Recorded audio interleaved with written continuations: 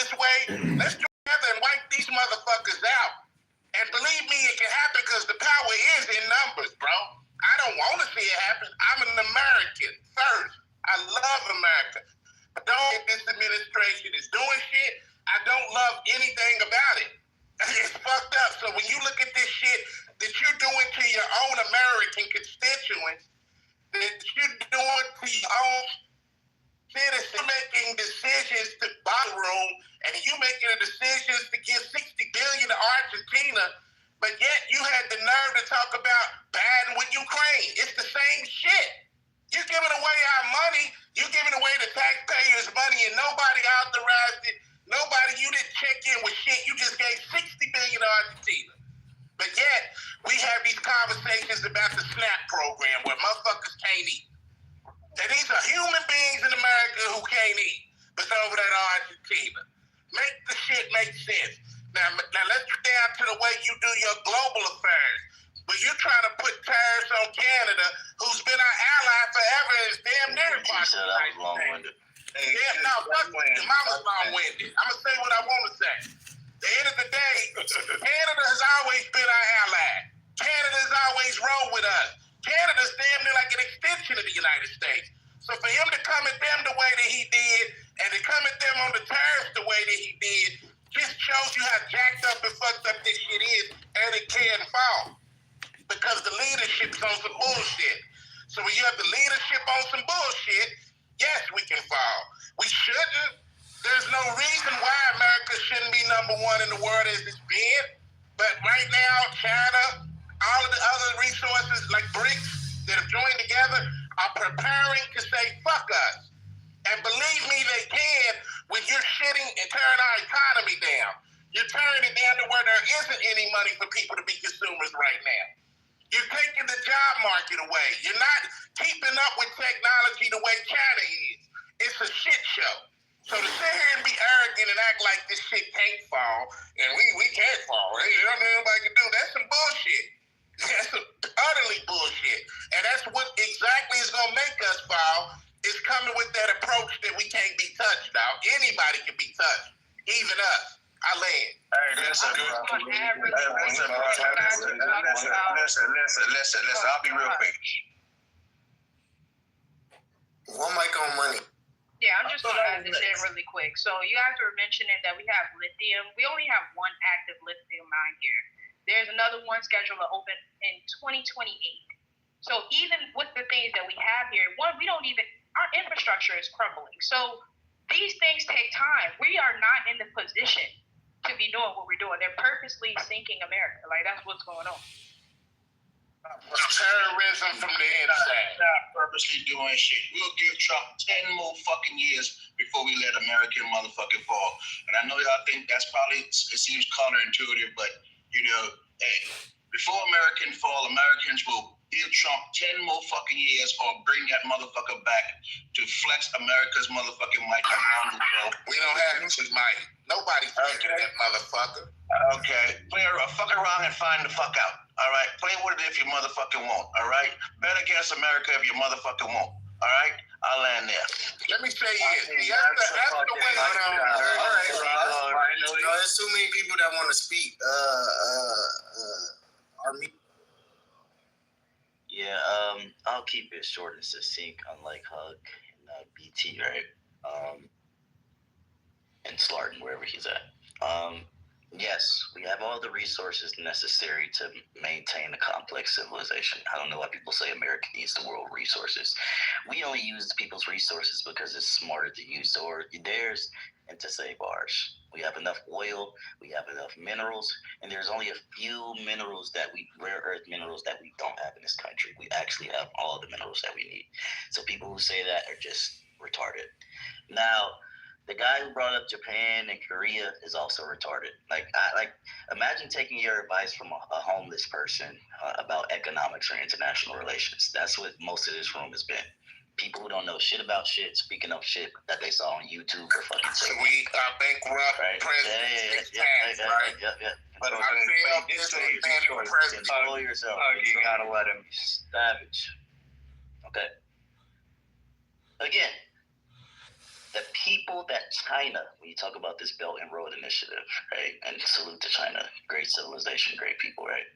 The people that China is doing trade with, the Africans, the Asians, and even some European and Pacific countries, they don't have enough money to match American consumption.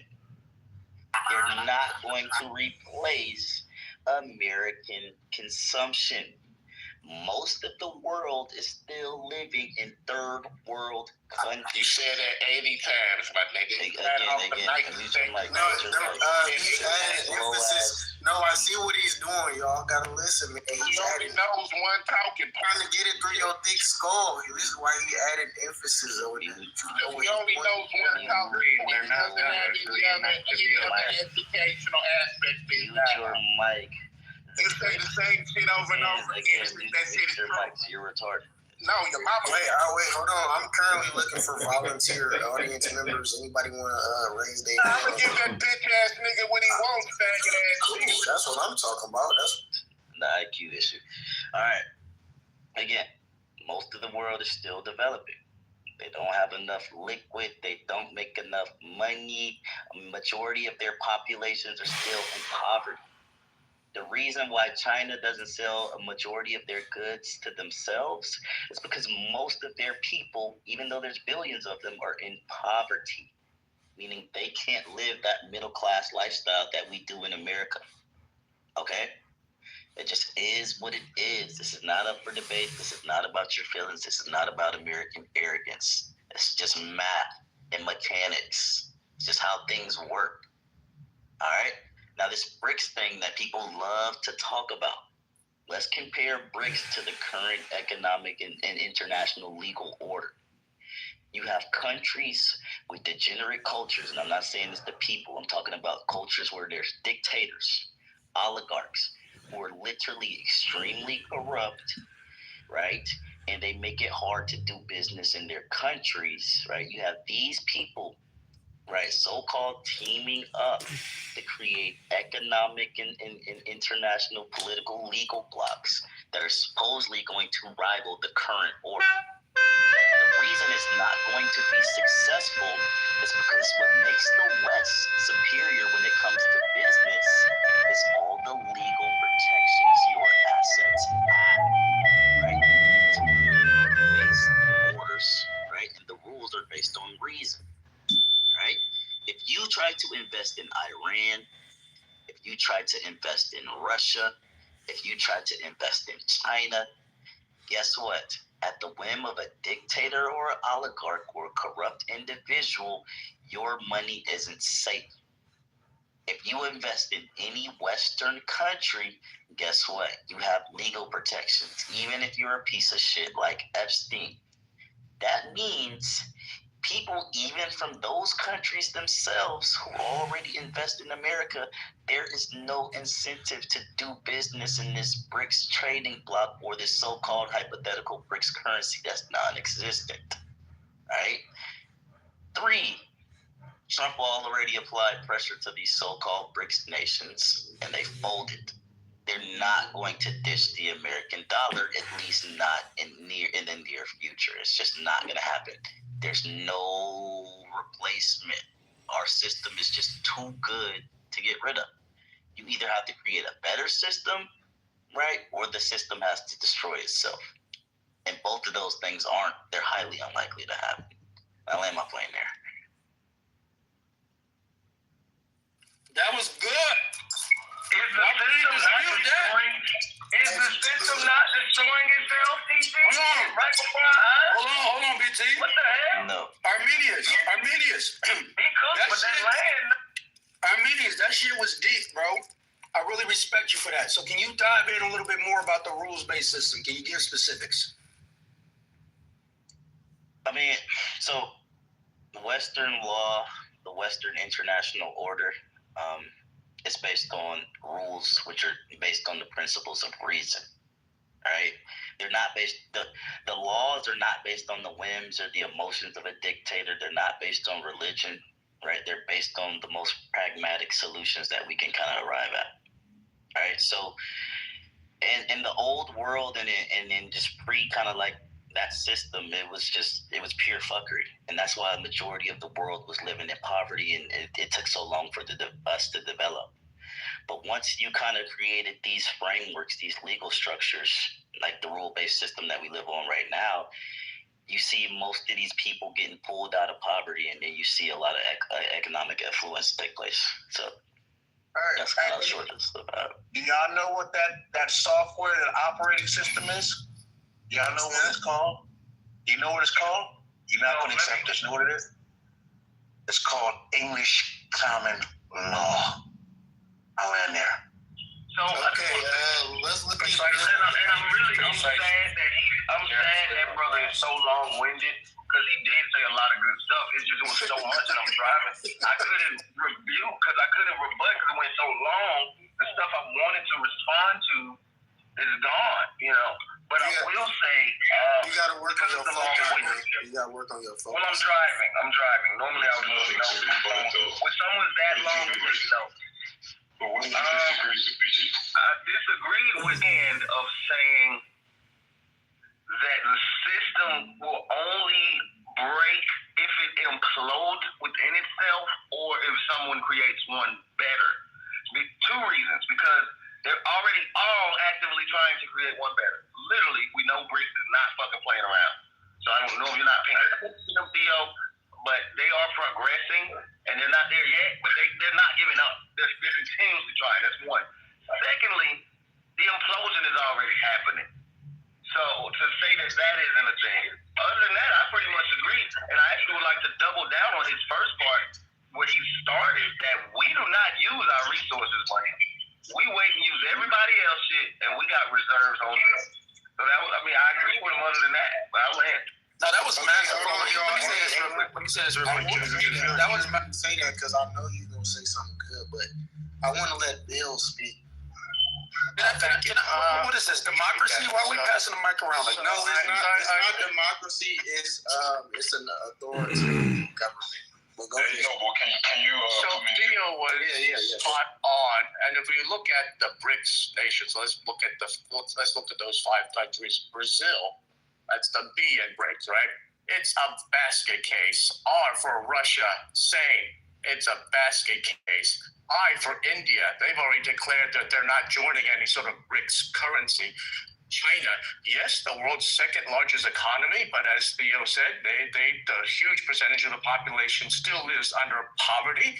The per capita GDP is less than 20% of the United States. And if we look at the last 5th S for South Africa, also a basket case. So is BRICS going to become a threat to the US dollar global order? No. Are they trying? Yeah, absolutely. So, for example, China sells oil to Iran today, and the oil prices are based in U.S. dollars, and Iran's not paying in U.S. dollars; they're paying in Chinese renminbi. Whoop-de-doo, no big deal. So I think also if you look at China, yeah, absolutely. Theo's right. In the United States, 4% of the global population. 4% of the population, 25% of the world's economic development. So indeed, we are a powerhouse, absolutely.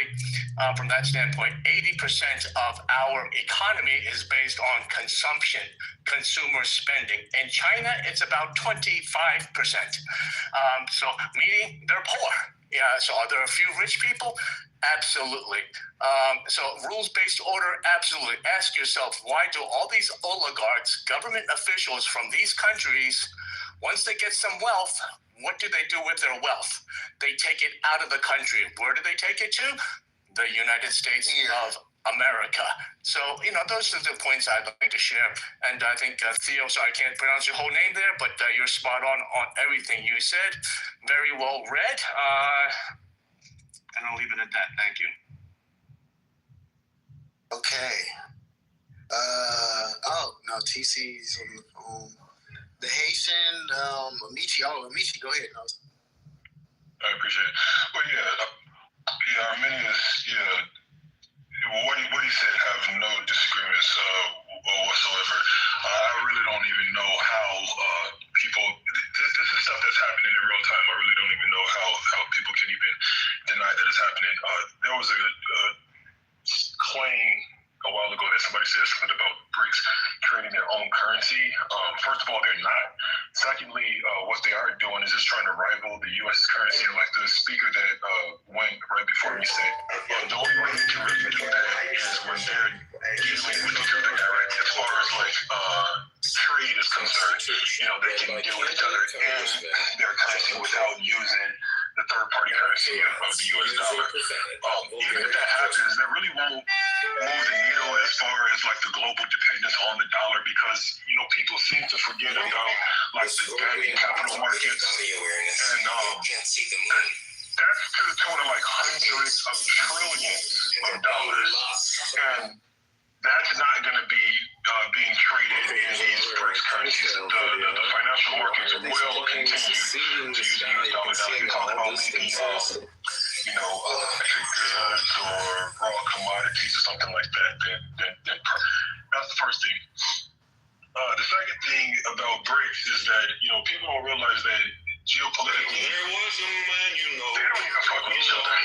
You know what I'm saying? Like, if China had their way, they would dominate, the BRICS and have them fold to their will. But you're talking about India and Russia. Russia doesn't want to bend to China as well. It's only that they are currently challenged, with the Ukraine issue and the stuff that they need China.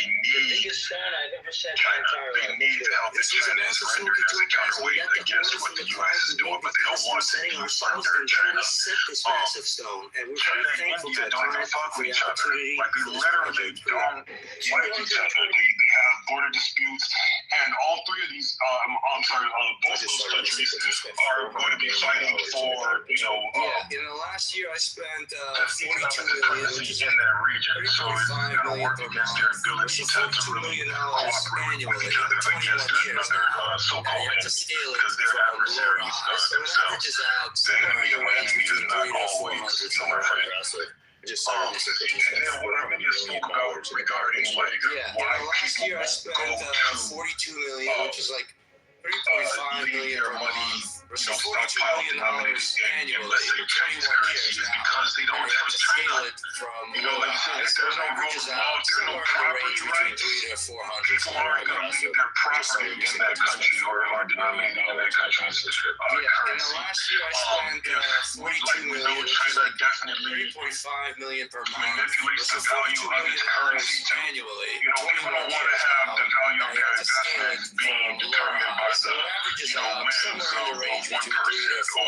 or one group of people that are running the country. And then the last thing I'll say is that it's easier over the long term. Not to say that it's easy to do so. Let me preface it by saying that, but it's easier to replace a producer than it is a consumer. So China, they're important to us. We need them in this relationship because they're producing pretty much all of our consumer goods. People are gradually shifting to India and other countries, Vietnam maybe to a lesser degree.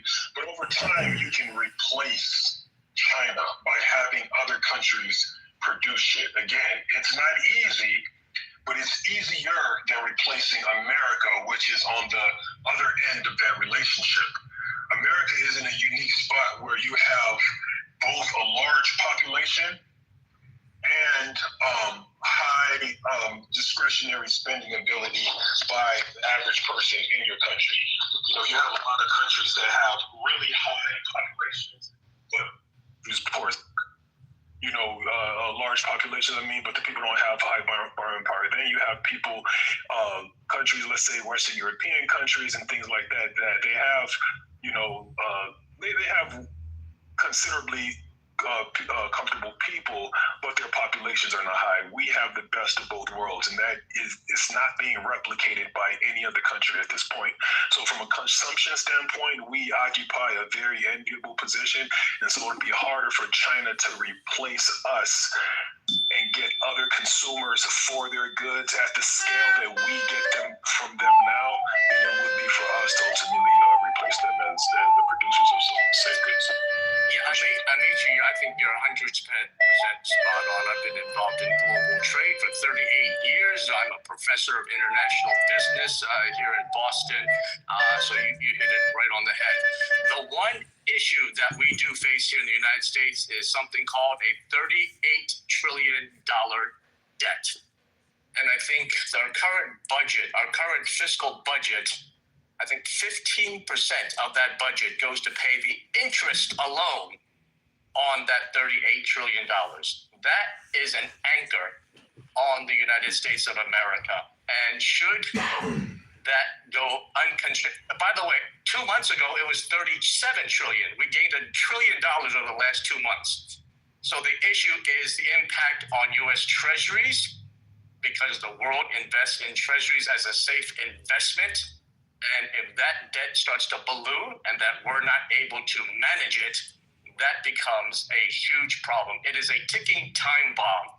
Throughout history, empires have fallen because of debt and overextension. So we need to address you. Bill, I like to keep shit simple. How the fuck can the rest of the world even collect on it? All right? How can they collect on it? Yeah, it is an issue. It is an issue, like I said. They can't even fucking collect on it if they want it. No, they can't, but it is an issue, though. It still is an issue. All right. So are we saying China is not making rapid advances in military drones, etc.? They still can't collect on it, bro. And But the thing is, we also, this is another thing about the debt. We own a lot of, like people say we have a lot of debt. We also own a lot of people's debt as well. A lot of people don't factor that in. So I don't like, it's kind of weird. I mean, and even I saw the moderator put, we can't even pay for the infrastructure. We literally just put a bill in to cut a huge check to pay for infrastructure. So what do you mean? I just want to say to you that a lot of the debt is to the American fucking people. You're indebted to yourself. Well, hold on. I do want to. Yeah, but that's not stable. That's not stable. Hold on, Slaw. Yeah, no, the debt is My name is Slaw. the debt is definitely unsustainable. Yeah, you can't have a debt where you have a debt within yourself. Like, it just doesn't make sense. Well, my issue was the infrastructure has increased drastically since Biden here in Atlanta. I'm not there now, I'm in Louisiana, but they're building highways faster than ever. I'm actually proud of them since he's gave that money, $.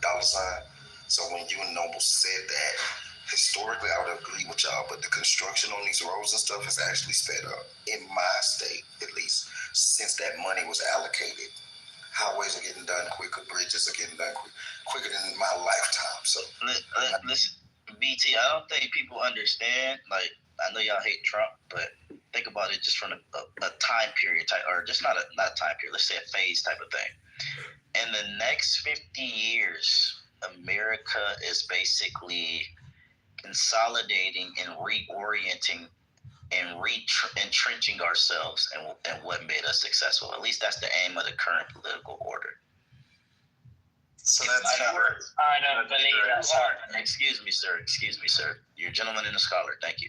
If you aren't, right, as an individual citizen who you're partaking in this grand scheme of things, right? If you aren't leveraging your skills, your networks, if you aren't aware of this wave that's coming, you're going to miss out on, enriching your personal finances. Yeah, you'll be poor.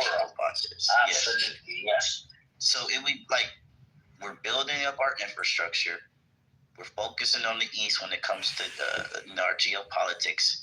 We're kind of trying to say they want to be a middle class.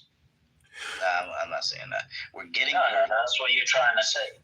There's only going to be the rich and there's going to be the poor. Stop. That's not what I'm trying to say.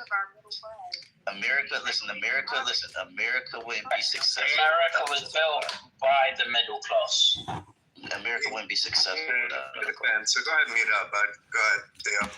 Yeah, all I'm saying is in the next 50 years, while we're all, God willing, still breathing, it would behoove of y'all to take advantage of, the opportunities that are in play.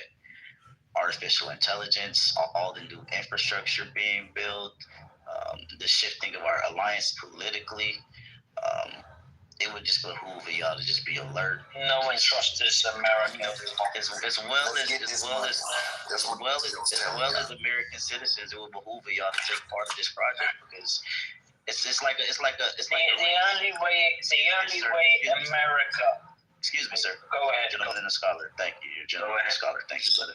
It would you gotta understand. It's like a race. I'm laying here. It's like the passing of the torch. It's our generation. It's us who are current alive, the current zeitgeist. It's our responsibility to keep this thing booming, to keep the things thriving and growing and doing what it needs to do.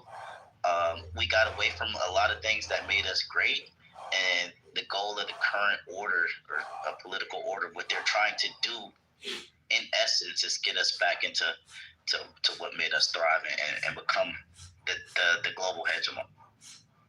And whether for you to do that, disagrees, I'll give it to you, Slark. I got you. Whether anybody agrees or disagrees with the current administration who runs it, who's elected, whatever. One thing I was raised was, I may not like who's king, president, whatever, but I'm going to support him because I support my country, right? I don't have to agree with your views, but tolerance says I'll fight and die for your right to have them, right? So that's a phenomenal point that has kept America at the top of the game is us when we're doing it right like this, where it's like, hey, the real point is that we do good as people. The economy will follow behind that. Society will follow behind that. So go ahead. listen, America, yes, absolutely. It's going to dominate on one aspect and one aspect only. And it's also the kind of the main reason whereby America will fall. And it's the military. You guys have 750 bases across the world. People do not trust what's going on in the Oval Office, in the Pentagon. The cry for freedom and democracy is just a load of bullshit. People have clocked onto that. And now people are saying to succeed, it's not going to succeed in terms of innovation. It's not going to just succeed in terms of its financial capabilities, but it's going to have to succeed through military. And that could be the downfall of America itself. That will be the downfall. That will not be the downfall. Let me just. That will not be the downfall. Why is everyone over? What's going on? Just read that. That will not be the downfall, my brother. America. What's going on? So you're a gentleman and a scholar. Please put yourself on mute. I took that one from Arminius. I like that. I think I'm gonna keep it. Please look. Nobody trusts America. Yesterday, a female general stated that Venezuela has enormous amounts of resources, that South America, Brazil, has much of what we want in terms of lithium, iron ore, our fresh water sources. Mexico has oil. These are part of America's national interests. America's national interests are based on what we can have, and that's not stable. This is repeating what Rome was a century ago, right?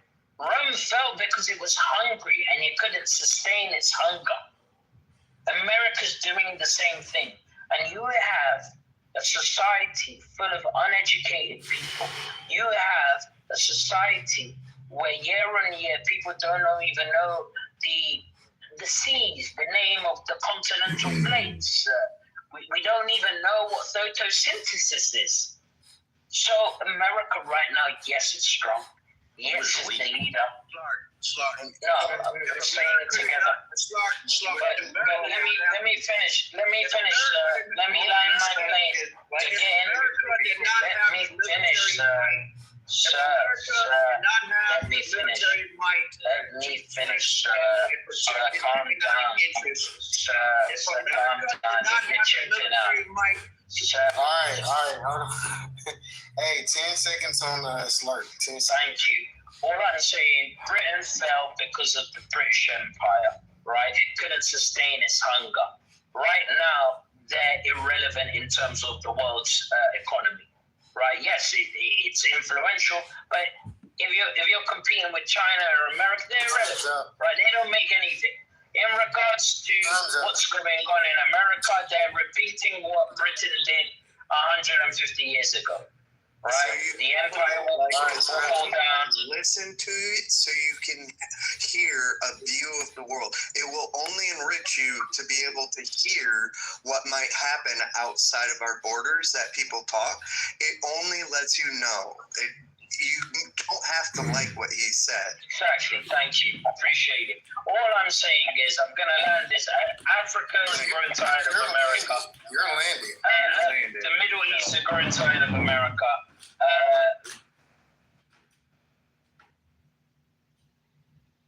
Say that America did not have the ability to flex or did not have the military might to protect its economic interests, all right, or take what it needs and wants, all right, then yeah, what you said might be true, but that's not the case. And contrary to what y'all think, America really has not been imperialistic, all right? Fuck around. You have 750 bases across the world. Read the room. Okay, I wouldn't do that again. So we're not in Jim Crow. You can't tell me what to do. Slaughter, are you aware that any base that America has in a foreign country can be removed by a government? No, it can't. Are you aware that it depends on what? Are you aware what that America? Are you aware that in Africa, where these dictators have taken over these countries, and you overthrow them? Yeah, you try to overthrow them. You try to assassinate them. Burkina Faso. You do regime changes in Libya. Excuse me, sir. You're a gentleman and scholar. Thank you. And Burkina Faso and Mali and Niger, where these governments, these new dictatorships, these new military-controlled societies, where these governments have axed our bases and our people to leave, we've left, right? So that means, I hope you would have some logic in your brain, and you can infer things, right, from already existing patterns. That means everywhere we have bases is at the behest of said government. Right? Are you aware that governments, societies, civilizations, they save money when America is in charge or partly in charge of their security? Are you aware of that, brother? Why do you think these Europeans are complaining about Donald Trump telling them to spend more money on security? Because they've been leeching since post-World War II, since the Cold War. They've been leeching off the American taxpayer. We've been footing the bill for their security. We've been setting the plans for their security. We've been training, right, and doing these ops, right, with their military. They want us there. I think we're being too fucking nice about it, man. I think we're really being too nice about it. If you don't want me fucking there and I want to be there, how the fuck are you going to fucking remove me? You know what I'm saying? We as Americans, we really haven't played that card yet. The way y'all say, all these American haters say that we have. We really haven't. All right? Because if America begins to play that card, if America gets to the point, America is getting hungry, where we're going to fall, then we're going to start playing that motherfucking card. Fuck it, I'm already in your backyard. Listen, America, I'm in your backyard.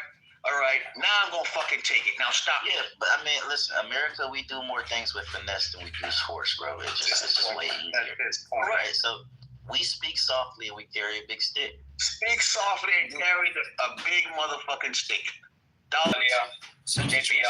We don't typically just go in unprovoked and just claim shit.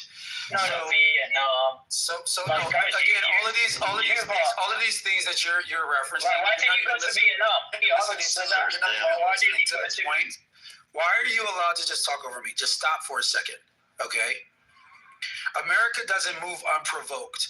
If you want to provoke, you want to invoke our military might and our intelligence. We will certainly have at it. Look at what just happened in Gaza. Look at what's going on in Venezuela. Venezuela is probably the best example. The Maduro regime is not only hated internationally, he's also hated by his own people, right? So they're trying to mount a defense, and America's just taking fucking lives in those international waters where there's drug boats are coming across. Why are we doing what we're doing? For two main reasons. One, to protect the homeland. It is America's number one priority and obligation to protect its citizens. So if you think for a minute that all these countries that seemingly have any type of agency in what happens in America, if you think that they're going to stop America from doing anything to protect its citizens, you're wrong. And you've just proven all the case studies to demonstrate that. But number two, we also have an obligation to protect our resources in foreign lands. That means trade routes. That means international trade waters. That means international trade relationships. We have an obligation to protect those resources. This is called American treasure. And we will protect American treasure, and we will use intelligence, and we will use diplomacy. But if those items fail, make no mistake about it, historical precedent. Hey, I'm sorry. You can point to hold on. You're making a great point, TC, but I think Slarden is trying to test my military might right now. Here's the thing. You can point to historical precedent to demonstrate that America will protect its interests if intelligence fails and diplomacy fails and negotiations fail. Military will come in and it will not fail. And you have historical precedents to prove that. And I yield. Mic drop.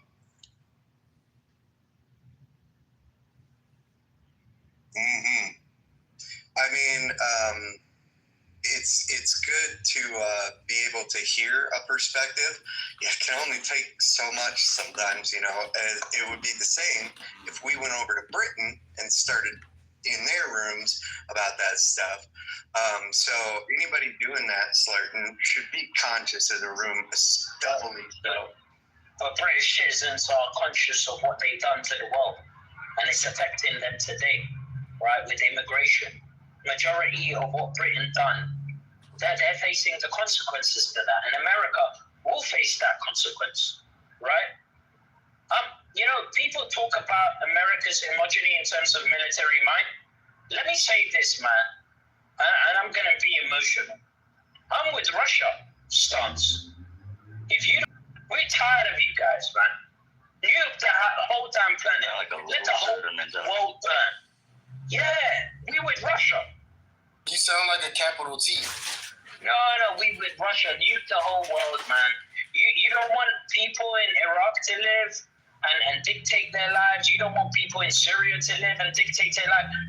Last time I checked, Iraqis voted for their government. Vietnam. Let me finish. You went to Vietnam. Iraqis elected their government. Let me finish. You went to Vietnam and tried to oust a communist dictatorship where majority of its people wanted, right? And you banned, you destroyed forests where people were living in. Until this day, people are deformed because of your decisions. We're tired of America. The next 100 years, America's not going to be what America is today. We're not interested in listening to you bloviate. Let me tell you, you bring no reckoning to this conversation. You bring listen. All I'm saying is, right? All I'm saying is, right? How do you American? You all I'm saying is, I'm right here with Russia. 5,000 nuclear bombs. I'm tired of you American. Try to do anything to Russia in Ukraine and see what happens. It's called a proxy war. It's called a proxy conflict. We're summarily degrading and reducing Russia. You guys ain't gonna do nothing. You scared of Russia. Stop or else I'm kicking you out the room. Man, you scared. Look how guys scared, man. You ain't gonna do nothing. I'm tired of you American. He trying to test our military might in the room. Listen, his country is under constant bombardment by Americans. That's what the brother is triggered today. It's unfortunate that it's rife with terrorism. It's barely a functioning society, and they barely have a government. I'm not sure if they even collect taxes. Hey, didn't the prince just get stripped of all his medals? He's not prince anymore. He has to go by his government name.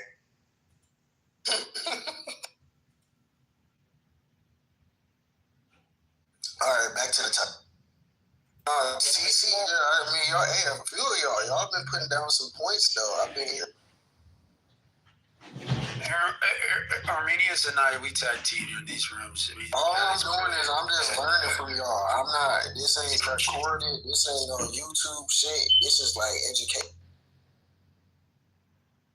So I'm doing some learning on some of the things y'all saying, but anyway. I'll say this: the problem with a lot of conversations on Clubhouse is it takes an extreme amount of data, theory, and just material to like really understand.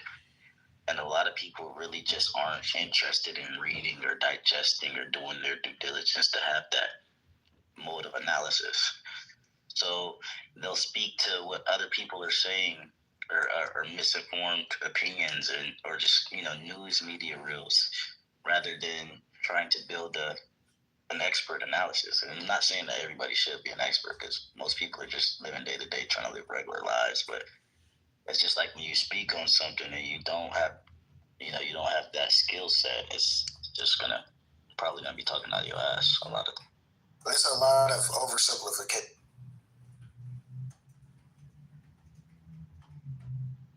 But anyway, go ahead, y'all. So, I dropped 2 links in the chat over this, and I almost really don't want to mention it, but I think there's some people in here want the information, so I decided, okay. I didn't hear anybody hit on the point, and I was like, yeah, it is hard to find, but so we are kind of, the world is kind of in a fuck around and find out mode with us a little bit, like for real. I'm not worried about it. Our military is fucking ungodly, but as citizens, it would behoove us to just kind of take heed with ourselves to just be a better example to the world. Personal opinion. The petrodollar, and we know that the trade currency is in dollar. However, the first trades off of the dollar in international has begun. I'm not scared of it or anything. I'm just going to hit you to something because you guys were making claims that this hadn't happened, will never happen. It's already going up. Just so you know. But the first challenger to the One World Bank has been built and has been in operation for, I think, 2 years. Guess where? China. So the only competitor to world banking is now China. China, we did the rare minerals. Now, those rare minerals are across the globe, but it takes a lot to develop the mines and get the labor costs down, and the only mines are in China, almost up to 98%. So what? We can get off of that. That's my point, to focus on our society so we can come back, bring back manufacturing and stuff like that. And it's like, the problem with us doing that, we're trying to. The administration we have right now, like him or hate him, I think you should put aside personal differences for a while, but that's a personal thing. But they are trying to do exactly that, and nobody can get it perfect. But it is very imperative that we bring manufacturing back because of the coming times, blah, blah, blah. So if we can cultivate supportive attitudes, it will help. But there are some subversive elements that have built up a money laundering scheme against our economy and against us, the populace. So it makes it really hard to do anything very simple. Like, money has been kind of really pointing on. Like, we have crumbling infrastructure, some lead pipes, and the failing education system, and these things. It's failing partly because of the lead pipe. Yeah. I'm just kind of trying to support our room members by going around and touching on their individual points. The reason they're not getting done is because, like, every time somebody tries, there's subversive elements. And right now, this shutdown is over the kind of headstrong battle of somebody trying to move the needle forward and that subversive element trying to hold it back. All right. So anyway, really good takeaway is that all of these global events really do pile on the shoulders of Americans, right? As Homeboy was saying. So take that with you. And really, I do take it on my shoulders to go out in my community and around my people to be a better example. And I'm very serious. I really do. So hopefully you guys will too, and affect the change around you. And hopefully it will catch on and the entire country could kind of come together and get this right. I'm not saying it can or will. I'm just saying it won't if we don't try. That's a fact. Arstubal from Venezuela. Yes. Greetings from everyone from my birth city, Caracas, in Venezuela. Well, my dear friends, I have seen since my childhood how the people self-called socialists has destroyed my country. And let me explain you things that I live in here. Okay, I have not any kind of doubt about the destruction that means the socialism is. Remember, I was in my school, my father and my mother working, and suddenly the teacher says, our class has been suspended because a riot. Okay, how I can get home back? I see the communists with their cover faces, boarding buses, and telling and told to the bus driver, get down or I will board you inside the bus. After that, they say, leave the Marxists, leave the socialisms, and at my age of 11, I didn't know what does it mean. I began to read what was the Capital by Marx and other communist texts. Now I have seen how these people has keep the power in these last 26 years. Do you know what does it mean, communist from Venezuela? Well, it's easy. First of all, giving our identity document to foreign people, Cubans, Chinese, Iranians, and then they go to our votations for presidential, for governations, for mayors, in order to take our country step by step. A silencious invasion, okay? Then, in this moment, here in Venezuela, there are bases that want to launch rockets against United States because they hate United States. I don't hate United States, okay? I am living in the same continent, and for me, it's very stupid how the people admire Chinese people, admire Arabian people, admire the Cuban castrate people. Is bullshit, okay? It's killing yourself with this ideology of destruction. Near of my house, there's a big jail, okay, where are more than 500 political prisoners underground without see the light of the day, doing peace and his needs in his own body. America, whole American, must to begin to get rid of Arabian people, Chinese people, and Russian people because they want our natural resources, our culture. They want it to be totally destroyed. And we are American from the north to the south. It's time to defend our land. If not, you will see your family dying day after day. Less than 3 weeks ago, I had my mother in the hospital. What does it mean health in my country? Well, my mother see 2 mothers die at front of his eyes because there wasn't. I believe in the free commerce. I believe in every normal economical relationship between countries with respect, but not this that happens in Venezuela. I see Russian people, Chinese people opening a store here in Venezuela, and Venezuelan people working for them from 7 a.m. and don't have exit time to go home, and with a salary than less than $100. Okay, this is a laundry money wash. Okay, our mind. What is the hate against the capitalism? Because if you see the example of Cuba, the grandson of Fidel Castro is insulting the Cuban people day after day with high standard vehicles, while the people die starving, with an ideal of death and murderer.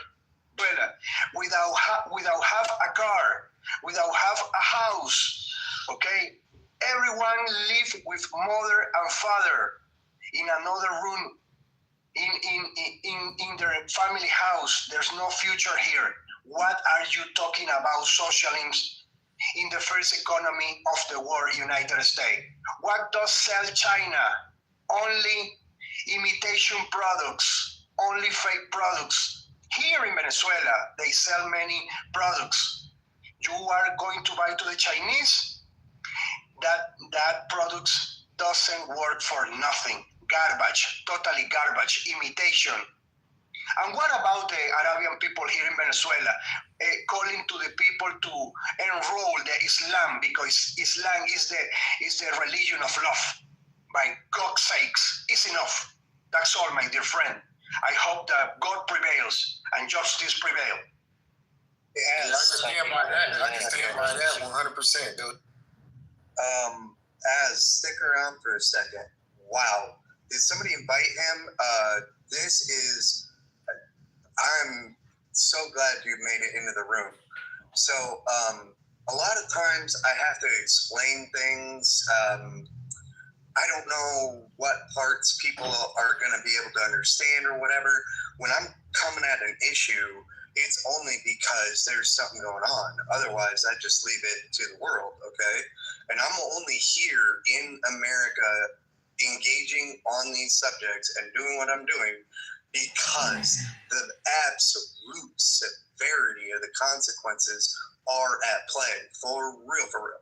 And I'm not a doomsayist. I'm saying that he said, if you see at this, or this, those were happening, and those were the telltale markers that now we see were the markers of, okay? And I saw those markers. I am very aware what happened in Venezuela. And those markers are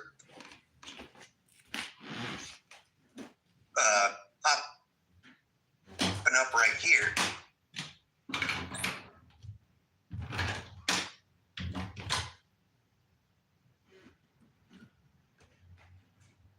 Real mover and shaker is to wake people up, and you have to be patient with them, and you have to be very considerate about the fact that they're not awake, they're brainwashed, they're in the matrix, they have no idea what's going on, and that this is even happening.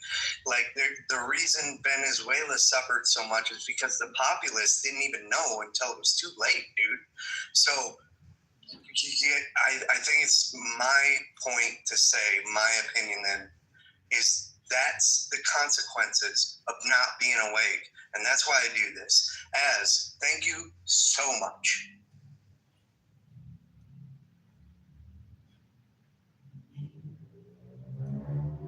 But yeah, no, I've been trying to tell y'all, I don't know why y'all keep on doing all this China shit. But yeah, anyway, it's all good though. But yeah, what is democratic socialism? Who benefits from capitalism? Anybody who ain't spoken yet, or go ahead, Joe, or something. I'm just gonna say the working class benefits from capitalism. Really? Yes, sir. Oh, that's the first. Okay, let's. I never heard that one. We all think it supports the rich. Well, the rich don't. They skirt the taxes. They're the top 1%. We, the working class, pay the taxes. I could see how that would work. So she's saying capitalism works to fund the middle class who pay the taxes. Do you think that's in practice? Do you think that's actually happening? Absolutely, absolutely. Ooh, it's fresh. Can you give an example how you think that's working? I'm just. Are they benefit from capitalism? That's what he's saying. Is the working class benefiting, or is the working class benefiting the capitalists who you never see, the upper management?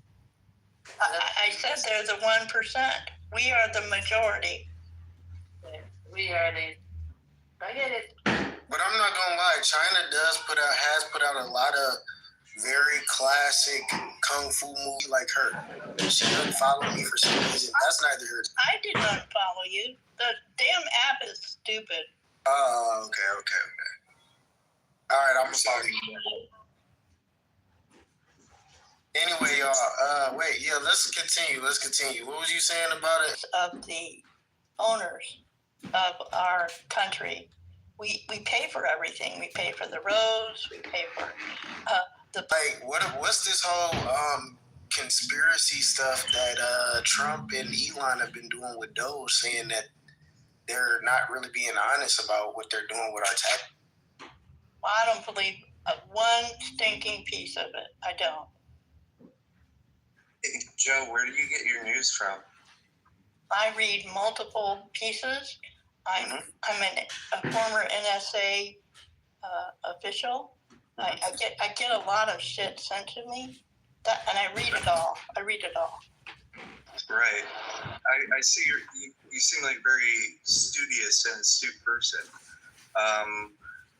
Do you have any news sources that are independent? Do you know what I mean by independent? Define it from your perspective. Yeah. So an independent source would not come from the AP, the Associated Press. It would not come from any Pulitzer Hertz outlet like NBC, CBS. It would not be sourced or linked from any major platform like Facebook or Instagram. It would come from peer-reviewed, cited research papers. It would come from. I'm familiar. I'm very familiar. I work at Notre Dame, so I'm involved in peer reviewing, and I'm deeply involved with the quality of education and how teachers are or are not rated, and how education is or is not valued or measured properly, and it's not. Right. So you got a stake in the game. That's amazing. So you come from the university culture, yeah? No, I'm a former Navy cryptologist. Seriously. Wait a minute. So you come here to the room from an atmosphere currently of a university, right? Like you come from that atmosphere right now? Yes. That's where you work? Absolutely. Right. I work there part-time. It's amazing. Yeah, I went to the University of Iowa. So that would explain it. So one of the things that we're discussing, and we have managed to carve out a pretty safe space for the opposing views to be able to hold their opposing views, right? Like, we're not going to try and talk over you. Other people who have different views, we're going to accept it and know that we don't have to accept their view, right? And I'm just letting you know we've carved that space out because you're very familiar with it, so I'm not teaching you that. Just respecting you and letting you, I know where you're coming from. We have found that there is kind of a dividing line in the country. People pro-Trump, against Trump, whatever, types of things that are that completely separate the country. So my question would be, since you are fresh improvements, if so, where? Yes, but the capitalist program doesn't really do the quality measurement. We're losing our battle. Amazing. Do you have any kind of idea where that root cause may be that's causing that failure? If you could fix one thing that would make the biggest change? Requiring parent engagement. Ooh, okay. So here we got a woman from across, I'm going to say it, across the aisle on the viewpoint with capitalism, and yet shares the core values espoused by this stage, right? It took us a long time to even come to some of those conclusions that you were immediately in tune with, right? That's why it's so valuable to respect the other side, chat, is that we share a deep connection to each other as Americans that really inherited a great legacy. So when we get caught up on the small surface aspects, that you miss all that I just uncovered with Joy. People would have missed that if that would have been a conflicting issue.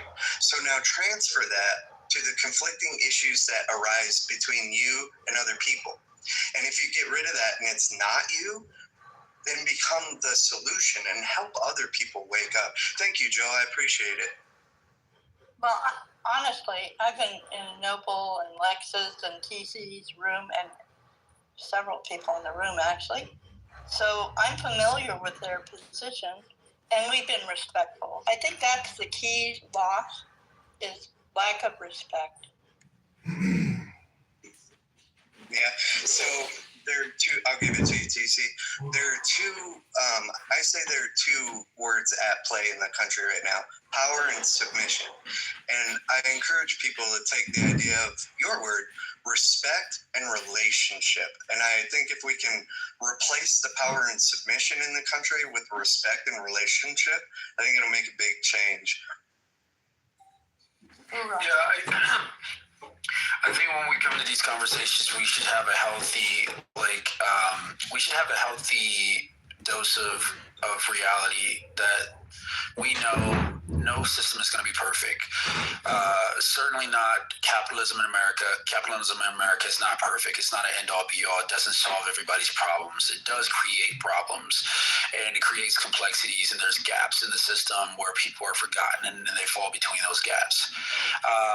I think the same arguments can be made of socialism. I think there would be a lot stronger argument to suggest that socialism has a lot more cracks and gaps than capitalism does in terms of being a holistic system to address a holistic, to wholly address society's needs when it comes to economics and whatnot.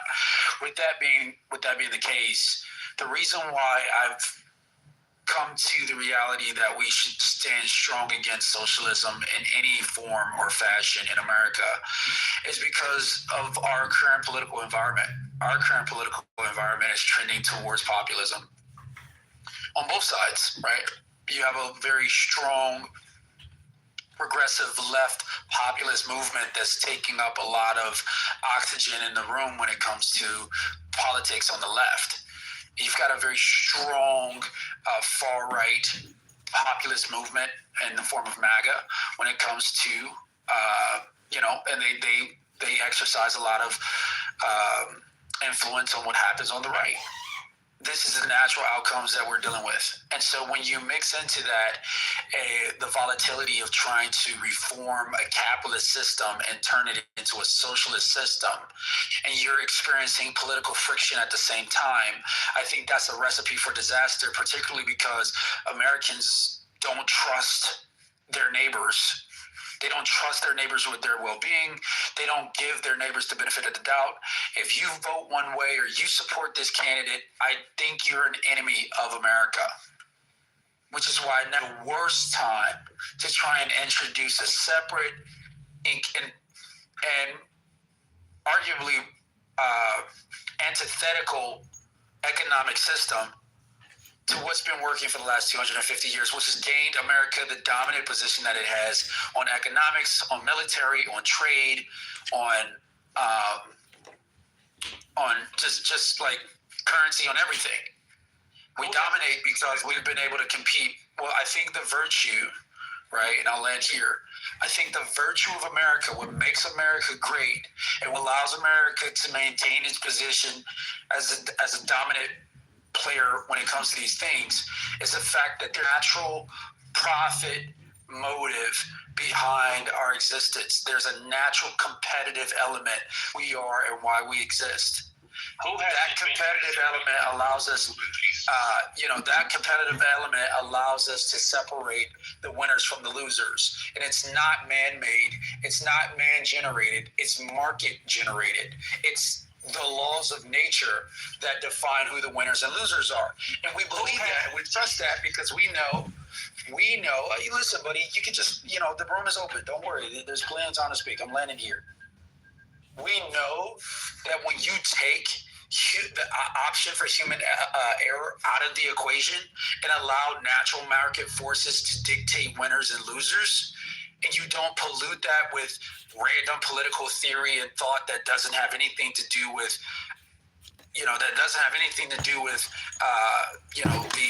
the natural order of things. You want to just impose your will because it ought to be so according to your worldview. You pollute that natural order. And that's why I think socialism would fail and cause the downfall of America. Allow America to thrive under the same system we've been using for the last 200 plus years, which is informed competition and making sure we're protecting and creating barriers for people that want to exploit and take advantage of the system. Keep it fair, but keep it competitive. That's how America thrives. Who is it benefiting? Because everybody is not equal. Everybody has not had a fair chance. You act like we all started out at the same starting line. We did. Now, don't get me wrong.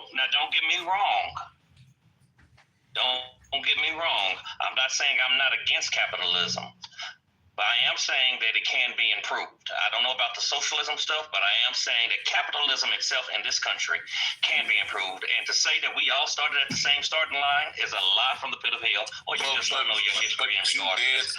Excuse me, I wasn't finished, brother. Or you just don't know the history that this country has. The country from the beginning has been divided. Somebody say that, Jerry? Did somebody say that? I missed somebody. Did somebody say what? Then we started out at the same. Who said? I don't know about that. I'm just saying that we all did not start.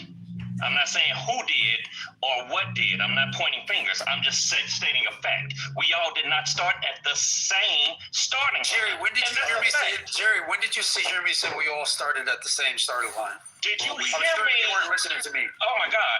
Did you hear me say anybody? I just said I was stating a fact. He's making his own point. He just needs his own. Right. I'm not saying who's right or who's wrong. I'm saying what's right and what's wrong. No, I did not.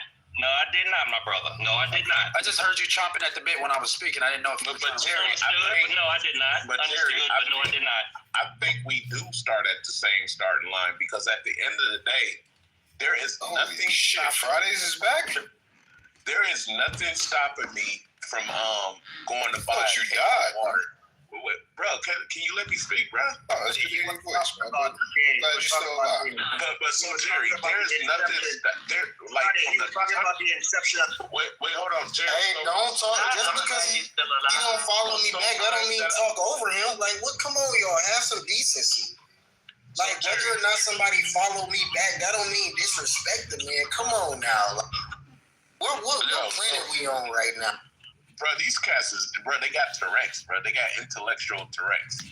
But look, there is nothing stopping a newborn baby or just a new person on this earth for just say doing something simple like buying a case of water and each water costs like 75 cents, and you standing on the corner selling each bottle of water for $3. That's just raw capitalism. And there's nothing stopping you from doing that. But that doesn't mean that everybody started at the same place. From doing it is it's not sexy enough for some people. You know, it's not cool enough for some people. Everybody has a shot at capitalism, and it's going to benefit the people who partake in it. Dude, let me tell you something. As a business owner, with all due respect, as a business owner, I was living in Nashville, Tennessee. Okay, to start my business, it took me the longest time, and I'm looking at my peers and stuff and seeing why theirs started earlier. I had to move to country ass Knoxville, Tennessee to get it started. Then I had to branch out. Now, my credentials were just impressive, if not more impressive. I did my intern. I did all that stuff at Meharry Medical College, where they did not. You know, I had a master's degree and stuff like that. I had my license, but it still took me a while to get off mine. What I'm trying to say is things like affirmative action, things like DEI and stuff like that exist because they needed to. There's nothing on this planet that does not exist that doesn't need to. It soon goes the way of the dinosaur. So with that being said, like my man said, I'll land here. So with that being said, you can't say that it's equal. Yes, you could have your bottle of water to be sold, but at the same time, don't think for 1 second there are not enemies of the state that will jump in or that have. Hold on, let me just respond. I can't even finish. Can I finish? Can I finish? No, still with Ross. No, can I finish? No, can I finish? I'm talking to Ross, bro. Can I finish? That's all I want to do. So just because you got your bottle of water here on Texas Avenue, don't think that there are individuals who are in the cut or who have or who are doing this or doing that to make sure or ensure that your bottle of water does not meet its maximum potential. I know, just because man, I was next. Hey, brother, I want to respond. He responded to me. Respond after I fucking talk. No, bro. Hey, somebody. You're not gonna talk over me.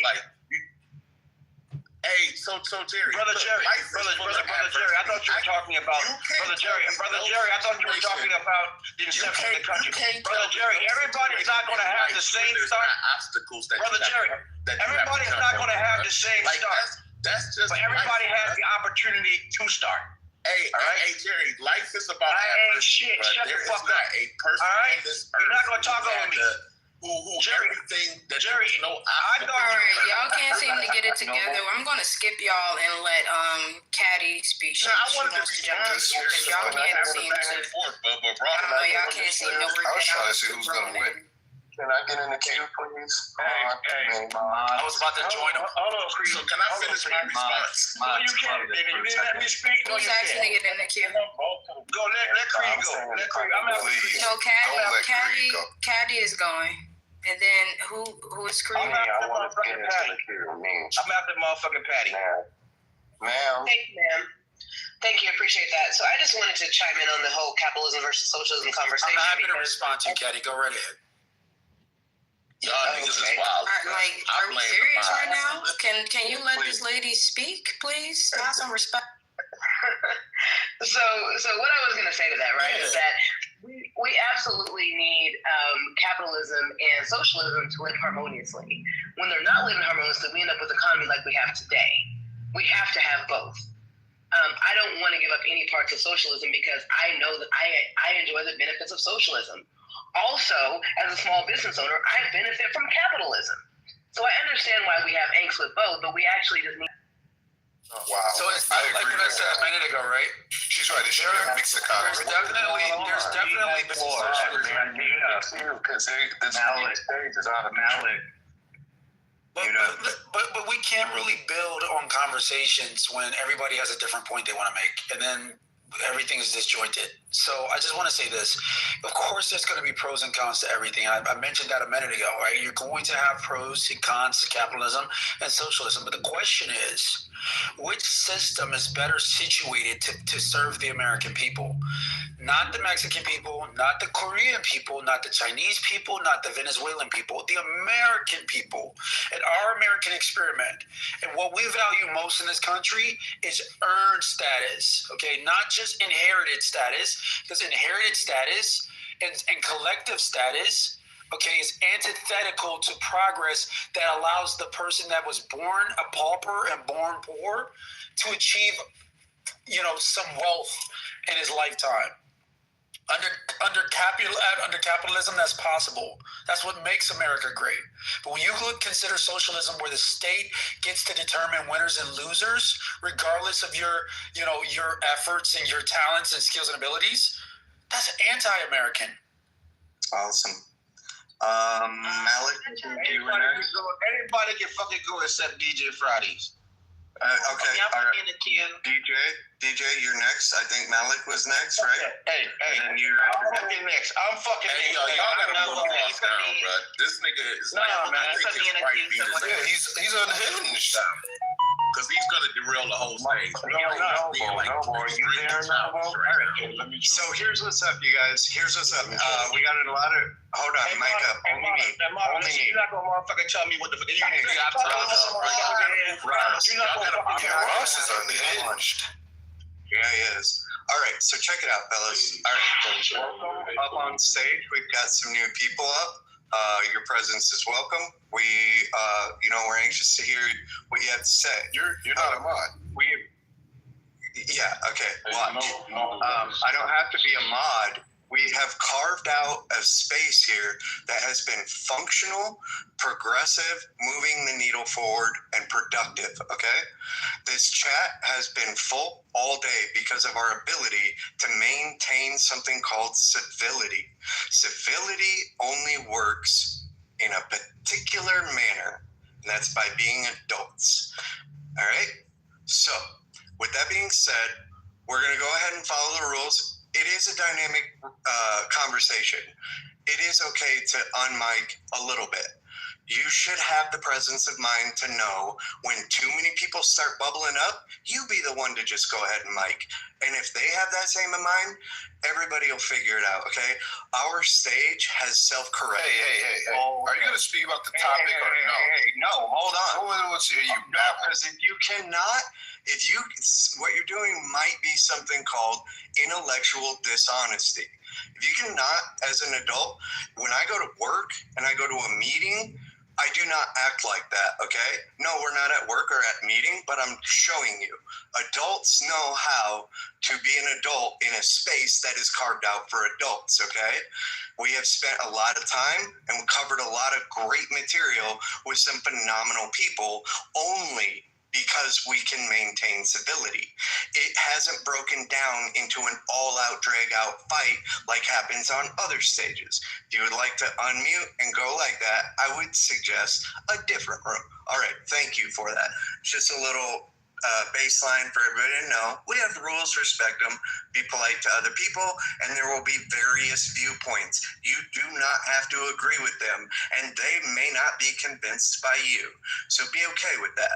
All right, I believe we were going Malik and then DJ Friday, so go ahead. Quick, moderate. How is that you don't have a mad? Noble, can you put me in the queue? But you next after whoever. Moderate, how is it that you have Why don't you just focus on what you wanted to say rather than addressing him? If he got support from the people who opened the room, why are you focused on it? Just continue. I was just curious, that's all. He wanna have a good conversation. That's basically what he's saying. So go ahead. Okay. He's white, so he gets to say what he wants to say when he has to Something is wrong with y'all. We're not going to be racist. That's absolutely true. We're done with racism and bigotry. If you want to do that, yeah, Lisa, this one. Get back that shit up. Go ahead, Malik.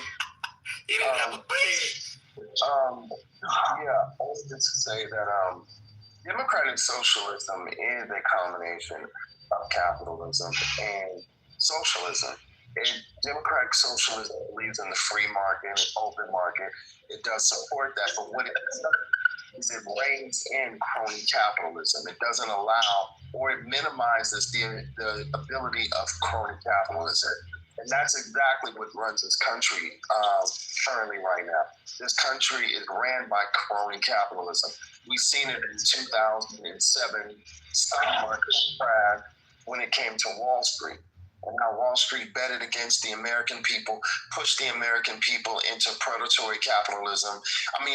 Into predatory loans that led to Black Americans losing $407 billion in wealth because they were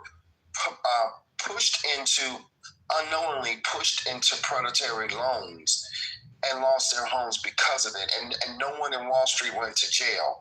They were just fined, minorly fined, and they were bailed out, called too big to fail. So yes, democratic socialism reins that in. I am a democratic socialist to a large degree, right?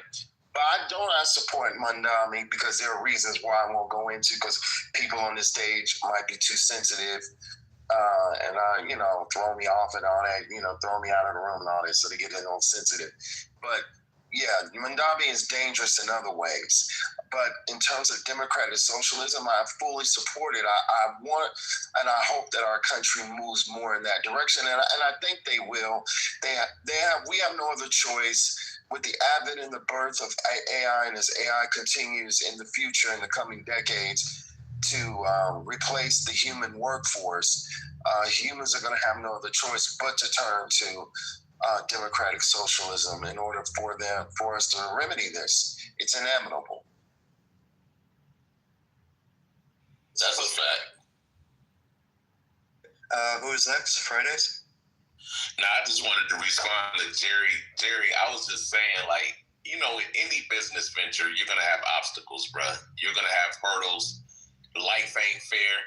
I don't think it's fair that NBA players can make millions for doing something that they will do for free.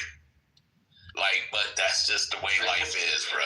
But to ignore the fact that that there isn't such a thing as racism, classism, etc. To actually think that is extinct in America right now, that is a bit naive. Bro, that's the world, bro. That's just the world is trying. I'm not talking about the world. I'm talking about the USA, where we dwell. That's the human condition, bro. Humans are tribal, bro. We're gonna always find a reason to group up and hate on the other group that's not a part of your group. That's gonna always be a thing. That's part of the human condition, bro. Okay, it's still part of the human condition, but that doesn't necessarily make it right, and that doesn't mean that everybody still is going to start at the same starting line. No matter if it's here or there or there here. You know what families do? I think what you're supposed to do as a family, as you're supposed to create, an advantage for your kids. And some of us are not born into those families, and that's just unfortunate. Of course, everybody doesn't start at the same starting line, but you have the opportunity to be born way behind the starting line and catch up and surpass. I mean, look at out of slavery, we have Black people that became millionaires fresh out of slavery because they had the ambition, they had the grit, and they were determined. And then we got people who just rather sit on their ass and want something to be given to them. Who came straight out of slavery and was an instant millionaire? Give me one example. I'm just saying. Straight. No, I need to know that one. Fridays, you had him pinned, and then you damn. He didn't have me pinned at all. He didn't have me pinned at all. No, he didn't. You don't know what I was going to say. Okay, let me give you some. Look, I'm being a little hyperbolic, but we have people like Madam C. We had people like. She wasn't straight out of slavery. I just said I was being a little hyperbolic, but I'm saying for the times that she lived in. Even through the Jim Crow era, but we had Black people who became millionaires during Jim Crow. Let me just say that then. Because I was being hyperbolic when I said I'm fresh out of slavery. Okay. I'm just saying we've been in situations in this country where a Black person wasn't supposed to be able to make those type of gains and accomplishments, and they did it anyways. During the Jim Crow era, we had Black-owned fucking all type of businesses, bruh, that moved Black people forward. And you couldn't tell those people that, oh no, you can't. You're repeating yourself. It's illegal to be black. It's illegal to be black. Let's let this land, and then we're gonna move the needle.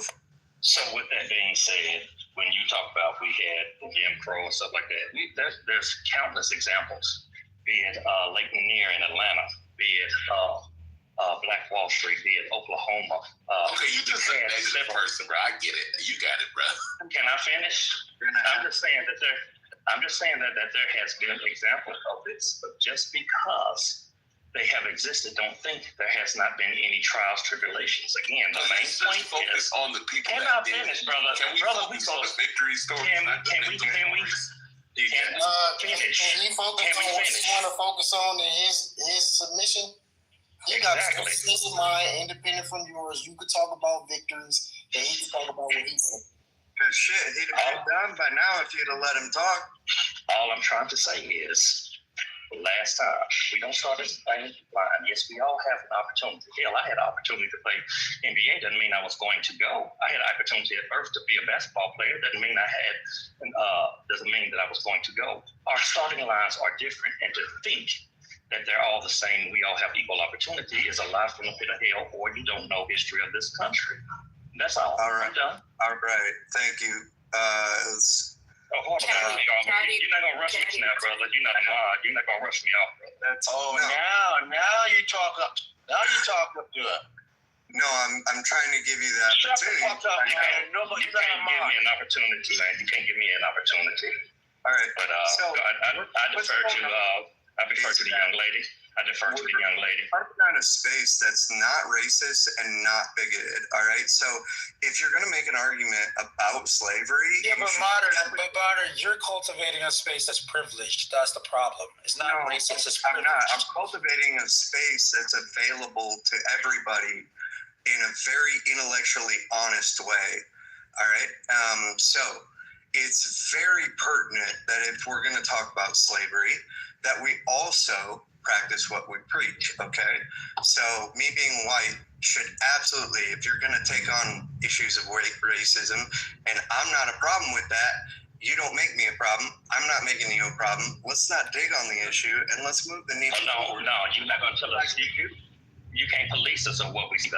This is the problem. This is what they're talking about. You're trying to police this room. You are not going to do that.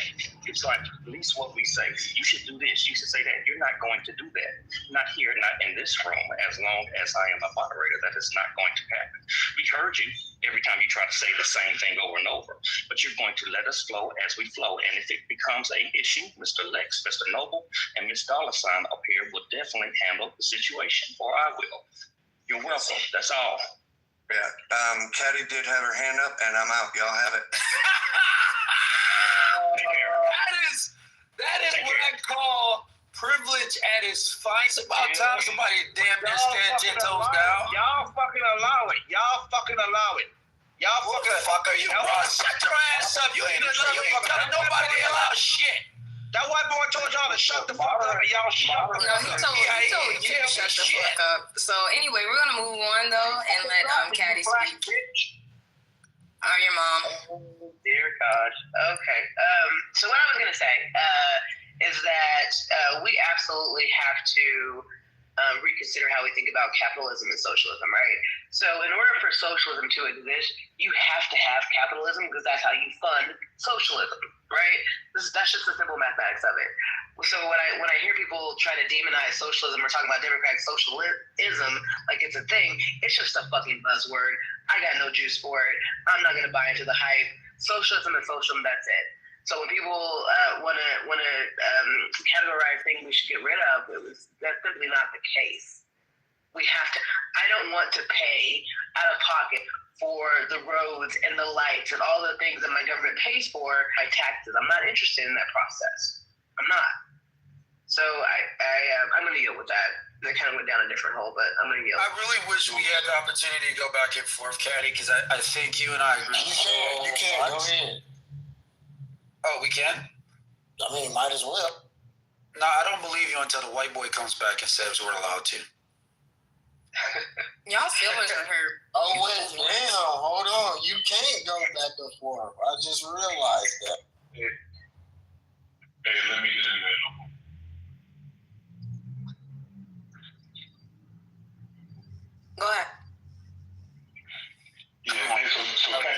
poking a little fun, that's all. I don't know. So definitely things like infrastructure, roads, bridges, stuff like that. We know that there's need for a government.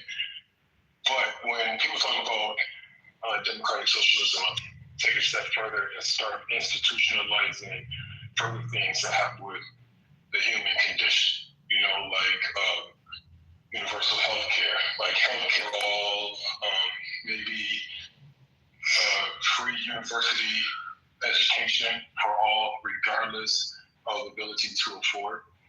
And then based on need, assistance with food, housing, things like that.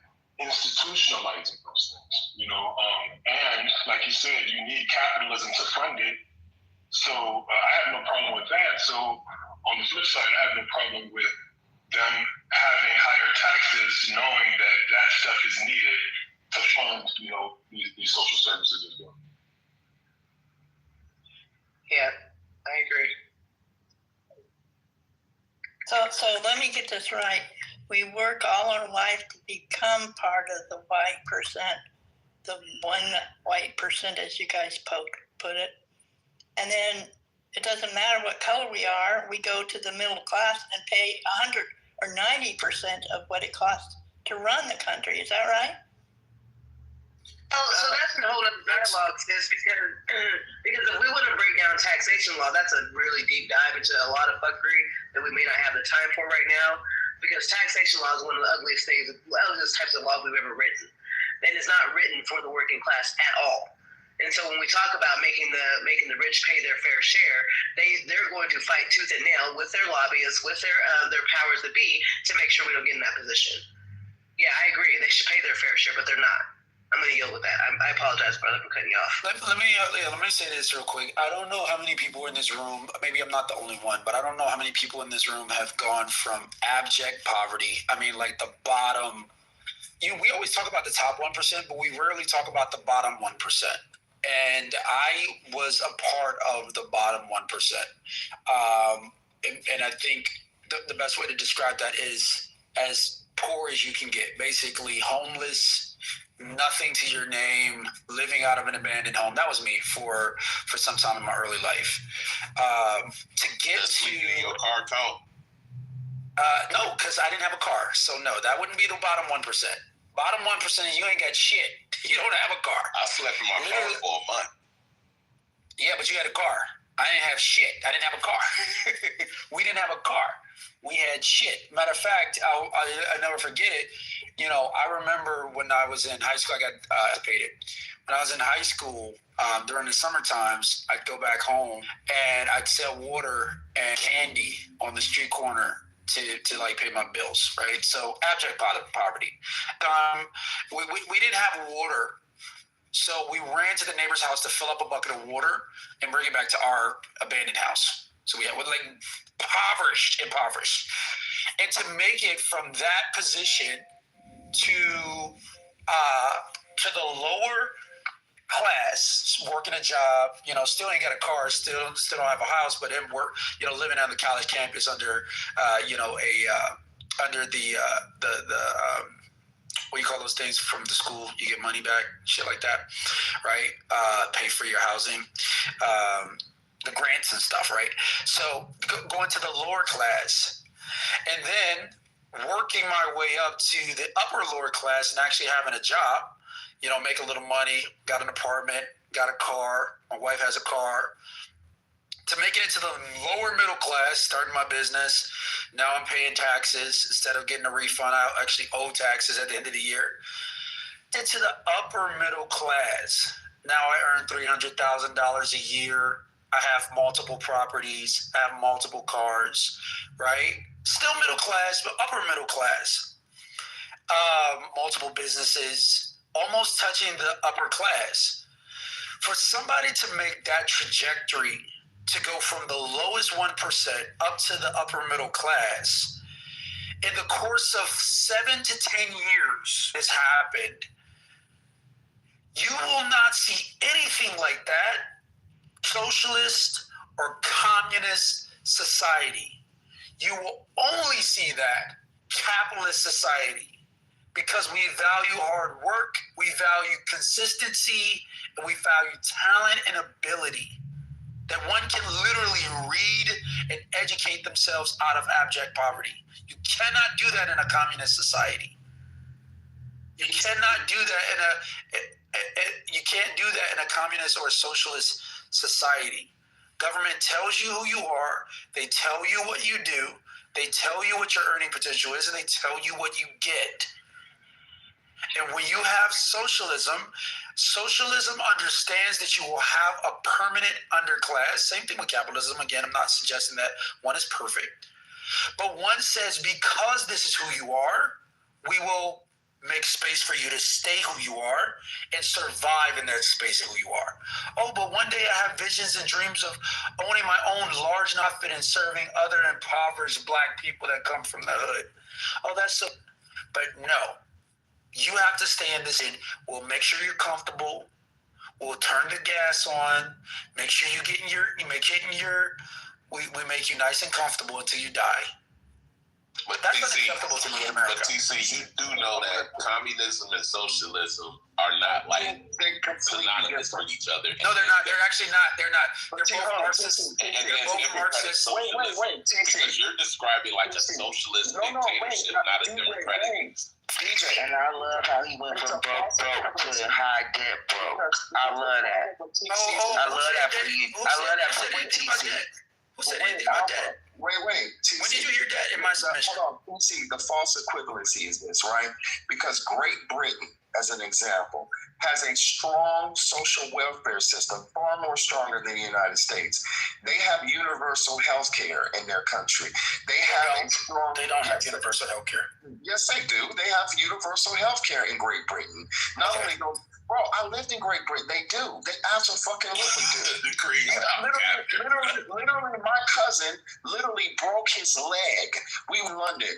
My aunt lived in Belgravia, may she rest in peace. The wealthy woman, he broke his leg. We went to the hospital. They took care of him and everything, and he didn't pay a dime. And no one in my family paid. We were shocked. It's because they have universal health care. They do have a private. Do you call having to wait months to get a simple procedure health care? You're a liar. No one believes you. That is a conservative talking point that comes out of the Republican Party and Heritage Foundation. The reality is, it is not. As a person has lived there, yes, it is not. And my aunt always used to say this, and she lived there for 45 years. And as she always used to say, it is not perfect. No one is claiming that the NIH is perfect. You're a liar. Hold on. Now y'all coming off your mic. You're talking to a woman whose husband literally lived in London. But go ahead, go for it. Thank you. So no one is claiming that the NIH is perfect, right? No one is making a claim. He didn't even get that, y'all. He that dense. He didn't even understand. Are y'all green tea, iced tea? Are y'all okay? No, I think DJ. You're insane. We know that for sure. No, but can you come? Hey, y'all. We've carved out a space of respect here, y'all. Don't backfill it with this. Never. I don't believe you either. You are disrespecting your ad-libbing while I'm attempting to talk. Bitch, I will See what I mean, Noble? See? So, anyway, she does that in her room. She cusses people out. But the thing I was trying to say was that the NIH is not perfect. Yes, there are issues. There have been issues in the past, right? But one thing I can say about the British government is that they consistently try to fix those issues. And yes, there have been protests, and yes, people have protested throughout the decades, the NIH, and called out the NIH for its inconsistency in healthcare. But regardless of those issues, they have a pretty solid system, and the British people are very happy with it. And when you have conversations with the everyday British person, they are livid when they educate themselves on the American healthcare system. And they definitely, if you ask most British people, of any economic class in Great Britain, would they want the American healthcare system in their country? They say, hell no, right? So my point and what I'm trying to make is you have Great Britain who has a strong social welfare system, not just in health, only in healthcare, but in housing and all those things, far more progressive and far more socialist than we are, yet they have a robust capitalist system, right? Also France, also Scandinavia, many Scandinavian countries have I forgot, out in the Scandinavia area. These countries have robust capitalistic systems, but they have robust healthcare systems and systems. And when you look at their well-being, when they look at well-being in those countries, those people have a higher index on being well-being and happy than in the United States. And in fact, they live longer and are more healthier and have lower rates of cancer, diabetes, high blood pressure than the United States of America. And yet the United States of America is the wealthiest country on planet Earth. Make it make sense. And Malik, let me ask you this question, because this country is very unhealthy. So I mean, you're gonna call. I mean, I understand that we do need to have a solution for healthcare, but when you have so many people that are all constantly supersizing their meals, they're not in the gym, they have poor American healthy diets. I mean, how do you survive as an insurance company in this country? Or how do you survive from a healthcare perspective in this country if you provide everybody with healthcare? Preventative healthcare is what these countries have, right? So what they do is the governments in these countries incentivize their population to exercise. They take away, they make the cities more walkable. They give subsidies to gyms. They give tax credits to gyms. If you work out and you have a gym membership and you can show that you go there regularly, you get a tax credit. It's all kinds of ways. It's amazing. Living in Europe, you're like, oh my God. You learn so many ways on how they keep their populations healthy. They do limit the amount of portions you can serve at restaurants. They don't a lot of the chemicals that we allow in our food here in the United States. They allow in their country. So you go there, they got a McDonald's, Burger King, they got all of them. They got a Popeyes, but the difference is at those Popeyes, at those Burger Kings, you don't get any of the toxic garbage that we have and allow in our food in this country. They don't allow, and the food tastes completely different and light years better. That's one of the things when you're in Europe or you're in Africa, where they don't allow all this horrific monster food and toxins. The food tastes so much better that you almost feel. Yeah, Malik, you're not lying about that. You're not lying about that. I went to Italy. I ate so much pizza and I didn't gain any weight. TC, let me just ask you one more question. So at this juncture, how do we install that? What does that really look like? Do you suggest that it should be like a hard reset? Because I totally agree. I've traveled abroad too as well. Stepped out a couple passports, so I understand what you're talking about. I've experienced it just like you have. But for people that are in this country, if this is something that we are trying to implement, how do we install this without any type of extreme disruption? Because I totally agree with you. Then again, how do we convince those who have horrible diets and practices to completely hit the switch and completely shift their whole lifestyle? How do you do this?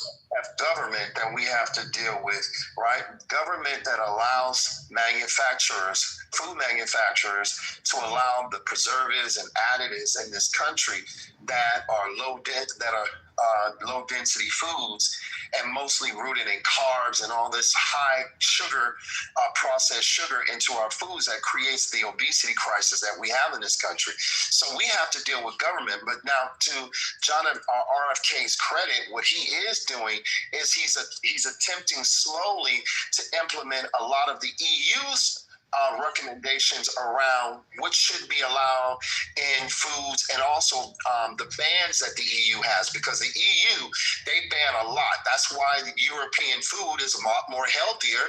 That's why Europeans are a lot more thinner than we are. And we're starting to see in countries that allow the same kind of preservatives and additives that we allow in our foods in certain countries in Europe, we're seeing that those countries are literally having a growing obesity crisis. And we're seeing those countries reverse now. No, we don't want this in our food, because you had food processing companies here in the United States that were lobbying their politicians and getting these laws passed to allow this horrible, monstrous Frankenstein ingredients to come in. These countries are now banning it. So I will say a guideline is the EU, brother. The EU is a perfect guideline. And last question: if you were the director of health right now and he placed a ban on certain foods, ingredients, what type of key messaging would you have readily available for the public so that it's easier for them to accept? Because there are a lot of people that are directly attached. They almost have an addiction to some of these chemicals.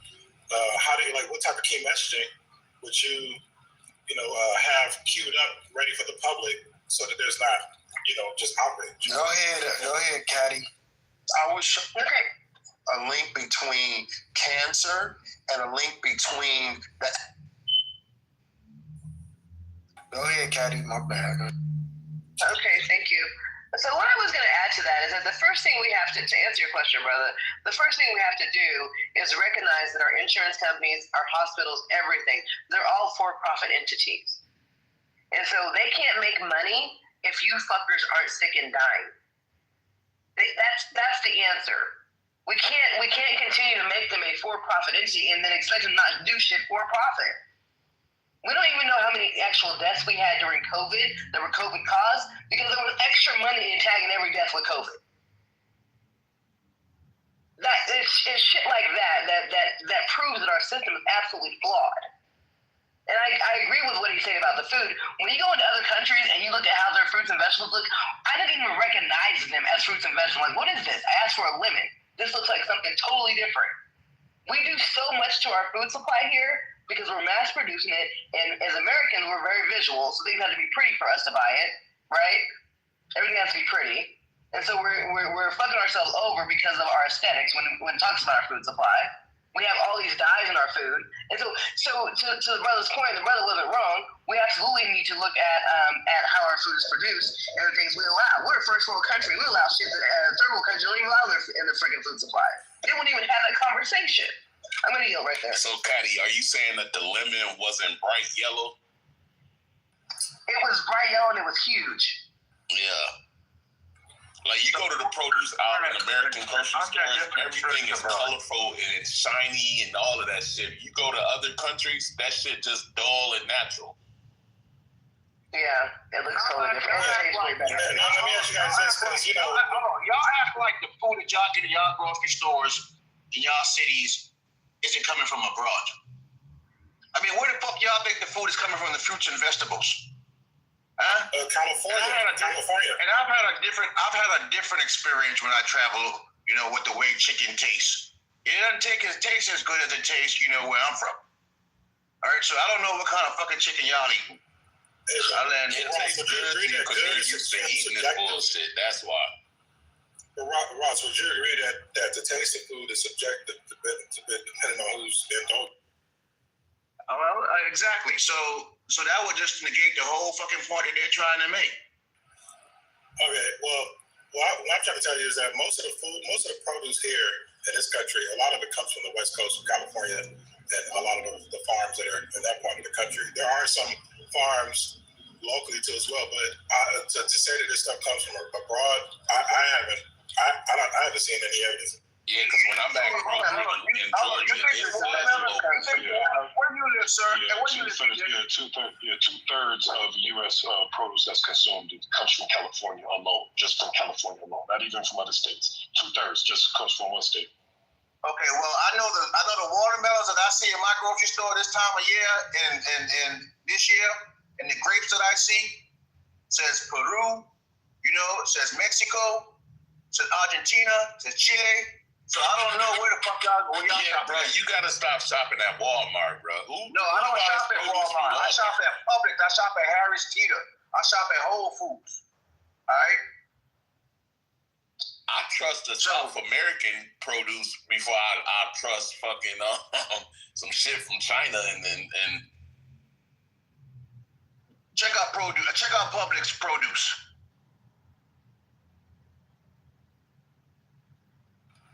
Okay, now back to the. Now, do you guys think that we can vote ourselves out of this, because the food lobby, they're also in the pockets of the politicians too as well. So how do we vote our way out of this situation that we're dealing with when it comes to healthcare? Sure.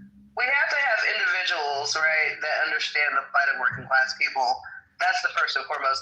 So basically what I'm saying is that we have a room full of people right now. I would encourage all of you listening to this to go run for fucking office. That's how we do it.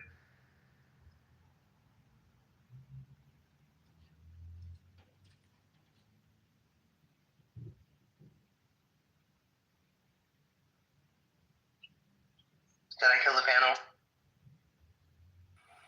I don't know, man. Hey, that's a tall order for me. It's not, brother. It's not. You can do it. I agree. I'll teach you. Let's be honest, we can't vote our way out of it. Teach you how to do it. It's not hard. It's not going to happen. Voting for other people is not going to happen to get us out of whatever we're trying to get out of. Motherfuckers got to take personal responsibility, and they decide that they don't want to be in that shit. That's how it's going to rock out. That's how it's going to get down. But if you think that you could vote for somebody that's going to want to help to get us out of it, then once you start voting for them niggas, man, them niggas is only worried about fucking money. Sav, I'll vote for you if you run. I'll vote for you if you run, and you can do better. You can do differently. I don't want nobody to vote for me. You know what I mean? I'm not going to run. You know what I mean? I don't want you to vote for me. I'm taking care of myself and my family. That's the problem. That's the problem. The only people that are going to save us is us. Exactly. You know what I mean? That's why we can't worry about voting for somebody that may seem like he's us. And once he gets to that point, unfortunately, we got to dead him off. He's trying to get the money. Well, that's the thing. That's the thing, brother. When someone gets in office and starts fucking up, we just vote them out. The problem is, in this country, we let them keep their jobs. No, it's too late. It's too late. It's not too late. Once we voted them in, depending on their position, they got 2 to 4 to 6 years on if they're going to, once they leave. And at that point, they can already start fucking up and shit for us. You know what I mean? We got to start getting on our shit and taking care of us before we even think about some stupid ass voting. Yeah, so that's the problem. And as long as we look at voting like that, we're going to continue to have fuck boys and fuck girls running our fucking country. We have to look at it from a holistic position, meaning if you don't do what the fuck I tell you to do as your constituent, I'm taking your fucking job. Once that message gets out and is clear, we'll take your fucking job, they'll all fall in line. But right now, there's no checks and balances on them, brother. I'm not listening to what I'm saying. I heard you. No, I agree. I believe you. I believe you heard me. Heard and listening is two separate things. No matter what, once you vote them in, they got a certain amount of years to fuck us up. Why are we even worried about voting them in? We got to worry about ourselves right now. We got to take care of ourselves. Fuck voting. We ain't with none of that shit. I'm worried about taking care of myself and my goddamn family. I don't give a fuck who you are and who you think you could be. You know, we worry about that shit later. Hey, we got a whole different shit. We got to deal with hold on, Creed, hold on. Actually, 60% of U.S. fruits are imported. I'll land there. You have to vote people in because the people that you vote in are making the decisions on what your children eat in schools. First of all, right? I make the decision on what my kids don't eat that shit. No, you're not hearing me. The foods that that are in the grocery store, that come into the grocery store, right? Politicians make those decisions on what comes into the grocery store. They then make the decision on the ingredients that are in the foods. So what has happened in the United States of America is we've created a food apartheid system, right? So the less additives, the less toxins, chemicals that you want in your food, the more premium you're going to pay for. So if I go to your regular schmegular Kroger's, or here in California we call them Rouse, in Southern California we call them Rouse, but Rouse is owned by Kroger's, right? And or you might have I forgot the name of that, Publix grocery store. When you shop there, most of that food in there is either the produce comes from another country, or it's hybrid food. It's GMO vegetables and fruits. If you want to get organic, you're going to pay a high premium for that. And then if you want to get foods that are packaged foods, there's so many additives, so many chemicals in there, it's insane. So when you get packaged juices and stuff like that for your kids' lunch, it's so many dyes and preservatives and additives in there that's linked to cancer. It's insane. And childhood obesity and childhood diabetes, it's insane. So now I got to go to a grocery store where they don't have all that, where they meticulously make sure that the foods that come into their grocery store have far less to that to none of that. And now I got to go to Whole Foods, which means I'm going to pay anywhere from 20 to 30% more than what I would pay at Publix or I would pay at Kroger's. And if I really want to make sure that my kids are getting the best and not getting any of that toxins, I got to go shop at Erewhon's. And Erewhon's is 30 to 40% more expensive than Whole Foods. So we've created literally an elite economic class system when it comes to grocery stores and foods, and how much we and our families how much our families and us are exposed to chemicals and additives in our foods that's going to give us cancer, diabetes, or high blood pressure. I agree with you. You know, I mean, if you put it like that, one, I don't know what a Kroger's, a Whole Food, and the Allen's or whatever the one that you said was. But you're right. You know, you got to vote for the politicians that want to make our families better. But I don't see it that way because I ain't grow up that fucking way. You know what I mean? My fucking family had trees and shit with all types of different mangoes and shit. If I wanted to get something sweet, I go pick that shit off the fucking tree. You know what I mean? If I wanted some eggs and some chicken, I can go pull that shit out the motherfucking cave and shit like that. Like, and that's how it is. You saying that's how you was raised? Bro, you're lying. You're lying. We don't have time for niggas lying. Nigga, I'm in South Florida. I'm not lying. I'm in South Florida. Fucking like. You're lying, bro. You're lying. It don't matter, bro. I don't care if you. I don't care what fruits and vegetables was in your backyard. You can't tell me that the back of your yard had everything you need to make every meal for breakfast, lunch, and dinner the rest of your whole fucking life. Stop lying. Shut up. I ain't say my whole fucking life. Can you let me finish? If you would let me fucking talk and stop fucking being a bitch and come off when I start. Nigga just said he don't know what Whole Food is. He don't know what. Because that shit hit your heart. That's why you came off mic. That shit hit your heart, bro. Yeah, chill, y'all. Some people don't got Whole Foods in their state. I don't know what Publix is. I mean, I'm guessing it's a market. Anyway, y'all, get back to the conversation. This is pointless. I don't Look, and Florida is one of the biggest export fruit. We ain't going to the grocery store just to eat some bullshit that they put all that bullshit in it. No, nigga, we got eggs here, we got chickens here. I feed the chickens what I believe they should eat. I got trees here. I got all that different type of stuff. The United States of America. You're in a different country. I'm in America, nigga. I'm in Florida. Stop. You don't eat Florida. West Palm Beach, pull up on me anytime. I'll give you my full fucking. Yeah. I'm in West Palm Beach like every 4 months. For you to say that you don't know what y'all doing. For you to say that you never seen a grocery store. What y'all doing? West Palm Beach. I'm not talking about how your family live. I'm talking about how my family live. All right, fellas. Hey, why are you so high strung right now? What happened? I'm talking about how my family live. Hey, can y'all direct him so he can calm down? Everybody is different. Everybody not like us. And if you think everybody is like you, you're a fool. You know what I mean? Like, this is how my family live. Nah, we got this shit here. We're not getting it from the fucking stupid-ass grocery store because the stupid-ass grocery store put all types of crazy shit. The grocery store believes that rat meat is the same as chicken. And you ain't got to believe me. You can look that shit up. Let me let the. Yeah, I just looked it up, bro. It's literally. Every time I go to speak, there's 10. keep cutting me off, RJ. Look, bro, whatever your stupid ass, whatever y'all do, that's on y'all.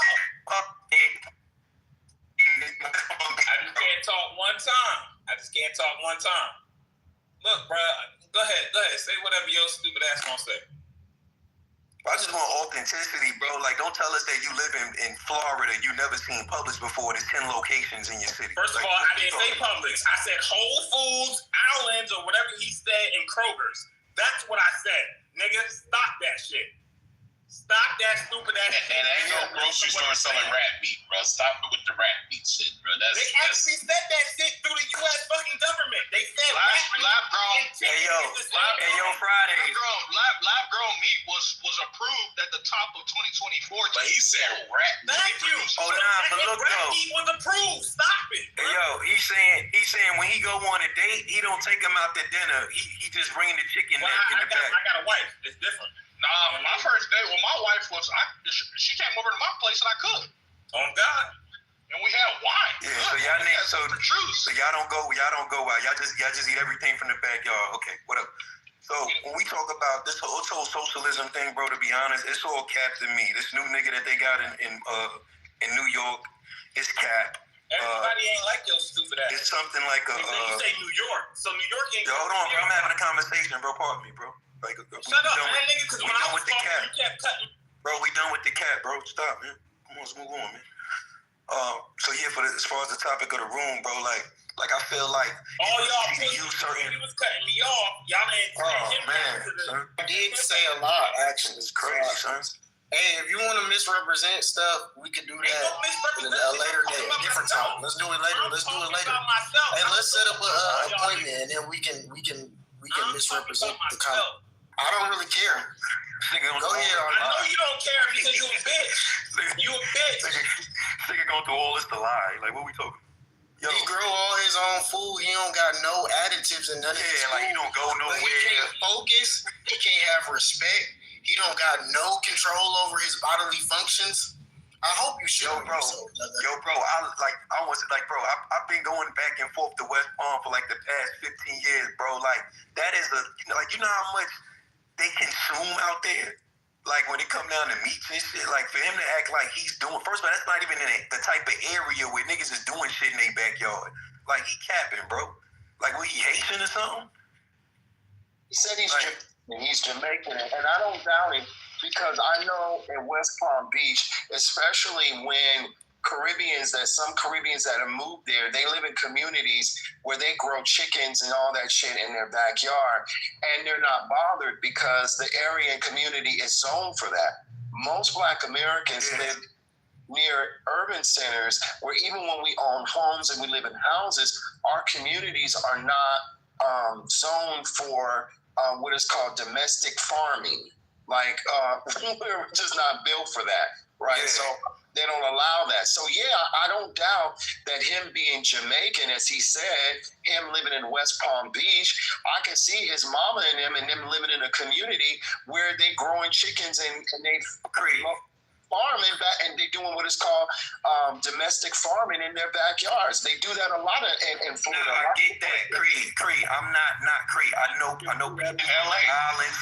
I know people from the islands that live down there and all that. But what I'm saying is, he's making it seem like he doesn't consume anything else but what's in that backyard. That's cat, bro. Like, come on, man. DJ, what did you say, DJ Friday? I said Mexicans do that in LA. Like and they get away with it because they're Mexican. Black folks tried to do it, and we got all kinds of fines, and we got all kinds of fights, and we had to go to court just to do community gardening. People like when somebody say, yo, I don't go to grocery stores, it's like think of the big picture. Like, I know for some people it's not, they thinking like, well, damn, what does that feel like to have all of your shit in your backyard? But bro, you can raise your own chickens, you can raise your own cows. That's what he was saying, but you kept talking over him. Bro, you can raise your own. Why are you repeating what he's saying, and you seem like you had a problem with what he was saying? Nah, what I'm saying is, no matter what you're raising in your backyard, nigga, you still got to go to the grocery store to get seasonings and juice and shit like that. Like, he's capping, bro. So, yo, bro, when we talk about the socialism shit, right? That's really what I wanted to chime in on, bro. I think it's cap. I think the niggas selling New York a dream. It's not. There's no place for socialism in New York City. It might sound good, you know, and I'm curious to see how his position is going to change, or like his mentality is going to change, because it's easy to talk that talk when you're trying to get a vote, right? Or even when you come from a certain environment. But now this nigga's the king in New York. And that come with a lot of shit, right? He's literally the president of fucking areas like Wall Street, Madison Ave, you know, Billionaire Row, right? So when he's in that position and you got all of these financiers and billionaires and shit, they run into your doorstep to get some shit done. Let's see if he keep that socialism mentality for the next 4 years. So RJ, you know, New York already got socialism though. It's a huge chunk of people in New York that's on government assistance, that live in the projects and all that shit. That shit is socialism. Right, but that's not keeping, I get that, but that's not what's keeping that city moving though, right? Because if think about it, if New York City relied on socialism, they wouldn't make any money, right? It's still considered one of the top finance cities in the world for a reason. But you're right though, RJ, because if you look at who actually funded this campaign, these are fucking billionaires, bro. These are New York billionaires. The lady that's in charge of it, like I told y'all yesterday, the lady that's in charge of his transition team, Maria Springer, she's a top psychopathic Zionist. So now that discredits the Muslim angle. Like, yo, he's gonna be the same fucking politician as every other politician. He's just running game. Oh, wait, hold on. It's easy to say that. It's easy to say that because I looked her up even when you said that the last time. And I don't even see what you're talking about.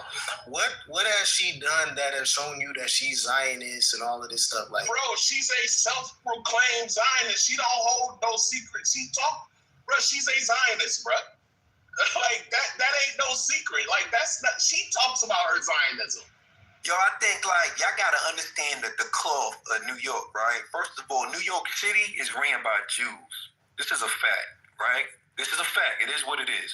When we talk about Jews running the finances, the law system down there, like no cap, bro. Like when you go like to Center Street in the morning when everybody's going to court, it's nothing but Orthodox Jews.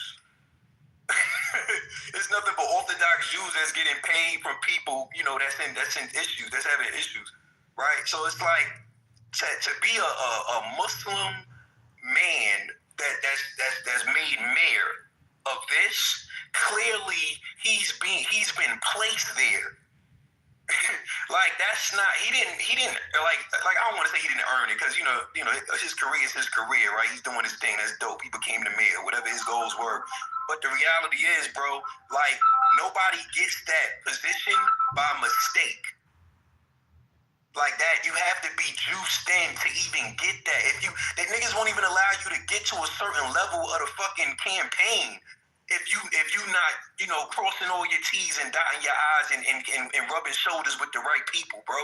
Like it's a certain level of politics when it comes to, even like with Trump, bro. When Trump was growing and he was trying to build his foundation, bro, he had to start getting cool with the mob and shit. He really had to start like making certain plays and connecting with certain people, because he had to understand like, yo, the only way I'm gonna get shit done in New York and the only way I'm gonna be dominant in New York, I have to put all of these pieces together. So this is not no innocent Muslim cat socialist. Like fuck all of that. This nigga's a gangster. Any person that you see become the mayor of New York City is a fucking gangster. He's a gangster. And Adams was the head of the police force, so that was his gangsterism. Yeah, but you know what? There is a such thing. I mean, I understand like what RJ is trying to explain. I kind of agree to that. But there are certain candidates where like the moment has created them. So like kind of like Barack Obama. The reason why Barack Obama, a lot of white people were willing to be optimistic about, or they were optimistic about voting for him, was because of how George W. Bush destroyed the shit out of this economy. Like it felt like almost intentional. That George Bush was the president. A lot of us seen gas prices go from shit like $1.10 a gallon to motherfucking $3 a gallon. You know, we witnessed that in our teenage years. So we had a lot of people. Yeah, that I witnessed. Go ahead. Well, DJ. Nah, real quick, I was about to say I witnessed Barack Obama be propped up. I remember the auction the auction before Barack came in, this nigga literally went out. They made him the keynote speaker at the Democratic Convention in Illinois. He became the keynote speaker. At the same time, they simultaneously released books so that way you can buy into his brand and read his story. Yeah, like sometimes niggas gotta understand like when somebody being propped up, bro. When he came out with the audacity of hope, and he started planting seeds, making talk show appearances. So it is a campaign. I mean, the selection was made far before 2008 for Barack Obama. Man, since he was a kid, bro, Obama was getting groomed to be who he was since he was a kid, bro. Like, he comes from that whole globalist international Bush cartel, bro. Like, bro, Harvard Law. He's a Harvard Law graduate. Like, hello? Can I add a real quick hi everyone, right? Do you guys notice a connection that both Obama and this guy are from East Africa? He's from Uganda, right? This guy's from Uganda. So they didn't get like a real Middle Eastern person. He's basically Indian descent that's from Uganda. And the strange thing is Rishi Sunak was also East African. So this is strange. Why is it every time it's an East African person? Obama was Kenyan, right? Then you have this Ugandan guy. No, it's not. Because Kenya's black side is Kenyan. Academically separate East Africa from the rest of the continent. Right. At the same time. Yeah, but they're not getting like actual real like Arab, like Middle Eastern, like, because I still think they don't like, they still angry about what happened with 9/11, right? This guy's not Arab, he's Indian, basically. So Sabina, I'm fucking up your name, but look, if everything you're saying is correct, there's a CIA connection. And even if you study Swahili, you'll see the connection, all of that shit, bro. It's like from Kenya and all that shit. Like, man, ain't nothing these people do just happen out of the Stop lying on this doggone app, DJ Fridays. Stop. Yeah, I don't like the idea of sensationalizing things and trying to create conspiracy theories. Here go the Democratic. Yeah, I ain't going on no conspiracy theory. I'm just saying, these things are written in books, though. Like, but see, Dr. Goddess is a Democratic shield. Why you gotta lie? Well, she's a Democratic shield, bro. I just wanted to say it's crazy. He's right on. I think it's crazy to compare. If you're gonna call me a Democratic shield, make sure that you get it right that I'm a Mississippi Freedom Democratic Party shield. Okay. That makes it even worse. And also, it makes it 10 times better. So the thing about it is, I can't remember the brother who called you out for lying before DJ Fridays, but when you talked about, I was driving, I was listening though. And when you talked about people coming up from slavery and shit like that, it took him to call you out on your lies before you said, oh, I was being hyperbolic.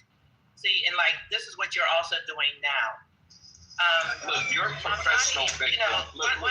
She's a professional victim, like Roland Martin. She's like Roland Martin's professional. I'm speaking, DJ Fridays. Thank you. So, Mom Donnie is a lot of things, and he's young, but don't dismiss both of his parents and his experiences. And his father is like 100% stellar. He is a brilliant man that has lived through literally being exiled, being brought back to his country. He knows a lot about politics.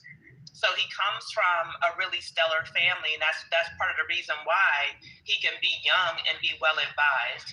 When it comes to the Orthodox Jews, RJ, I wanted to address this. It's really the Orthodox Jews that have embraced him because they have a problem. They have a problem with the extent of power in Israel. So even the people that have been trying to paint Mamdani as anti-Semitic, like the Orthodox Jews, they're the ones that stood up for him. So I hear what you're saying about, hey, you got to deal with the Orthodox Jews. Well, he has. I mean, he's not anti-Semitic. He's not a radical Muslim either. And he's actually against that.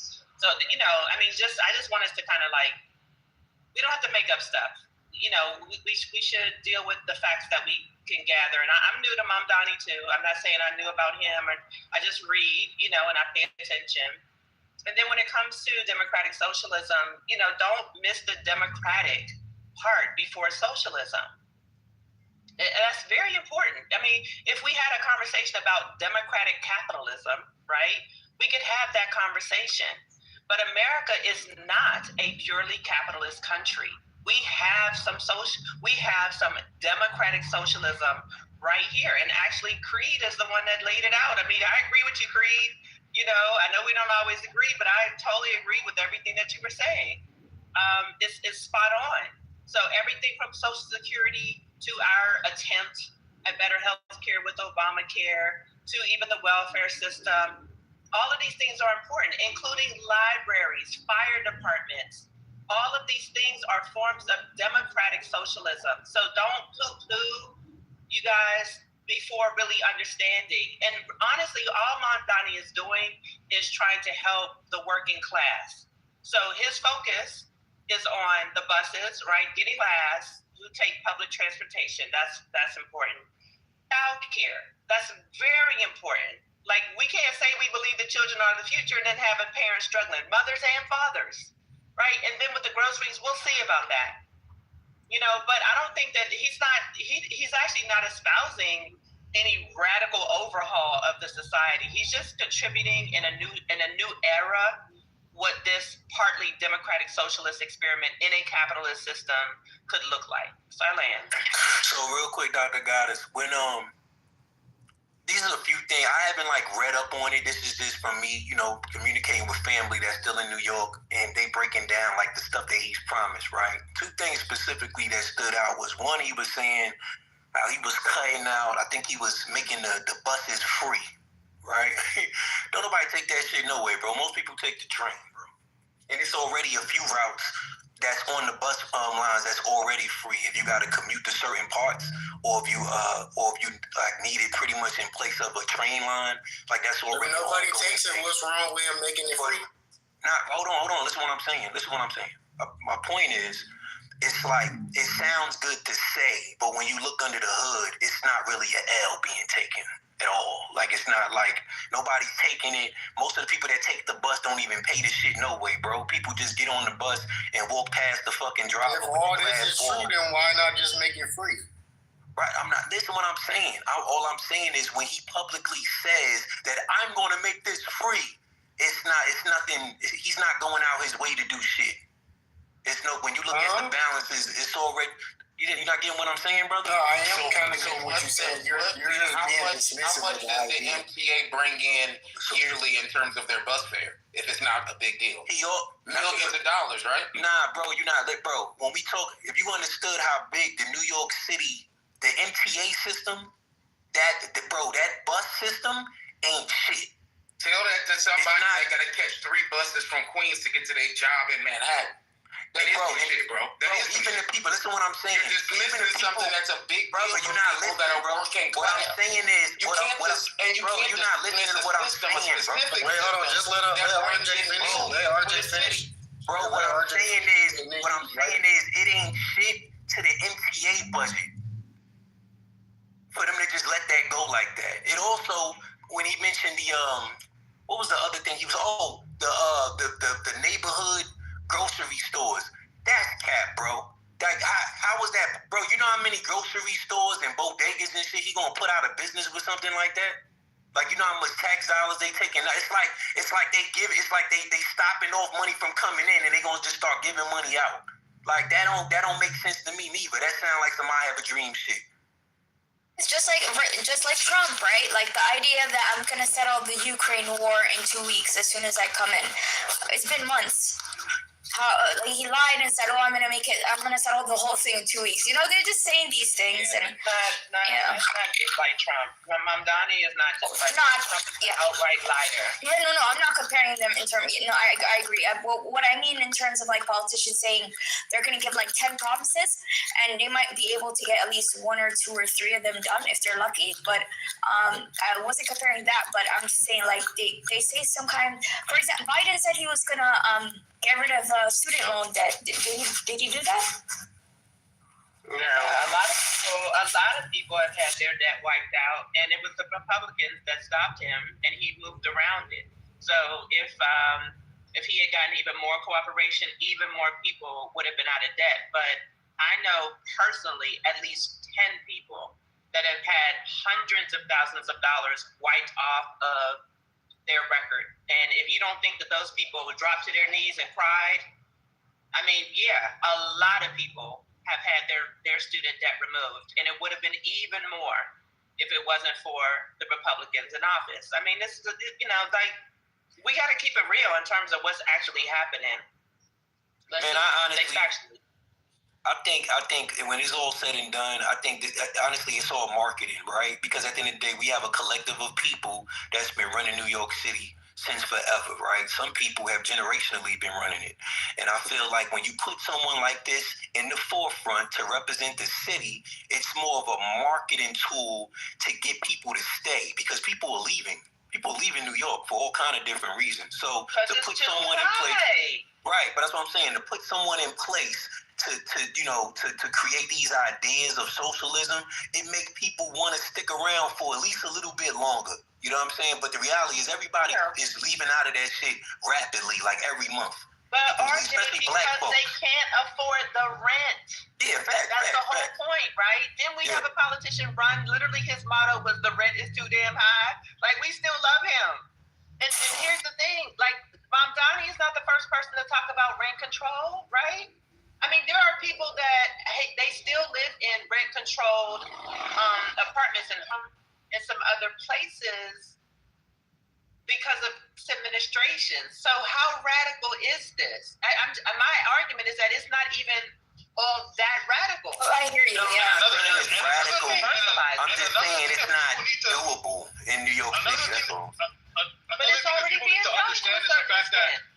Another thing that people need to understand is the fact that, and this is documented, and not just Thomas Sowell's Basic Economics, but in other literary publications on economics since the start of economics. I mean, rent control doesn't actually help working class people like that. Y'all do know that, right? Especially when you're talking about cities like San Fran. Can you demonstrate that? How many studies have been conducted over the course of the last 50 years? Just exclusively in New York, that have shown that 70% of the people that are receiving or more that are receiving, that are benefiting from what is that? Fixed rental or whatever. What do they call that? The where your grandfather rent control. The people who have 70 to 75% of the people who have rent control, dude, they're people that make well above the means, required to be in a position to even be offered rent control. That's a lot of the folks. Why are you saying it don't work exactly? What were the findings of these studies that you're making?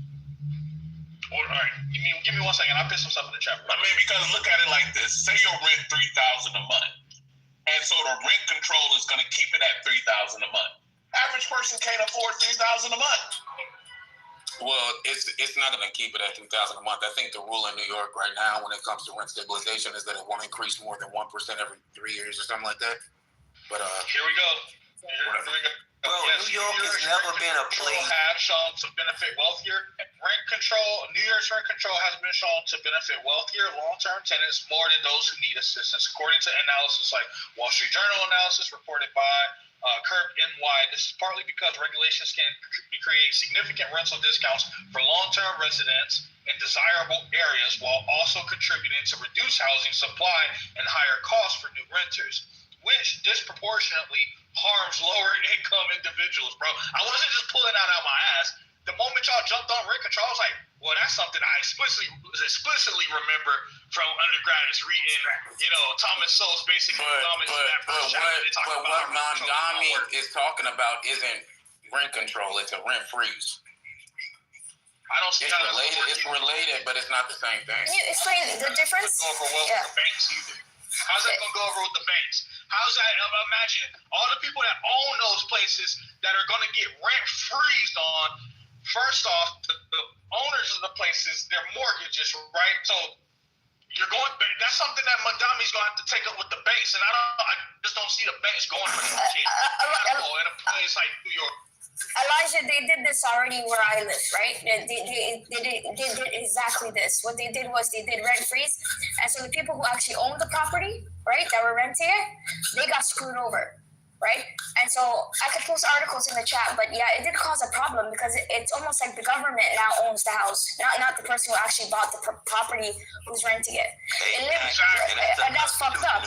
Yeah, that's fucked up.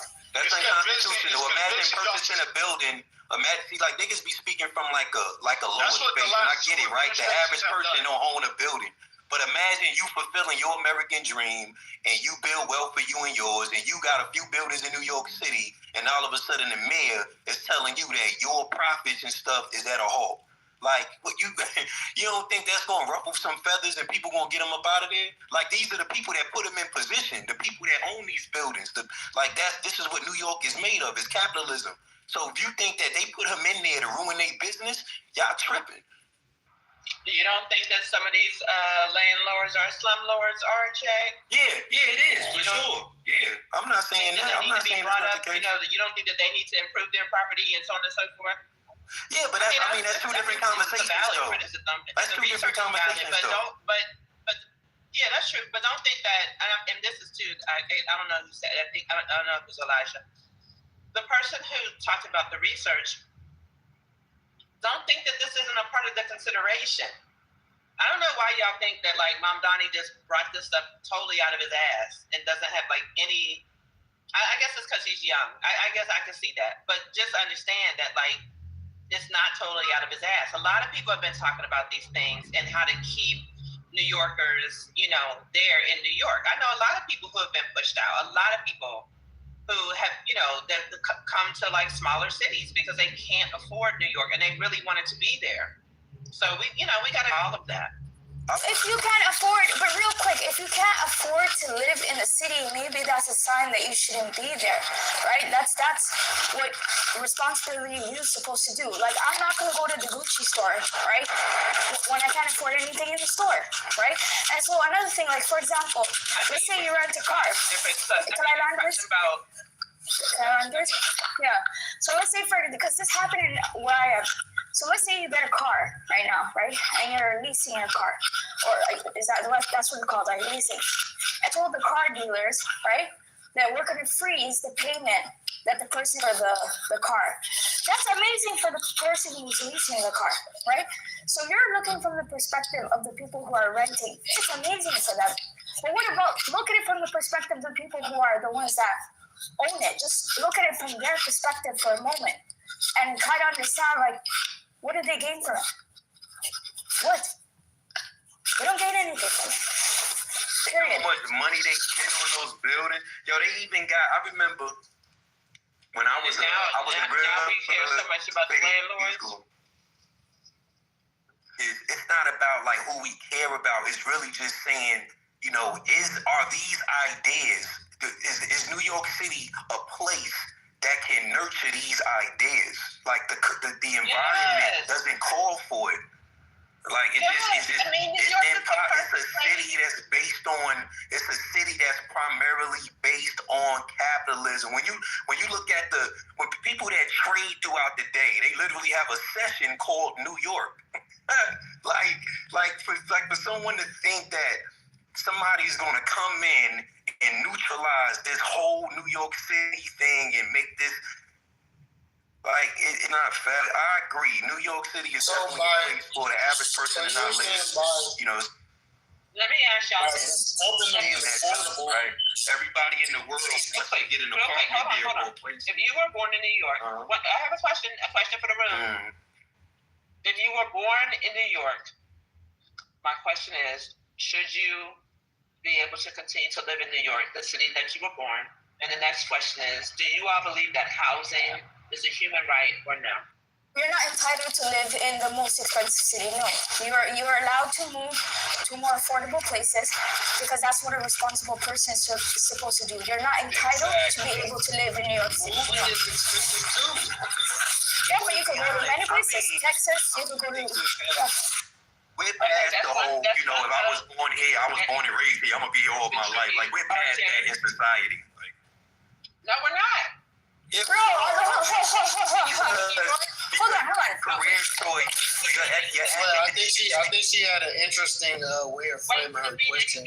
Starting it out whether or not were you from New York. Do you hear me? I'm saying she said she asked were you if you was born in New York. That's how she prefaced her question. Yeah, I was born in New York. So what I'm saying, I was born in New York, and what I'm saying is there's, it's a supply and demand thing, right? Like no your life shouldn't determine just because I was born and raised here, I'm gonna be here all of my life. Your academic and your career choices is where you should move towards. If you plan on, getting in, I guess, agriculture, why the fuck would you live in New York City? If you plan on, being in tech, if I was you, I'd move to Cali or Texas. That's where most of the tech companies are thriving and growing at. It's starting up. Like, I don't understand. New York. But what's Google weird? just moved to New York, bro. RJ, They've been in New York. RJ, the old heads used to look down on niggas who still lived in the place they was born in. I remember that shit. I mean, to be honest, it's just being real, right? And I'm just saying this from, I was a young black adult in New York City. It's no real place. It's like New York is like a pit stop. If you want to hurry up and get some shit done, you want to go to school, you want to, do an internship, whatever. Like, it's just not a spot for you to just like rest up and retire. It's not. It hasn't been that place in a while. Like the average child that's graduating out of high school in New York City cannot get a regular job and move out on his own by the time he's 19 years old. That's that's the New York. I hear you, RJ. I agree with some of your points from you been speaking. So, I still live here in New York City. Was I born here? No. I will be considered an old head. I'm 50. So, coming up, let's use your talking points. And I agree with you. Don't think I'm speaking. I'm about to counteract. No. Now in 2025, RJ's correct with his last statement. There's no way a young person from when I was coming up in New York City and you decide you want to do the right thing, you can't even afford to get anything here at this point, even if you're making what we call guap. If you're making guap here, you might as well either move upstate, what's the word? Commute into Jersey. Commute into the city. Even Jersey and Connecticut is expensive at this point, like New York City. You can't even live in any of the boroughs and outer boroughs because everywhere's expensive.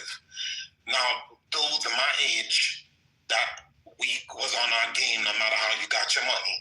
And if you owned from back in the days, we're all right. But dudes that's my age and they're just getting the bag in a right way, no, they're like the younger ones. You can't have anything here to own. It's ridiculous. Even renting, it's just fucking ridiculous. It's ridiculous. Even if you make, I'm going to say it again, even if you make $10,000 a month, it's ridiculous. It's just very ridiculous. Now, I did not go vote for Mugabe. I did not because I don't like some of his, whatever his name is. I can't say it correctly. I can't say it correctly, and I don't care.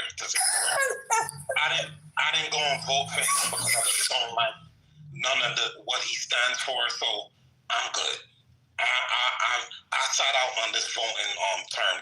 I'm good. I'm in. So for me, I agree with not all of the things RJ said, but I agree with other things that he's saying because he's correct. It's just no way some of what he wants to do is not going to work here. It's not. There's people from all walks of life, social circles here in this major city. So that shit ain't going to work. Wait, which one ain't going to work? Just a lot of the things that he wants, a lot of the things that RJ brought up, it's not going to work. It's not going to work here. I agree with RJ. Can you name one thing that you feel like... We all heard what RJ said. I don't want to go... Oh, okay, I got you. It's just not gonna work here in this city. It's not. People come here, they like to judge in New York City. There's a lot of people making the bus free is not gonna work. Making the bus free is not gonna work. It's not. It's not gonna happen.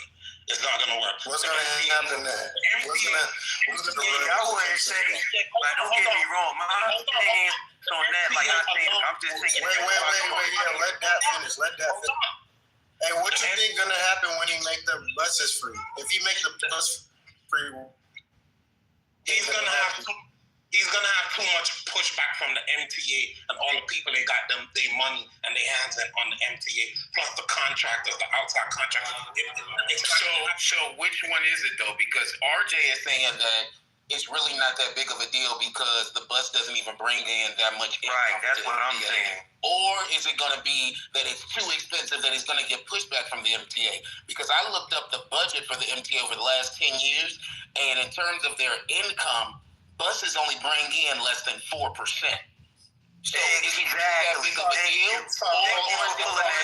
Principle of it. Hold on. I hear you. Post that in the chat, bro. Post that link in the chat. I just said all of the other contractors that got their hands in on working with the MTA, because the MTA is just bigger than the bus. So I get your point, but you need to follow what I'm saying to you. I am trying to follow. That's why I asked the question. It was a question.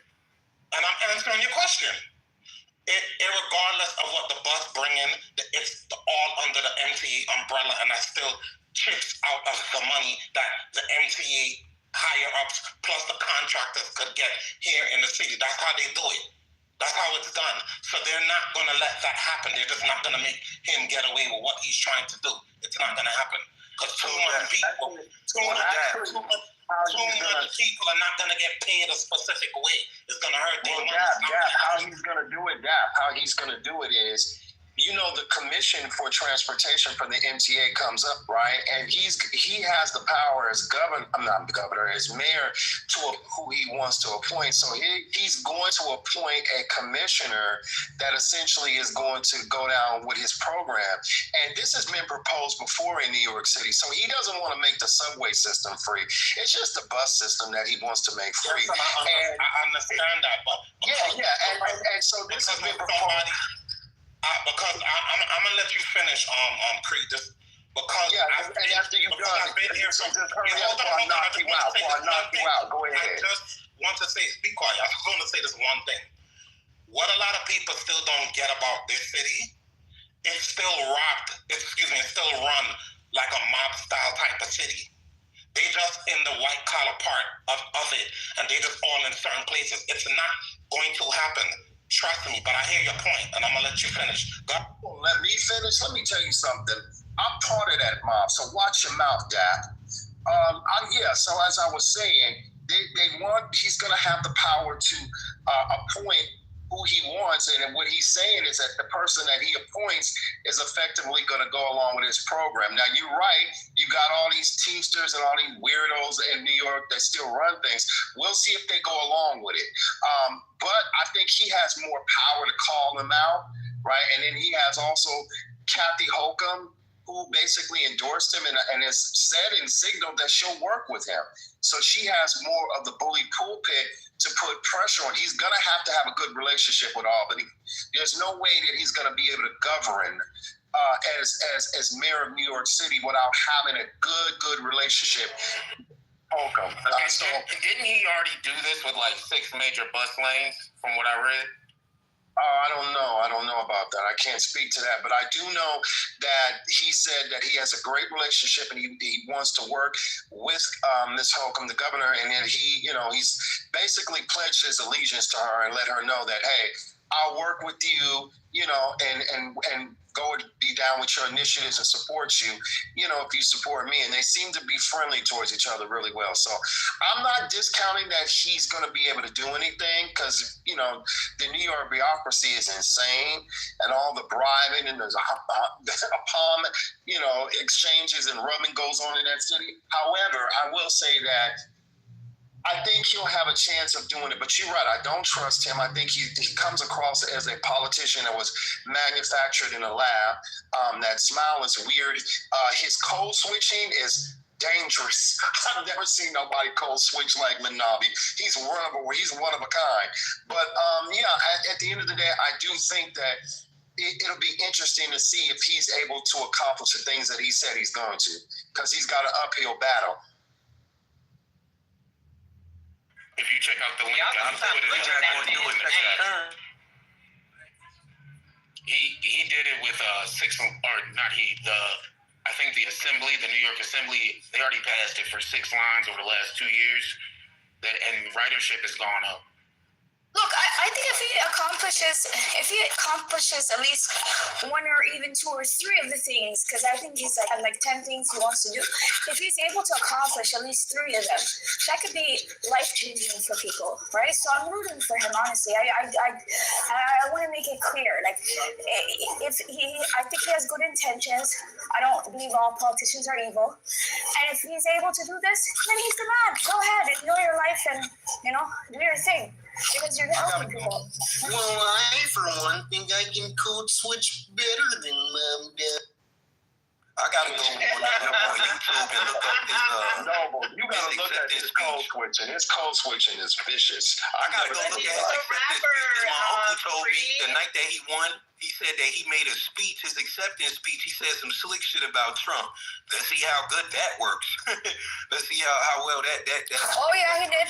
Yeah, he also said Hayati. He said some Arab words, and he's not even Arab. You can't talk shit about, like, Trump is New York. Like, you can't, like, he's bugging. He already bugging. One time when he was talking to a British. RJ, New York is. Listen. New York is, man, y'all they hate him now that he in office, but they loved him before that, and they gonna love him when it's all said and done. Well, that's true. They did like him, but now they hate him. Trump is as much as New York as 50%. This shows you the power of New York City and how New York City has affected the minds of America, because really, like, I don't give a fuck who's the mayor of New York City. It's not going to impact me. I'm in Los Angeles. We got this Mexican mayor, this Mexican lady who doesn't give a fuck about Black Americans. So we got to fight with her. We got to battle with her. Can I speak? She ain't Black. She a Mexican lady. Billed herself to be Mexican. Go ahead, Joe. Go ahead. Thank you. I just wondered. Fuck her, Karen Bass says. All right, fuck you. But what I was going to say is, did we not think Mandami's mindset is going to permeate and impact all of our left-wing communities? What you mean by permeate, Joe? Say what you really mean. Influence, change the... I mean, what? Like, is it an infection? What do you mean by permeate? And what do you mean by Democrats don't even support Mamdani. They don't. They already rebuked him. All right, and we'll see. No, literally, publicly. They've already publicly, rebuked him.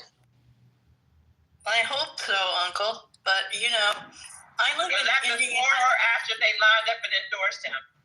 All right. Bro, let's be clear, too. That community that he was, his family and neighborhood, that's not a socialist environment. Like, he's literally like a black sheep the way he running his mouth, bro. Like, dude, like, all them people from that community, bro, in New York City are business owners. It's all about free enterprise. But I see it happening. I see it. There's no, like, impoverished Indian, East African community. Like, I see it coming into Chicago. Oh, my bad. No, what I was going to say is it's not just New York. It's Chicago. It's Grand Rapids, Michigan. I mean, it's coming in droves. Yeah. What is it, Joe? You still haven't said the it. It is communist mindset. This is not communism. All right. It kind of is. It's just... It's not. The democratic before socialism makes it not communism. But have you ever lived in a communist community? I lived in Cuba. It's very close. For Republicans to point to. I have. And I also know that Cuba has a 98% literacy rate. And that Cuba has a superior... Cubans live on $13 a month. I'm aware. Can I continue saying what I'm saying before you continue? Thank you. I was responding to Joe. You can be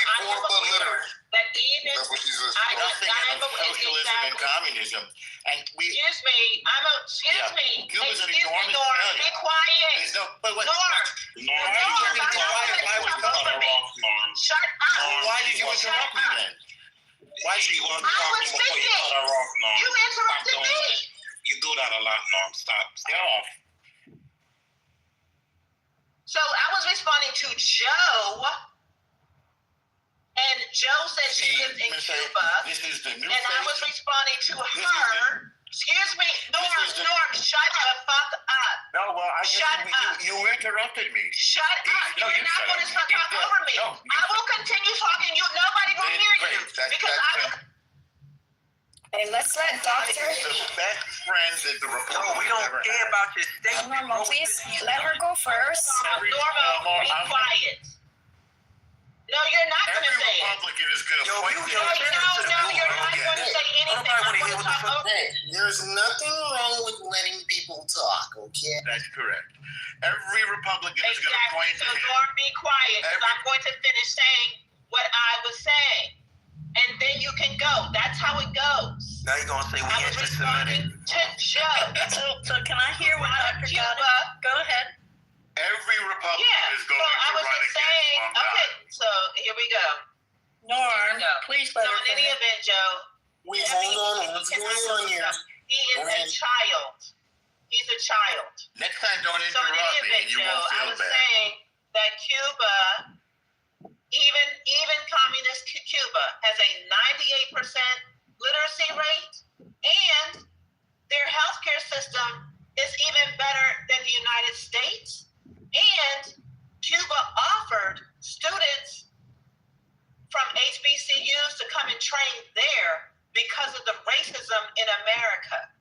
So when you say Cuba, I understand. I've been there. I have visited there. I haven't lived there, but I definitely have visited there. And there were definitely things that were frustrating. I understand what you're saying about, like you haven't mentioned it, but going into stores and there just aren't certain products, stuff like that. So no, they're empty. Not certain products. And that's my point. Shut up, Norm. Shut up. If you don't know what to say, okay. Shut up, Norm. Shut the fuck up, Go ahead. Norm. Shut up, Norm. Shut up, Norm. No, I'm not Norm. I'm not Norm. Not on the stage. Norm, shut up. He's not on the stage. I'm just doing a little code switching. I'm just doing. Shut up. Listen. Shut up. Yeah, it's okay. I know. I'm just doing a little code switching. I know it's convincing. But come on, guys. Oh, sorry. That was double. My bad, Double. I thought that was Norm. Yeah, I know. Yeah, nothing wrong with a little bit of code switching, guys. So I lived in Cuba for 4 years, Guantanamo Bay to be exact. It is very, you cannot be serious. Guantanamo Bay is America. No, we were able to. Can I finish? Wait, no, you can't. Actually, Doctor was trying to speak. I'm sorry, though. Yeah, I just was finishing up. Yo, she thinks I'm aware of the limitations in Cuba. Huh? Yeah, I'm sorry. I thought that was Norm, and I was just not going to let him speak. I'm aware of the limitations because like I said, I visited there, and there were places where you go and there's just literally no more product, and there won't be any more product for like a few days and stuff like that, and that is frustrating. But again, democratic socialism is not communism, and I can't stress that enough. I cannot stress it enough. And I'm just thinking to myself, like, what must it have been like to introduce the concept of Social Security to the American people? Because I kind of feel like that's kind of like the pushback that we're getting is like, it's just a new idea, and it just sounds so foreign, and it sounds, I guess, ridiculous to some people. But I just want to advocate that it's really not that foreign, and if the people adopt it, that's democratic socialism. I land. Cuba was one of the great failures of world history. It was a client state of the Soviet Union, which murdered itself 80 million people. Cuba has no civil rights. Cuba has no freedom. Cuba has no economy. You can't trust anything that they say. They don't have stores there. Yes, you heard me right. They don't have any stores. They don't have any money. They're living on about $13 a month. They can say that they have literacy, but nothing they say is true. They're nothing more than a subversive communist failure. And Zofran Mamdani is the Republican. And Zofran... Hang on for a second. I want to direct you. Please. Zofran Mamdani is the... Hang on. Zofran Mamdani is the greatest friend of the Republicans. The entire country is pointing at him and laughing. He's a laughing stock. And you can only be happy in New York that we're going to give him a chance to destroy the Democratic Party, to ruin the city the same way, by the way, that Bill de Blasio did.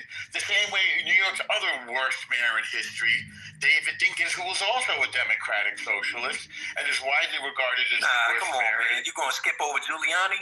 Absolutely true. That's crazy. Giuliani was a Republican. Dinkins was a Democratic. I know, socialist. but I'm saying, you think Giuliani did a good job? He didn't do a good job. He did a fantastic job. He brought the city back from the brink. So New York City was going broke. He's the one that saved New York City, brought business back, and made the streets safer. So, yeah. What you mean? 9/11 happened under his control. Like, what are we doing? No, it didn't happen. Actually, David Dinkins was the one that brought no, don't do that, Norm, because I'm old enough. What's that? That's what I'm saying. I was there with David Dinkins. He was a horrible failure of a mayor. David Dinkins was the one that brought all the cops on the street, and Giuliani's the one that took all of the accolades for doing that. So excuse me, Dad, this is what I can say as a New Yorker that was born in '85. The thing that I never understood about David Dinkins is how all of that drug trafficking, the whole crack era, all of that shit was under his ruling, bro. A lot of people going to prison. Under him and what was the one that was gay again before? I forgot his name. Koch, thank you. Koch was before him. Mayor Koch was both. That's why I just said that. Koch and David Dinkins was responsible for that. And I was not going to say David Dinkins was perfect. I'm going for what El Normo was saying. David Dinkins is the one that brought. I'm just always critiquing in his ruling around in that era. David, and then it was bigger than David Dinkins, to be honest with you, because the CIA. I don't want to go down that rabbit hole. I don't want to go down there. But David Dinkins was not the best mayor, but. Who was in charge in New York when they was burning the building in the Bronx? It was Koch. Normal. Let's not do that because. Wait, what are you saying about Koch and Dinkins? I was asking him who was in control I was asking who was in control when Bronx was burning down, when everybody was burning the building. Bronx was burning for over a decade. They were doing it for insurance money though. They got for sure. They got away with it because it was Jewish. It was Jewish. I'm it's always the Jews. I know. The Jews are in your brain. For the rent. They're paying the crackheads. It's only the Jews. They're paying the crackheads and the cokeheads and the addicts to burn down the buildings. Of course. El Normo, let's not do that. In any event, David El Normo, let's not do that. What are we not doing? He's the worst mayor. I could talk about that. Yeah. I just want to be able to speak. I could talk about that. Let's do it. We could the other Democratic socialist. He was a failure. He was an impotent mayor. He was terrible. And he's regarded as such. That's why he only served one term. I can only imagine Mamdani doing as bad.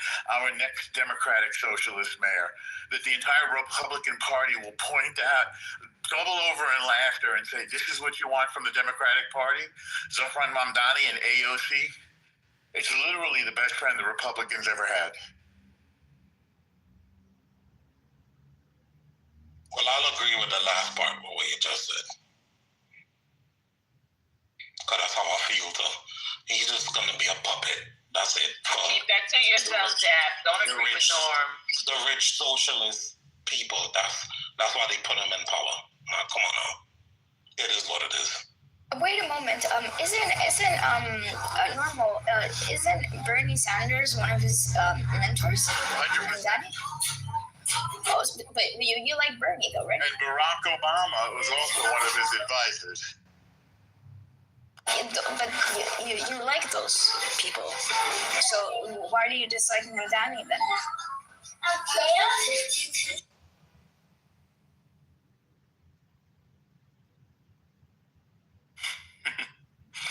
Mamdani is a lunatic. He's a vicious anti-Semite. He has no plans for New York City. He has no experience. He's a joke of a candidate, and he's going to be a joke of a mayor.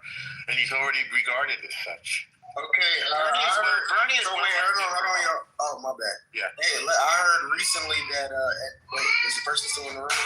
No, they were just telling me how a lot of Zionists, people who support Israel, the state of Israel, back him, and he works closely with them. One of them was, where'd you hear that? Maria, someone, I forget.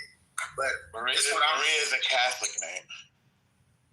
Yeah, no, but she's from the Philippines, and she's not even from Israel. Yo, but bro, this is all check, bro. Apparently, but hold on. I'm just trying to tell you. I just want to let y'all know, or at least from what I've heard, I don't know if this is true, but I'm trying to just gather where you're getting this anti-Semite attitude that from his mouth. From his mouth. That's how he grows to political power. Well, this don't even make sense, bro. We already know New York City is New York City at the end of the day.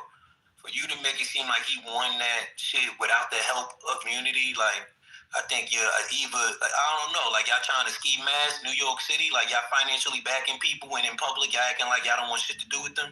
But what's the secret agenda behind that? There is no secret agenda. You just made that story up. Next, yeah, man. It sounded a little bit like, hey, listen. I'm just trying to figure out, I just kind of want to know, because I don't know his whole background and history. I saw that he was a rapper at one time. But anyway, yeah. Can you, quote one of his anti-Semitic sayings?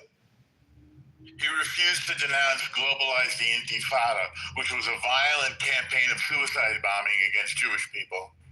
Why does he have to denounce something that he's not a part of? He supports it. He chants in favor of it. He goes to those demonstrations. And he was asked forthright, are you against it? He wasn't. Y'all kill me, man. It kill like how y'all literally make the whole world accountable for whatever's going on in the corner of the world for y'all. Like, that shit be weird as fuck, bro. He hates all Jews because he take that. That's not even didn't want to answer a question. Like, why are you bringing that up in an American political room? Let me ask Normal. No problem, bro. Right. Let me ask you a question, Normal. There's 200 rabbis that signed some kind of petition. I could put the article in the chat that saying they support him. So what do you think about that? I don't know. I haven't seen this petition. I can't speak to something I haven't seen. I'll put the proof, but hey, they support him. I don't know who these people are. Pretty sure you don't either. Is it true the governor already kind of kneecapped his whole process by saying she isn't going to allow taxes to be raised? She obviously is going to play a big role in that. He's decided at the state level, not the city. And she's not down with the free buses either. I never said that she was. If anything, she's trying to increase fare collection because New York needs the money.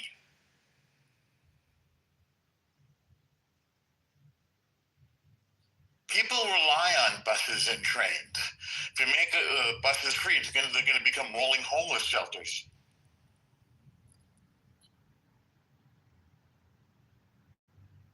Out here, they made the buses free during the pandemic. And you're right, they became havens for the homeless and the insane. Well, Philadelphia has free bus rides for a lot of its population that's lower income. The program has been pretty much a success for them. Now, it's not widespread free for everybody, but they do pick certain riders, you feel me, in which they can ride for free. Well, if you're in need, you have a card, and then I think you pay maybe $1.30 or something like that. I mean, if you can't afford $1.30, then there's a bigger issue than riding. I mean, $1.30 every day. And you got to think about what's broke, and then you just first 2 weeks before you get paid. El Nemo, remember. You're doing it on your own. Like, there are reasons why people still remember, El Nino, you said if you can't afford a bus, subsidized bus fare, you know what I'm saying? I'm not necessarily against that, but I also understand that they make $1.4 million a day from those buses, and that's like 19% of MTA's budget. You feel me? So I don't know how feasible it would be for New York City, but I mean, it could be doable, maybe a small. It's been proposed before, but El Nino, when you said if you can't afford $1.25, remember, bro, one of the things that they found out was, do you know who the biggest proportionate riders of the buses are, El Nino? Old people, yeah. Old people. No, my sir. No, they're the second largest. You know the number one largest? Kids? The undocumented. I can't speak to that. I know traditionally it's old people and kids. Illegal aliens? No, it's the undocumented now. Do you know, hold on, let me ask you a question. Do you know how undocumented illegals there are in the city of New York? Do you know how many? I'll tell you, But that has nothing, bro. You about to go down this whole soliloquy or something that they don't even align with one another. Look, he's sensitive about it.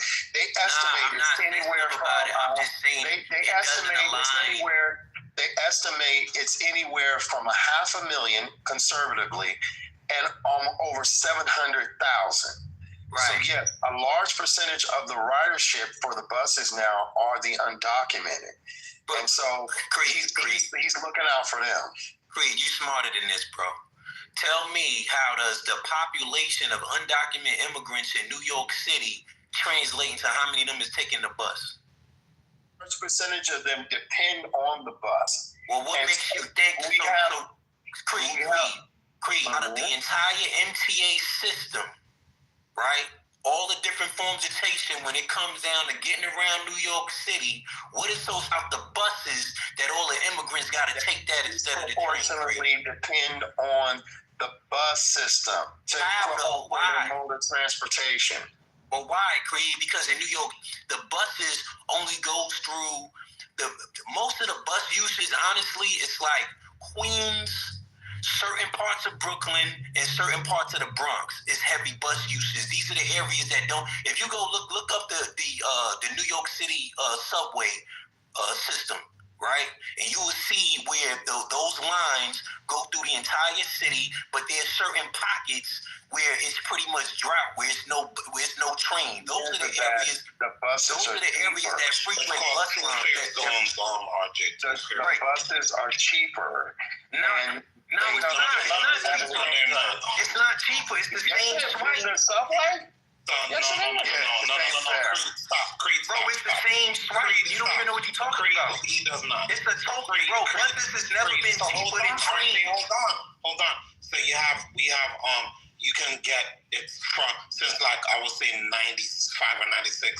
If we get bus the Metro cards are done with now. But we had Metro cards. You pay for that was going on the bus. I used to live in I actually still live in a two-fare zone. But prior to where I am now, used to live in a two-fare zone when I lived with my father. So you have to pay for two-fare zone is you got to take the bus to go to the train. Right. So I had to meet my siblings when we used to take dollar cab or gypsy cab. Right. So if we ain't taking one of the dollar cabs, we're jumping on the bus. Whichever one come first. So in the 90s, they came up with MetroCard. You use the MetroCard, you pay to go on the bus, you go on the train for free, and vice versa. So that's how it worked. Free transfer. That's if you bought the unlimited card. If not, no. No, free transfer. It was like that from a long time ago.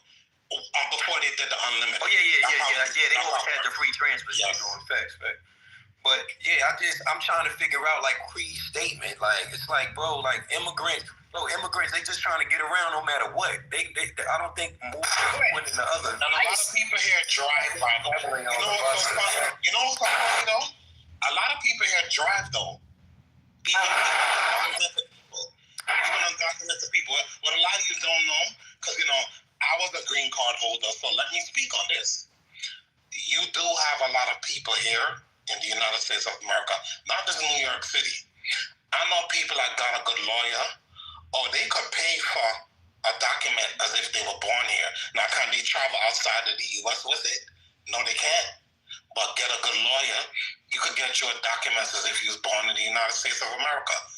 That part, though. 100%. Could I say something real quick? No, because this is the part that is irritating. Why do they make everyone make it seem like if someone's Muslim, they're some kind of Islamist? Okay, this guy's mother was a director who made like a movie with Denzel Washington. I watched it because he's hot, so I know the movie. And yeah, it's like, why would a person who's Islamist make movies like that? You know what I mean? Like, it doesn't even make sense. And on top of that, he's from Uganda, of Indian descent. He has no beef with Israel and Jews. So I don't get this whole anti-Semitic stuff. Keep that with the Middle East. He's East African. Get us out of that conversation. Since we're talking about East Africa, Sabina, and you sound like you have a little bit of knowledge since you're making these broad statements. How do specifically Indian East Ugandans that were kind of forced out of East Africa feel specifically about Black East Africans? Is there a little bit of animus there? Is there any type of racial tension? I think Charlie XCX's family also, her mom was East African, specifically of Indian descent. And from what I've read, there's a little bit of animus about them being forced out of their homes to wherever they could get to, a lot of it being the U.S. as well as the U.K. So, here's the thing. This is what I was talking about when I first came in the room, right? This is where I'm starting to get suspicious, okay? Rishi Sunak is also from East Africa, and he was the leader of, like, England, right? He was their prime minister. And then you had Obama, he's East African. This guy, Mamdani, is East African. Specifically talking about the animus I'm getting there. Ugandans being displaced I'm getting there. by indigenous. They're anti-Black. Yes, that's what I'm saying. I'm saying they're also anti-Black, of course, yes. And there were people that were making money, but they were expelled out of Uganda and Tanzania and those places, right? So what I'm saying is, why are all these people coming from that region? Ask yourself why. Why is it always that region? It's because because this is a British takeover. That's what I believe. I hear you, but putting Obama in that same category when there's kind of like ethnic difference that needs to be contextualized, I think is it's like with Obama, he was referring to his pops, and he wasn't even raised by his pops. He was raised here, so it's like, and he's from a whole different ethnicity. Obama's Muslim, but guys, let's stop playing games here, okay? Obama's Muslim, okay? Just stop playing games. The difference, you know what I'm saying? Talking about that difference is important if you're going to use it as some type of conspiratorial. Yeah, what makes him Muslim? Like, what makes him Muslim? Oh, trust me, the man's Muslim. I have mutual friends, right? No, I don't want to trust you. I want you to tell me, like, show me the proof. You're saying. Well, okay, even if he doesn't practice, his father is, and that's proof enough. That's facts. Sympathetic that's fine. Islam. I think he's sympathetic to Islam. He's shown that he's sympathetic to Islam. But that don't make him Muslim. Like, come on. I think he if I could just land. Yeah. He was raised by a white guy. But can I just land real quick? Because RJ, you're from New York, right? This is what I don't understand. Aren't there a lot of Black Muslims in Harlem and? No, but that's why y'all be doing this on Clubhouse? You made a You said that Obama was Muslim, and then you said, trust me, you know. And then you was about to go on stage and said that you know some people. Whatever that meant. I have mutual friends with him, and I think he's Muslim, and those people told me he is. Is that enough information? You had mutual friends. If you had that worked for him. Mutual friends, you would know, right? You said, I think. So that means that it's not as known. You're bringing up ancestry that didn't even raise him. He was raised here. His pop was a dressed like a fucking Muslim. All I'm saying is this guy is unapologetically Muslim, and all I'm saying is that Mamdani didn't. Can I land, please? I'm gonna say one last thing, and I'm gonna mute up. All I'm saying, Mamdani did not bring Islam into freaking America. Okay, Malcolm X was Muslim. There's a large Black Muslim community in New York. So I don't understand why they want to make it seem like, oh, this is some kind of foreign invasion. There have been Muslims in America for a very long time, and so that's all I want to say. Thank you. He was dressed like some damn Muslim. Like his 30s or something, 20s or 30s. He was dressed up like some Muslim doing some Islamic ritual. We seen he refused to bow to the Queen of England, but when he met with that Arab king, he bowed to him. And people in the West and white people in the West were incensed. They were, oh my God, he wouldn't bow to the Queen, but he bowed to this Arab. So his name is Obama. What is it? Hussein. Obama. Hussein, Hussein. Bro, that's his last name. That has nothing to do with the way he was raised. His name is Hussein. Hussein. So right, but that's what I'm saying. But that's we know that his stepfather. No, you keep calm down, RJ. So you keep talking about his biological father, right? But his stepfather, right? His stepfather was Islamic. His stepfather was Muslim too, as well. Not just his biological father, but so was his stepfather, the man that his mother decided to marry, who was Filipino, that moved them to the Philippines. He practiced Islam too, as well. So Islam has had an impact in President Obama's life. He's not a practicing Muslim. He's a Christian. He goes to church and all that shit. I think he's more atheist than anything. Or culturally Muslim. Yeah, culture. I think he's culturally. Where did Obama go to school? Like he went to some madrasa. Supposedly, when he was in the Philippines, he went to an American madrasa. Where did he go to undergrad? Oh, he went to at first he went to a school here in LA. I forgot the name of it, and then he ended up going to Columbia University. Is Columbia where he did his community organizing? He didn't do no damn city organizing at all. Oh, that was just in Chicago. He didn't even do it in Chicago. Yeah, he didn't do it in Chicago. That's bullshit. He didn't do that shit like that. Nobody knows him in Chicago. He went from a junior senator to a president. He is culturally Muslim, and because his father is Muslim, so he had to have been exposed. I'm not saying he's practicing. I'm not saying he's still in the religion. All I'm saying is his dad is practicing. That made no sense. You could be culturally Muslim. What do you mean? How many people? Okay, Uncle, hold on. Is Donald Trump practicing Christianity? Do you believe that he goes to church? Muslim, please. Is Trump culturally Christian? Wait, I'm asking a question, guys. Wait 1 second. Uncle, ask your question. Is Donald Trump... I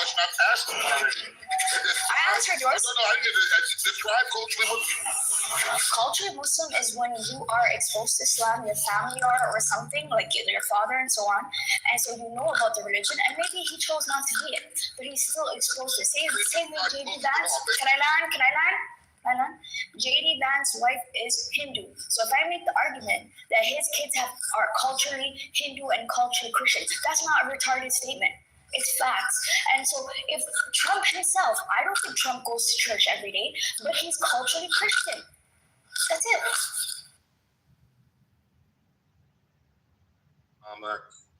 Identifies with some form of Christianity.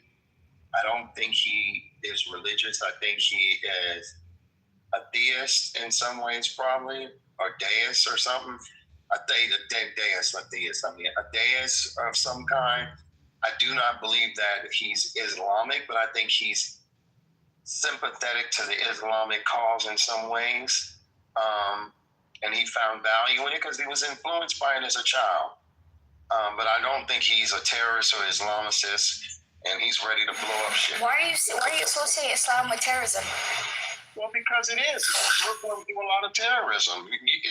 Let's not just be fake about it. Christians too. Y'all love to blow shit up.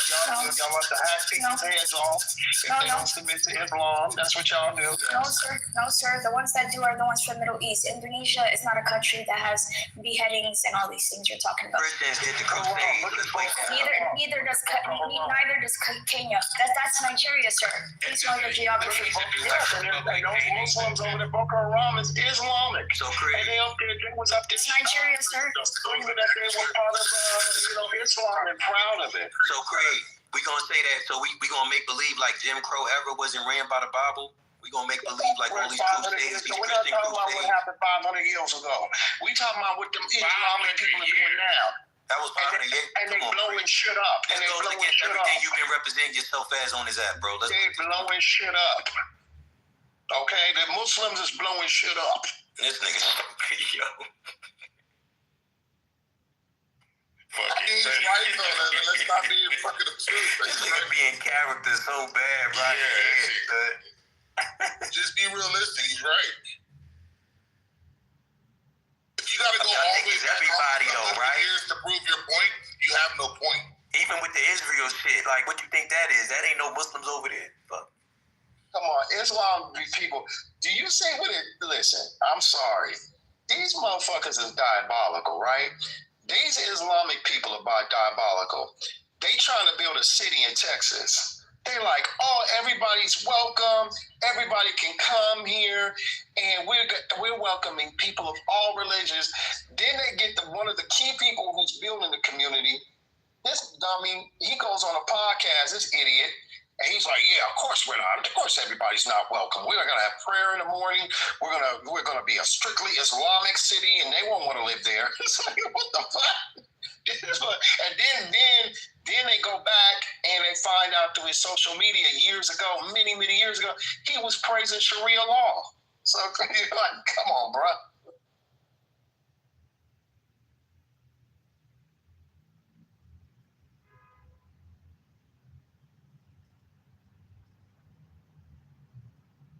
I don't know many people. People bring up school shooters and everything else. I don't know many of them fucking going around shooting up shit, and in the middle of them doing it, talking about Allahu Akbar or praise be to Jesus like that. But Muslims truly do that. So let's not act stupid here.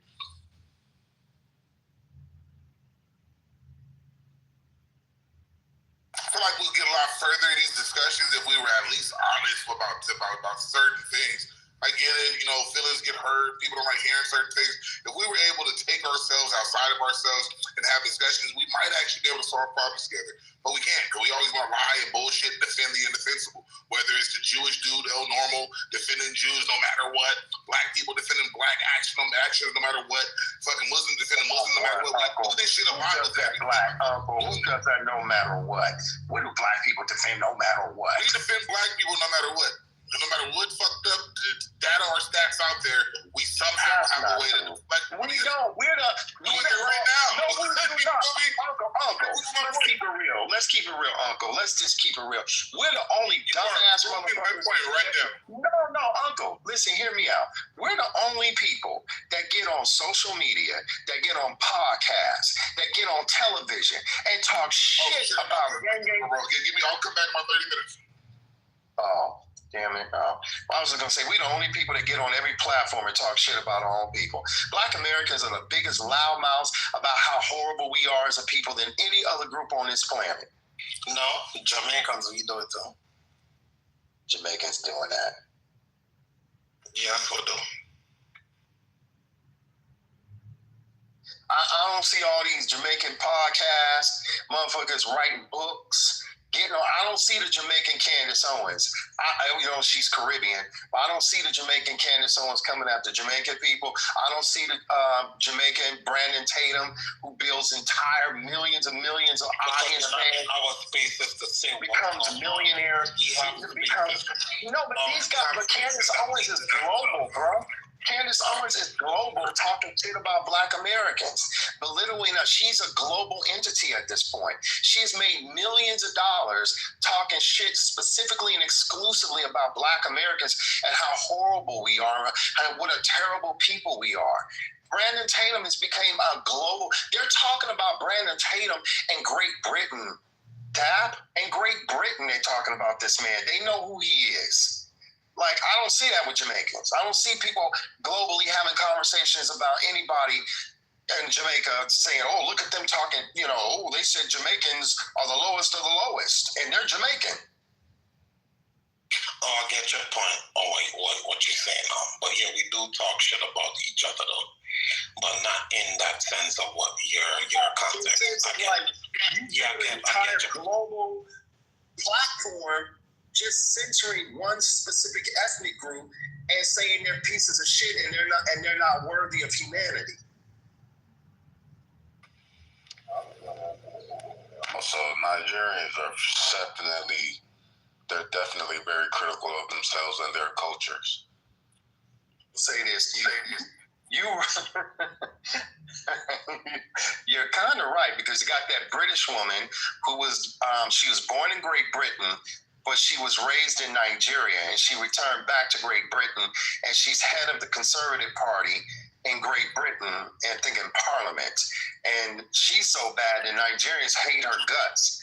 They tell her. A lot of Nigerians, to be honest, a lot of Nigerians agree. Look, I'm gonna keep it 100 with you. Like, the reason Nigerians are like, they're very, how do I explain this? Like, some of them are like me, some of them are very different. They're extremely critical and they're very blunt about their realities. You will rarely ever see a Nigerian person really blame. I won't say rarely, but most Nigerians, when it comes to politics, they don't really blame white people. They really blame the actions of other Nigerians and our culture and how we mistreat each other and the inherent corruption within our countries. If you ever hear a Nigerian person, especially educated or who grew up in Nigeria, talk about Nigerian politics, they are very critical about who they are as a culture and a nation of people. They don't really blame white people. So what I'm saying is, the head of the Conservative Party in Great Britain, she is a British Nigerian. Yeah, Kemi. Right, and many Nigerians hate her guts. Not really. There have been Nigerian KP. Come on. Some do, some don't. I'm telling you, I'm like what Malek is saying is correct. Some do, but a lot of them agree with her talking points. You're right. Hold on, KP. I was going to give you that. Yes, there are some Nigerians that hate her guts and say, don't come back to Nigeria. And there have been Nigerian politicians that have called her out. However, I think it was the vice president or something of Nigeria that agreed with her, right? And says she's right and she's telling the truth and what she's saying is factual. God bless them. Nigerians, y'all on a whole different level with that. I do have a problem when y'all are here in America and y'all think y'all can represent us and speak for us, Emmanuel Ultra, then it becomes problematic. But however, I'm just simply saying that we are the most critical to, the gentleman's point earlier, Uncle Ruckus, saying that we defend Black people no matter what they do. No, Black Americans are the most critical on each other. We'll get up and on platforms and even fucking agree with white supremacists when it comes to us and criticizing us. We think agreeing with white supremacists and Nazis is good. Like, yeah, it's true. You got the goofy Carter family that's got a massive following on YouTube, huge subscribership.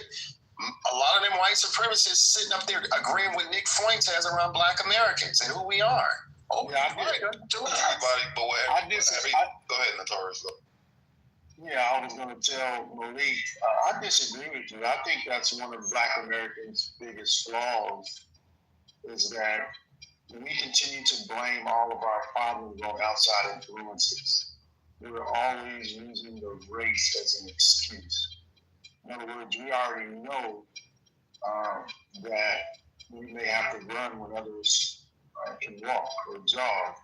And that's why many immigrants come over to the country and they're so successful. They already know their backs are against the wall.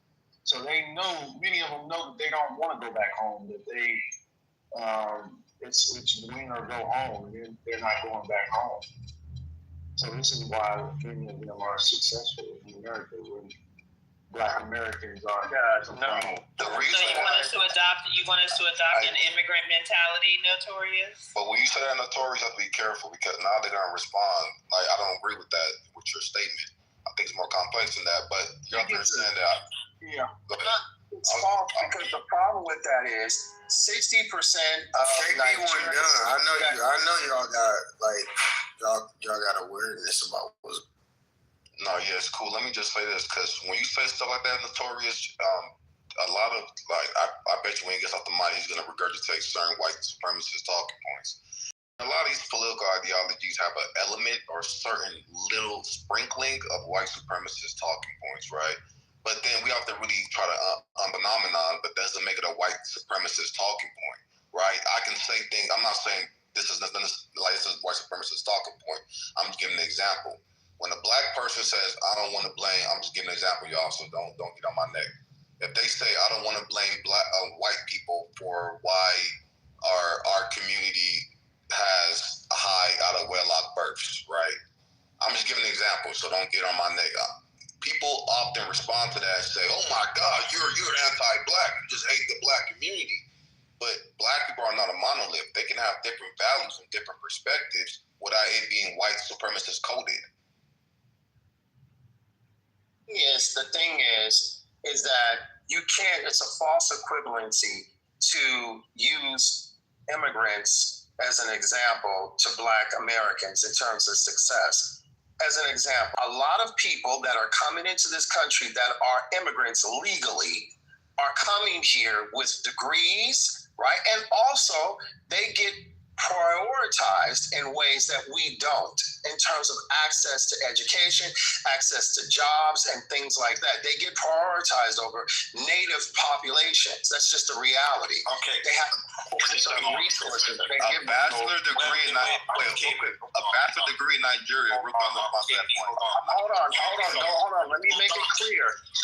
Wait a minute. Y'all just interrupted me. Calm down. I'm not making the claim that it's a walk in the park when people immigrate here. I'm not making that claim. I'm not making the claim that you have it wonderfully and that it's perfect and that you're not going to have challenges. I acknowledge those challenges, but the facts are the facts is that people come over here often who are already educated. America's not just bringing in nothing but primarily nothing but people that are going to be dependent on the system. They tend to bring people over to this country who are going to be able to be an asset to this country. And so to compare that to 43 million people is ludicrous. And also, let me state this, it is white supremacist talking points. When you are conservative and you engage in rhetoric that has been used and weaponized against foundational Black Americans, American freedmen for 150 years. The language that you're using. We're not gonna do hold on. I'm talking about those who claim to be conservatives and claim that they are just holding Black Americans accountable and that we have a victim mindset. These things are exactly the same words that have been uttered for 150 years and been weaponized against us by the white majority in this country as a harmless and as a hurt. So they don't want to hear that. Go ahead now. Go ahead. You're repeating yourself. Tell us how hard immigrants have it. You got the green card. What I literally said, I was not discounting anybody's struggles or anyone's personal struggle. But go ahead and tell us how hard you had as a green card holder and how immigrants have it hard when they come to America. That's not what I was about to do. Thank you so much for saying that. I was going to piggyback off of. So yes, America do pick a lot of people that, like, I do agree with what you were saying. That's what I was going to say. Also, I'm going to add, yes, some people, because I'm going to use like a lot of people that I know, when they come here, not just Jamaica, because I know people from all walks of life here in the city. They do come here with bachelor's and master's degree from their country. Some people had to start over back in the days, like even my own father. But some people come here because they get a company to sponsor them. They get scholarships from schools here, from here in the city, New York City and the surrounding areas. And yes, I don't know no No, you can't even get public assistance when you come here, when you're a green card holder. You got to get working points to get public assistance. So yes, that's what I was going to. I was going to agree with everything that you're saying. So you got to stop it with the presuming. All right. But I also want to say, Malek makes a good point. I think that's actually Creed. I recognize his voice. Creed makes a good point. But I think that people have to realize that I'm using Nigerians for example. Nigerians who come here with a bachelor's degrees, that's not, yes, they get preferential, immigration status, right? Like they get chose first. Number one way of Nigerians coming here is student visas, right? Or not student visas, but yes, like student visas. Then second way is family reunification. Third way is the diversity lottery, right? But their bachelor's degree in Nigeria is not held to the same standard as America, right? And even their in 2025 it is. Huh? Back in the days, no, but in 2025 a degree in Nigeria is not the same as a degree in America. It's not held to the same standard for most concentrations. So I don't, even in 2025. So I just want to add that caveat to the conversation that when they get here, they have to rebuild most of their life, education wise, credential wise. They have to rebuild, But I get what you're saying, though. Well, yeah, in Jamaica, when you get and now before, no, but now from Jamaica, like the University of West Indies and stuff like that, it's now equivalent when we're far advanced, by the way, but whatever. I'm saying Nigeria, I don't know about Jamaica. Hey, KB, I'm just adding on. You're still letting in the educated class. Well, on the cat your fucking self, man. I'm not even doing that.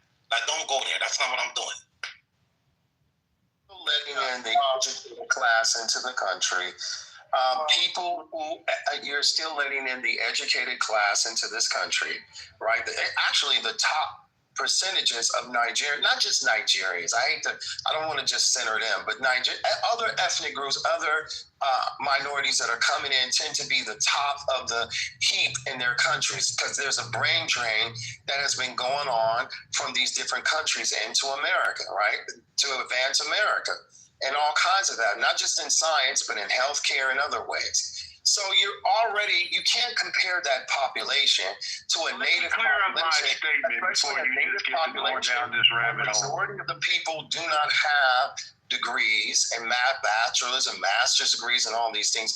You can't compare them. And I ask people, especially those who identify as Black, who are of immigrant stock, whose parents immigrated here, grandparents, please do not engage in mono-minority politics because mono-minority politics is by its essence anti-Black. It was created to be anti-Black American. It was created for the purpose to say that Black people were inferior and that Black people not only are inferior, but the lack of success and the lack of opportunities that they don't have seemingly isn't because any systematic racism. It's because of their own volition. It's because of their own laziness, their own unwillingness to engage in education and all these things that they like to use. So I would ask people not to engage in that. And I will say it again. My point of contention is that when people call out Black America, or when they so-called tell it like it is, they always use white supremacist nomenclatures. They always use white supremacist talking points that come straight out of the Daughters of the Confederacy and what has been used by Dixiecrats and others for generations against our people. It's the same exact talking points. It's never anything new. It's never a new perspective. Like a lot of times these people don't know that. I'm not claiming that they're even aware of it.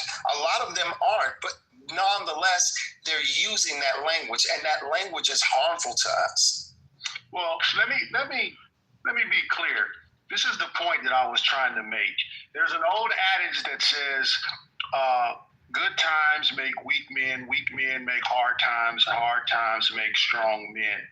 And then the cycle, it recycles. I don't know exactly what it's called, but that's the point that I was making. Now, I will agree with you, Malik, that many of the immigrants that are coming are very talented, right? It's a brain drain from their country, right? So I will agree with you on that point, but I do disagree with you in the point of you don't believe that African FBAs can be criticized. That is bullshit. And that is one of our biggest problems, is that we don't want to criticize one another, or especially now in this modern age, for our degenerate behavior. And this is why you have your daughters wanting to be like Sexy Red and Gorilla, because we don't condemn anything. We just let everything go. If they're making money or bread, as you guys call it, you're happy with it. So let me ask you a question. My bad, no Notorious. Are you done? I didn't mean to cut you off. I was going to ask, I really want to ask them an objective question. Objective, right? It goes both ways, right? Where, you know, the foreign-born people assimilate somewhat to America, and if enough of them immigrate to America, America will start to adopt some cultural traits from these foreign-born people, especially if these foreign-born people eventually ascend to a high social class, right? As we are seeing with the Indian Americans, Asian Americans in America nowadays, right? As we saw with the Germans who came to America in the 1800s, right? My thing is that as time goes on, how do y'all feel, or what are y'all's perspective on finding cultures that have traits that are positive and result in excellence, and adopting those traits while still preserving traits that are native to your people that you care about? Does that make sense, or am I not really explaining that correctly? That's a great point that you're making. And you see this even more drastic in other Western cultures like Sweden and Australia, where they're having a major issue with the Muslims assimilating. Where here in America, you have mostly South Americans, or people south of Southern North Americans coming, right? So the assimilation is a little different. I think that Muslims are more reluctant to assimilate, right? Specifically for their women to assimilate. Now, the Muslim men will work hard and take advantage of the system, right? Of the laws and stuff that these Western societies have. And so if you can go watch a lot of videos on YouTube, they're having a lot of problems with this assimilation. So it eventually becomes a problem. But when Donald Trump says, I want to let South Americans in here, white South Americans, I think many black people miss that point, that those people are more likely to assimilate into an American culture than, say, a Muslim person. First of all, I want to say to Notorious, there's no such thing as an African in FBA. And second of all, I find that question very problematic. KP, well, what's wrong with adopting certain attributes from other people? We don't need to adopt anything. Foundational Black Americans have always believed in family. American freedmen have always believed in family. But the question has to come to how did we become a permissive culture? Because when you want to talk about foundational Black American content, how did we get here? How did foundational Black Americans become a permissive culture, right? How did we get down? How did we get to this point? And I think that's what people don't want to get into, and people don't want to understand. And so there's a process of how we ended up here.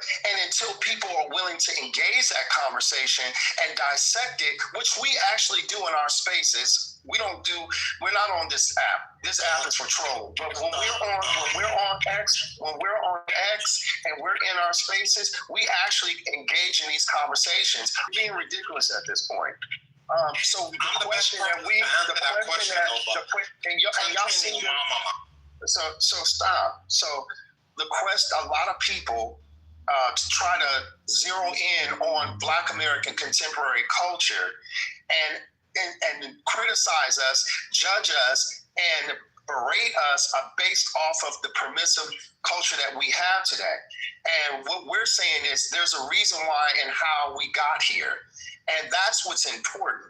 We don't need to take from anyone. We can look back and see where we were just 50, 60 years ago and see the family structure that we had and harken back to that. We can look at the culture that we had and take aspects of that culture and adapt it to contemporary culture today. And you took his question personal. You took the question personal when it was a general question for America. Personal.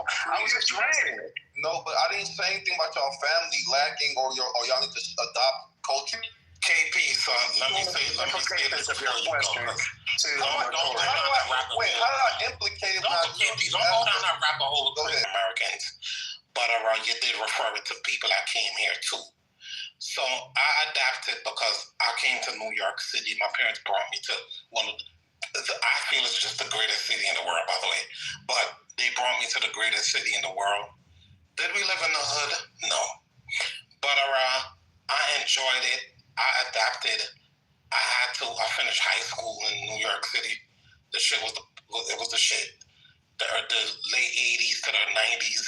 It was on point. So I adapted because a lot of when I found out, they like to call themselves FBAs. I use that word for Clubhouse because in real life they don't use that. So FBAs, Foundation of Black Americans, ADOs, or whoever. I don't need the ad-libs. We all had certain type of struggles. First off, we have our phenotype look-alike. So, there was just a lot of things that I found about Black Americans that we had in common. Did they give us a lot of pushback? For me, in New York City, they gave us more pushback than, like I would say, the Hispanics. I can't speak for Africans that came here because I'm not born African. I'm a descent, but I'm Caribbean African. So the Hispanics was cool more than some of the Black Americans. After a while, we got inducted. We all just were going through some of the same struggles. And then on top of it, we all were caught up in the struggle that was going on here in America because our phenotypes are Black, or what they quote unquote call us Black. So the struggles became the same. So yes, a lot of Black Americans in New York City, Philly, the Northeast, and Florida, they assimilate to the Caribbean culture and other cultures that were coming here. You had to, because we're on the land. We're on the land, the mainland. For us, from the Caribbean, this is mainland America. And then that's just it. That's all I know. I can't speak for all of you guys that grew up in the middle America that you weren't exposed to a lot of things. You can. I'm only talking about New York City and the Northeast, from Boston coming straight down to Miami. But you just had no choice. You go to school, we all was around each other, even Hispanics. Like, everywhere was a little different. New York City, we just blended in with each other. There was no, so you had to assimilate. As you got older, who you gel with is who you gel with. We all help each other to step up in the United States of America, and that's it. You have no choice. You know what I'm saying? I can't speak for the elders that was older than me. They went through what they went through. Their mindset is different. I was younger. I was a teenager when I came here, so I had no choice. For me, did I answer your question, KP? Because that's what I was trying to do. Some of that was cap. I said KP though. I said KP. No, but some of that what you said was cap. Some of that was cap. Right. Yeah, some of that was cap, because if you talk to Foundation of Black Americans, and I can verify this for myself, living in New York City in the 1990s, I can tell you for a fact that the reason why Caribbeans and Hispanic. You weren't on the street in the 90s. Cut that shit out. You was a kid. Y'all talking about the culture war? Hey, can I speak, man? No, or if I can finish. Growing up, yes, I lived in New York City in the 1990s, player. You are a little kid. Hold on, Cass. One mic on Rob. Hopefully he's not going to speak on the same thing y'all talking about. No, I'm definitely not. I'm not. Go ahead. One mic. Rob, you there? Go ahead, Rob. Or something.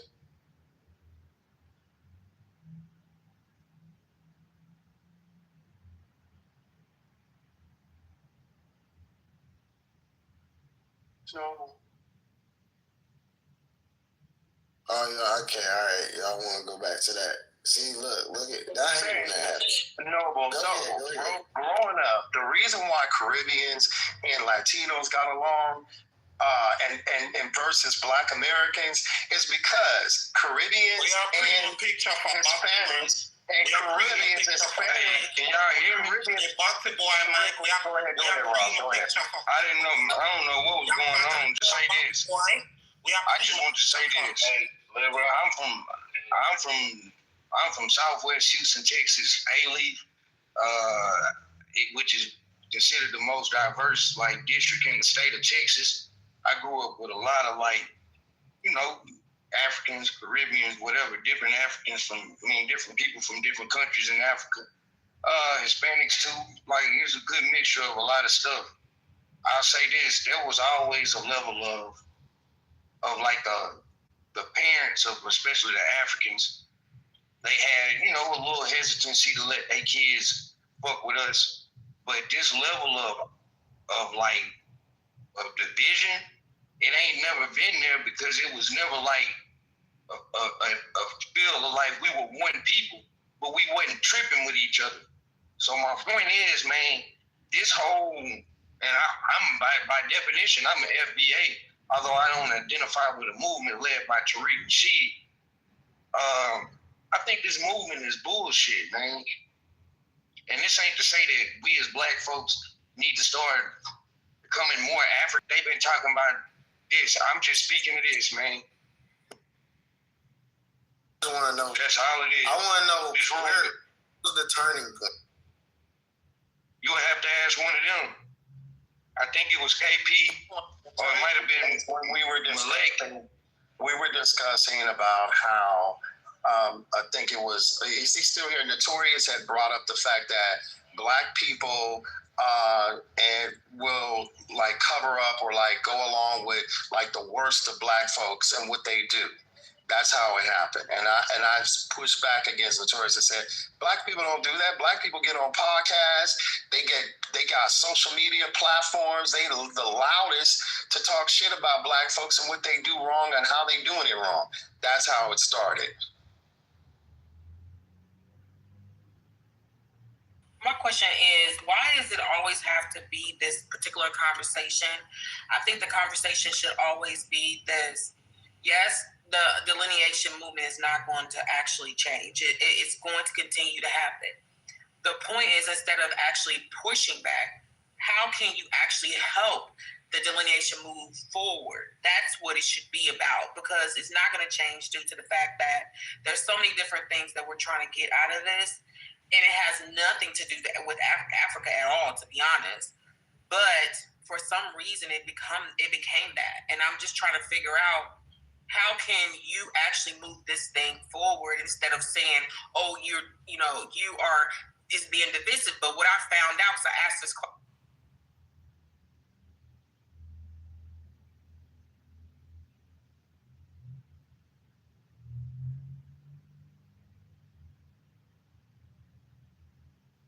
Notorious, just your mic went out. You can't hear it.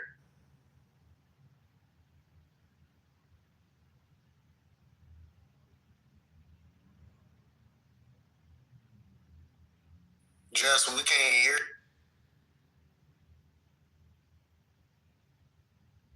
Just saying, Noble, that We the biggest criticizers of ourselves. We're the biggest critics of ourselves. We out of all the rest of their culture and put that forward. We're the only people in the United States of America that will raw dog talk about each other, that will put all our dirty laundry out before the world, and then allow other people to come in and also talk shit about our dirty laundry. Like we're the only ethnic group of people that allow. You never see white people do it. Like we assign purity and just like the best of humanity to every group in this country except for our own. What part did y'all miss? I don't know. I forgot. I'm sorry, y'all. I don't know. This app is glitching. Point that I'm making is, when I asked the post a question, what's the problem with the delineation movement? I was mad. Oh yeah, you were saying what y'all should be asking what we can do to help further the delineation. Yes, because they're trying to erase our history, but I don't see that much energy going into. No, y'all can't be. And I said, ask them. Is it because you feel like you're going to be other than this country and seen as an African foreigner, a foreigner in this country? And they didn't say anything, which that let me know that if Black Americans delineate and they are known as just Africans from Africa, then they feel like the discrimination that we get daily, that is going to be pushed on them harder because they are going to now know that they're not actually Americans. And so instead of actually all of this, this divisive stuff, just say that. Like, we don't want to be seen as the other in this country, so we don't like the movement because of that. But don't be running against it for no reason, because I'm telling you, people who not even on social media already have delineated themselves. So this is just not an actual movement for the internet. Like, literally, like my grandmother and all them, they said, we're not African. You see what I'm saying? That's how they talk. So it's not just the internet movement. I'm just saying. But I think instead of actually being mad, that they should ask, how can we actually help each other?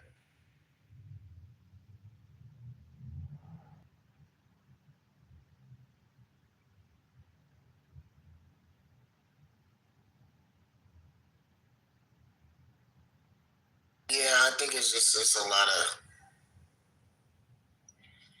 communication errors and things of that nature. But no, I agree with that though. It's like this constant critique of Black culture just for in every single conversation. I get it, but it's probably necessary. Hopefully it leads to some behavioral changes or something. But sometimes it'd be like just saying it in front of everybody or anybody.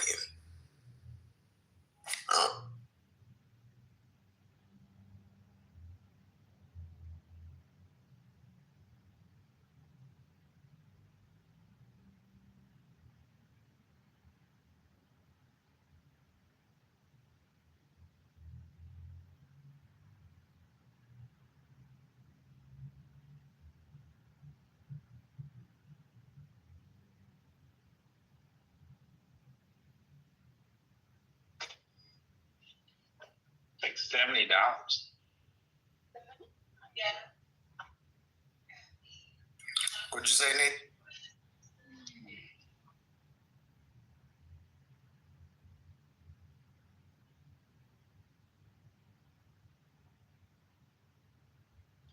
That was.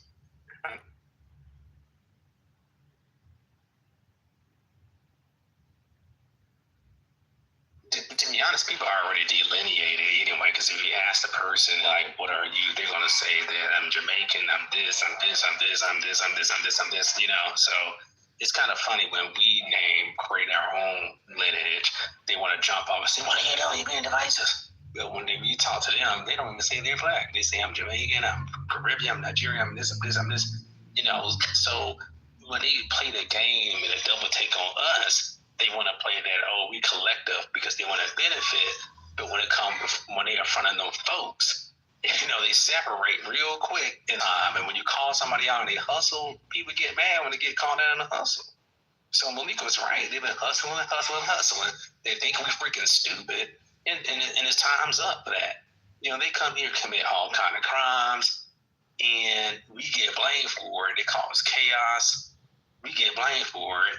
They divisive in our politics. They try to run for office knowing that they're not for us. They're for their own people. Like, how many times we gotta get food by the okie doke? Never lie. Yeah, the Jamaicans saying, and don't come. Come on, man. Yeah, I noticed that, man. You know, a lot of black people were vacationing in Jamaica, and the way that they were talking about Foundation of Black Americans down there, because of the fact that, you know, we were, I guess, looking forward to, some pretty, standard treatment, especially in a situation that's as worrisome as that.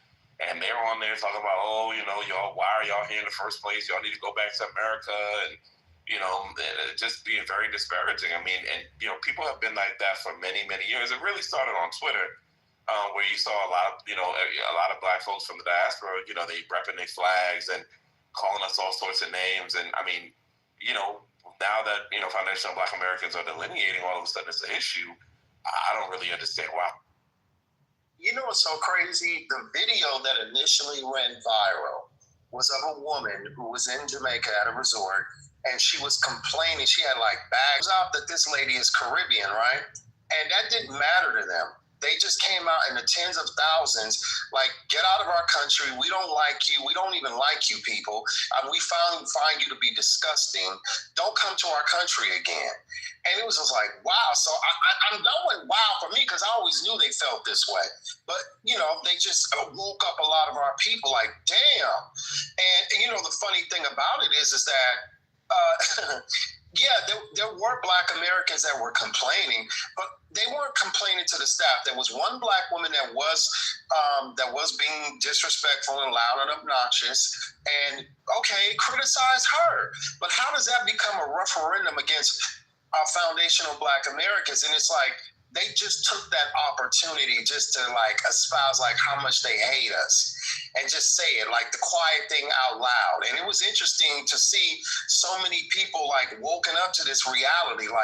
Damn, it would be different if it was 5 or 10 or 6 or 7, but there were tens of thousands of these. And then if you look at the comment section, these people were getting 10,000.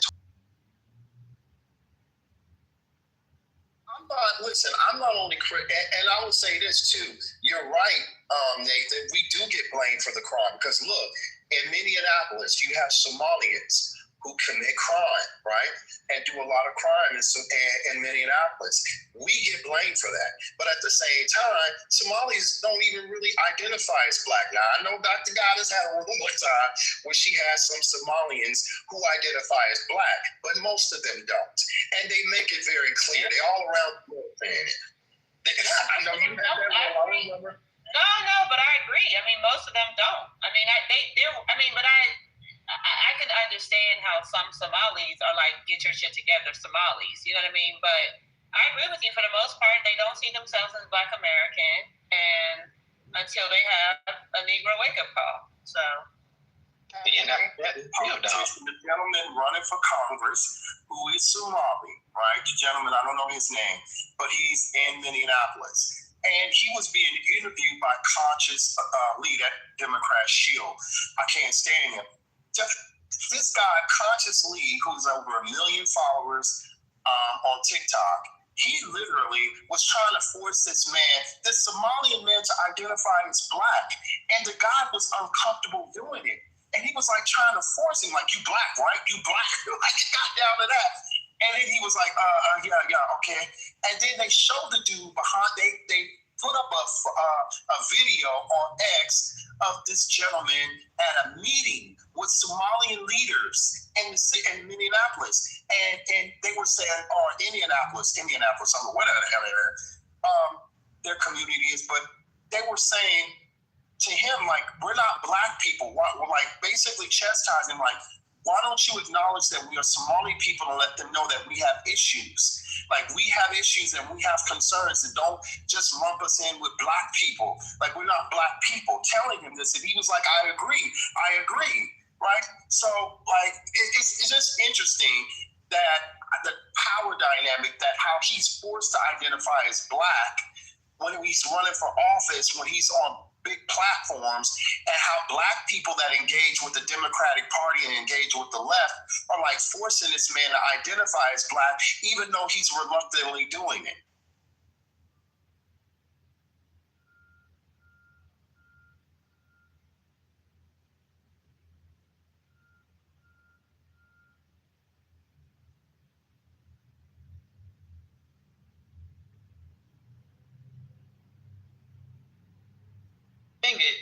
It's like we learned this a long time ago in history in school, right? The Trojan horse analogy. This is exactly what it is. This is a Trojan horse. It's presented as devastating, and that's what's really happening. Gotta wake up to it.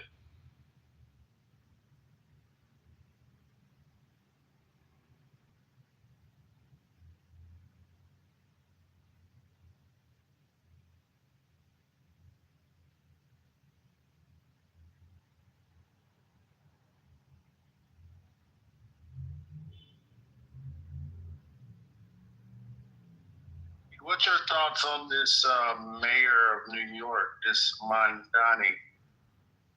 Is he going to lead New York back to the promised land?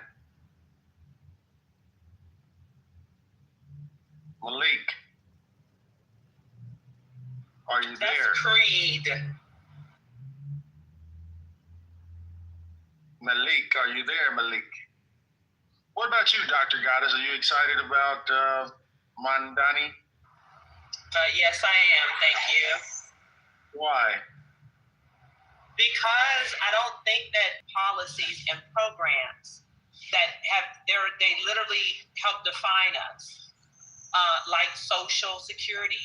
And I can only imagine, I said this earlier in the room, but I can only imagine being the president and trying to convince Americans that we should implement Social Security. I mean, so I just think that this is like a newer idea. And I think because it's New York, I think people are like up in arms. They're like, oh my God, how is this going to happen in New York? But I think it's worth a try. And I mean, if he fails, he fails. But what difference would it be? Because New York is already failing. Like a lot of people, and I mean, I just mean in general, like a lot of people cannot afford to live there. A lot of people have left out. You've got all these foreign people just coming in and buying up buildings just on GP. You know, like it's just something that's got to change. So if it's not New York, you know, maybe it'll be Colorado. I always bring this up as well. You know, Coloradoans or Coloradans, I don't know. I looked that up and how they define themselves. They voted. It was on the ballot. They voted to make wealthy people pay higher taxes to pay for all public education. That was on the ballot in Colorado, and they passed it. That's the part that makes it democratic socialism, right? The people said that's what they want. So I think that there is a movement in this country, and they're not in this. Like, they're literally not paying the taxes they're supposed to be paying. And also this idea, like billionaires is a 20th century idea. I literally come from the city with the first billionaire. And he spent all of his money on the public good. Libraries, museums, schools. That's what he chose to do with his money. And now everybody's like, oh yeah, make Elon Musk the first trillionaire. That is absurd. It is absurd, y'all. Well, make him the first trillionaire for what? And then for what? And why? It's like, why make him the first trillionaire if then we say, I don't know, because I mean, I guess he's making jobs, but I don't know if he's making as many jobs, or I don't know if I don't know. Like, I'm not saying that he's not doing anything, but I feel like he's definitely doing something. But he ain't doing all that much. He ain't doing all that much. And never forget that Elon is a terrible fucking person. Never forget that. So you know, those are my thoughts, Notorious. Yeah, you kind of sounded like Donald Trump there a little bit when you said, remember when he said, what do you have to lose, Dr. Goddess? But so in well, your opinion, he was specifically talking to Black Americans when he said that, and I don't appreciate that. Okay, so yeah. However, as a society, I actually agree with that. I mean, I actually do agree with that because, you know, the disparities between the CEOs and the working class, it has only grown over the decades. It's reached a grotesque level. Did you all see the CEO of Boeing? He didn't even want to tell the public how much he made. That's how much he makes, because it's and then they had to admit that so I think that when it finally came out, his salary was 33. I don't advocated for, I think, a $5 raise, and they got denied, and so it just made it like all the more obvious, like what has been going on. So, you know, just to keep in mind, this is new. This extreme disparity between the working class and the like extraordinarily wealthy, that's a new phenomenon. And you know, I think America and other countries have to respond to that phenomenon. Yeah. Now, I will agree with you on, you're right, when many of the old barons, they used to call them, just made tons of money. They are the main ones who built the infrastructure of the country. From the railroads to the electrical grid, all of that. And so I think that's the problem. That's like the negative of capitalism, right? Is when it's bad capitalism. Like, so if you're going to have a capitalist country, the people, the millionaires and billionaires need to have a nationalist mindset and not a conquer the world type of mindset. And I think that's where. When you say they built the railroads, are you including the slaves that they used and the immigrants that they used to build the railroad, or are you just talking about their inherent genius? Now, you know exactly what I'm talking about. I'm talking about the infrastructure. I'm talking about examples like Hershey, Pennsylvania. He moved his factory to Hershey, Pennsylvania, near I believe it's called the Hudson River. And he built all the houses around the factory. And then he brought the first library, the first bank, and the first everything to Hershey, Pennsylvania. Hence why it's called Hershey, Pennsylvania. Did he build a railroad? That's what you don't start making. Are you saying that we built it? Are you saying that we built it? Hell yeah. That's no, what I'm we saying. didn't. How could you just sit there with a straight boot? Are you saying that we didn't? No, we didn't. You said that the railroads were not built with slave labor and immigrant labor? No. Okay, Notorious. Somebody help him, y'all, because I'm driving. Well, what I'm trying to say is when you use the term "we built it," it's that world. Why did we go to Rome and build Rome? We went to Spain and we built Spain, and we went to America and we built America. But Black people, we participated. We helped build certain parts of the United States of America, but we didn't build it. Or no? No, they weren't the master carpenters. Many of them were the helpers. You have master carpenters, you have architects and master carpenters, and then you have helpers. So name how many Black master carpenters were there building the White House. Manager actually did. Literally, see, you don't know what you're talking about, Notorious. Go get it. Look at that. Does that make sense to you to say that we built all these things, but we didn't build anything for ourselves? Does that?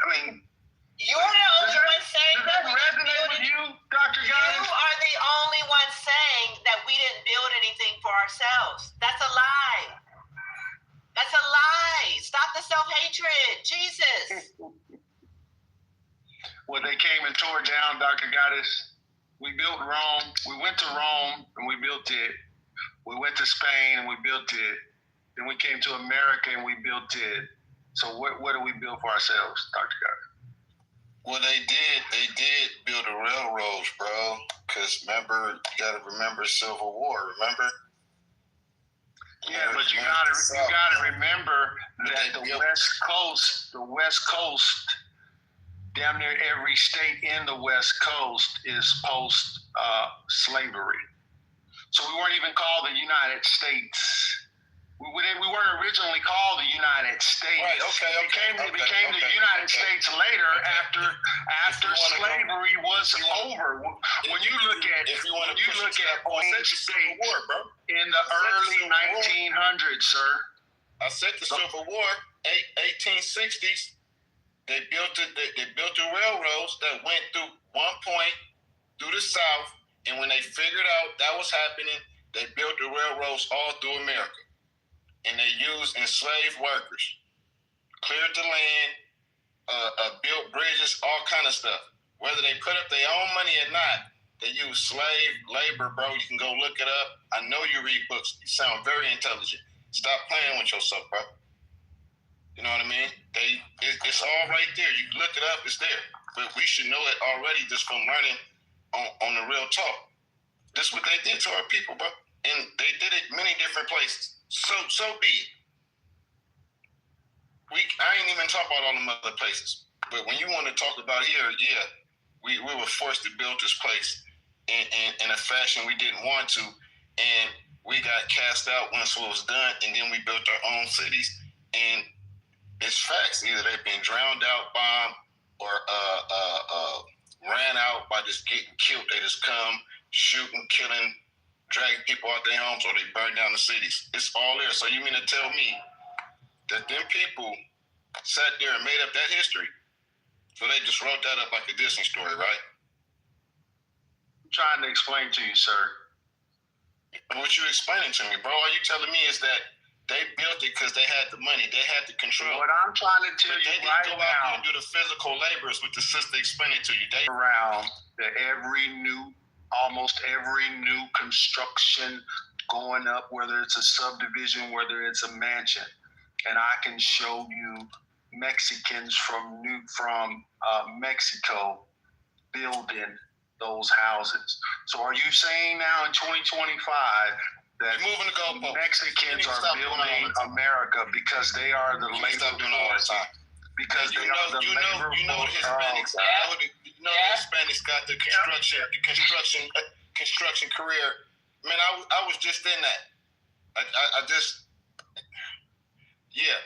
They got it locked, and that's the fault. Exactly. But and they're not the builders. They got it locked. They got it locked because the point of y'all was making our people be lazy and they don't want to work. That's facts. Because it's very good money, and I'm doing it, and I'm looking like, what's up? I'm trying to turn my homies on, youngsters, everybody, like, man, come get this money. You're missing my point. My point is that the person that goes out and does the physical labor is not go all the way to 2025, bro. The builder.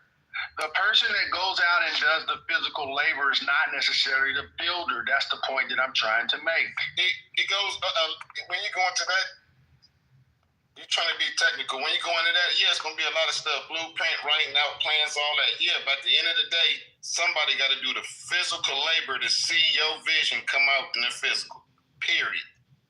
I don't care how you twist it, how you want to put it. Well, and you know what's deep? It wasn't until I went to Mexico that I realized they are actually builders. Like they build up their country. And in fact, you should know this, Notorious. During slavery, we became all different types of masters of trades. We were the competition. That's why the unions were created, because everybody knew you could hire somebody who had been formerly enslaved real cheap, and they could build you something very, very nice. So, like, this idea that we were never skilled labor is false. Yeah, that's what I'm telling you. Like, you gotta get about yourself. Skilled labor. I was arguing about you trying to take responsibility for building something. That's right. Because we did. We didn't build it. We were a part of the building and the shaping of America. We literally built it. And okay, so what do white people do? The architects. What did the white people do? I pointed you to the. What'd you say? True, what they did. I don't think nobody denying that. Most important part. Hey, Hey, real quick, I just wanted to say what an interesting conversation. I'm the only white guy in this room, it looks like, which, by the way, I'm super comfortable with, and I respect what the heck you guys are talking about because you have perspective on basically a prosperity crisis, right? And I won't speak on whether it's earned or not earned or, you know, if there's victims or not, right? But what I will say is it's real. But when we talk about a Boeing exec and the employees, as an employer, I know that there are certain positions that are a lot easier to replace than others. And on average, you can replace that position for, let's say, X amount of dollars. And so if I can go replace that position anywhere for X amount of dollars, it's not going to make a lot of sense if this little group of people say, I want way more than that. Right? So it's logical that I would say, or a person might say, that doesn't make sense for the business. But then when you look at the executives, they just asked for like $4. No, I'm not going to. I get $5 more, Shane. No question, doctor. No, 100%. Give them the money. But my point is that while as minuscule as that sounds, and it is, if you can go from a business perspective, replace that labor for the other guy who doesn't have a job, he's hand raised and he's waiting to get in. It doesn't make a lot of logic to do that. Whether that's right or wrong, it's a business's choice. And then for the executive, now Boeing's executive, he's a fucking idiot. Excuse my language, right? So I'm in Seattle, so I'm this is kind of close to home for me. But some of these guys are special people. Like they're special. They are the ones with the vision. They are the ones guiding and creating the pathways, and that's valuable. Very, very valuable. I mean, to the point you guys are making, I definitely see Notorious's point because it takes vision and money to do things, not just labor. But that doesn't discredit one or the other. But, you know, what's your take on that? Is it more valuable to be an executive than, I mean, I won't argue that it's that much more valuable. Would you say he made $35 million a year or something? And we're talking about giving $5. It was something pretty high. He didn't want to say. I have to look it up because I don't know why I have 33 in my head. I don't know why. But. He had 18.5, and then at 33 is the cat. What's that other airplane company? United Airlines. What's dude's name? I keep thinking about the little balloon game. Kirby. That's his last name, Kirby. He got like 33 million, and that was 2014. 2024. Yeah, I was just reading about them dudes. I'm sitting there like tracking the golden parachutes. You know what I mean? And y'all making sense when it come to business, though, right? What we was talking about in context. Them people didn't get paid. None of that. No retribution. No nothing. So that you can't even. You trying to balance that out? I'm trying to understand. No, I'm not. I'm not, and I don't know a lot about it, to be fair. So I'm just kind of thinking about how you know how I can translate it, and you know that's what I came up with. So no disrespect to. No. Really, my bad. Really, I was really talking to Notorious because when you made that point, that made me like, yeah, well, if he made that point, business. I can understand it. I ran business. You know what I mean? You're gonna pay for what you need, right? And I believe if we're learning how to be successful, you're gonna learn so valuable so you can get the paper. Come on, I mean it's real. And some people can write their own ticket. Some people can. We done seen it in our areas of life. Some people can write their own ticket. Now. On the back end, though, you know, yeah, that's kind of unfair. You know, you're breaking these people off. You don't want to just give them $5. You know what I mean? Yeah. Shane made a great point. The point is what I was making. The importance of finance. There's a certain group in America that many people complain about. And it's amazing how small this group is. Many of them are the financiers of the world. See, me as a poor person, I can have 10,000 ideas because ideas are free. They're just something I dream up on my free time. And everything starts as an idea, whether it was a remote control or a spaceship. All you need finance. And so this is one of the things that makes this group so big and powerful is because they're financed. So you have to come to them. Anytime you have an idea, I'm gonna give you an example. There's a guy that I knew that owned a building, and he wanted to rent it out, right? And so clients were coming, potential clients were coming, and they all, like he said, 10 of them wanted to do a laundromat.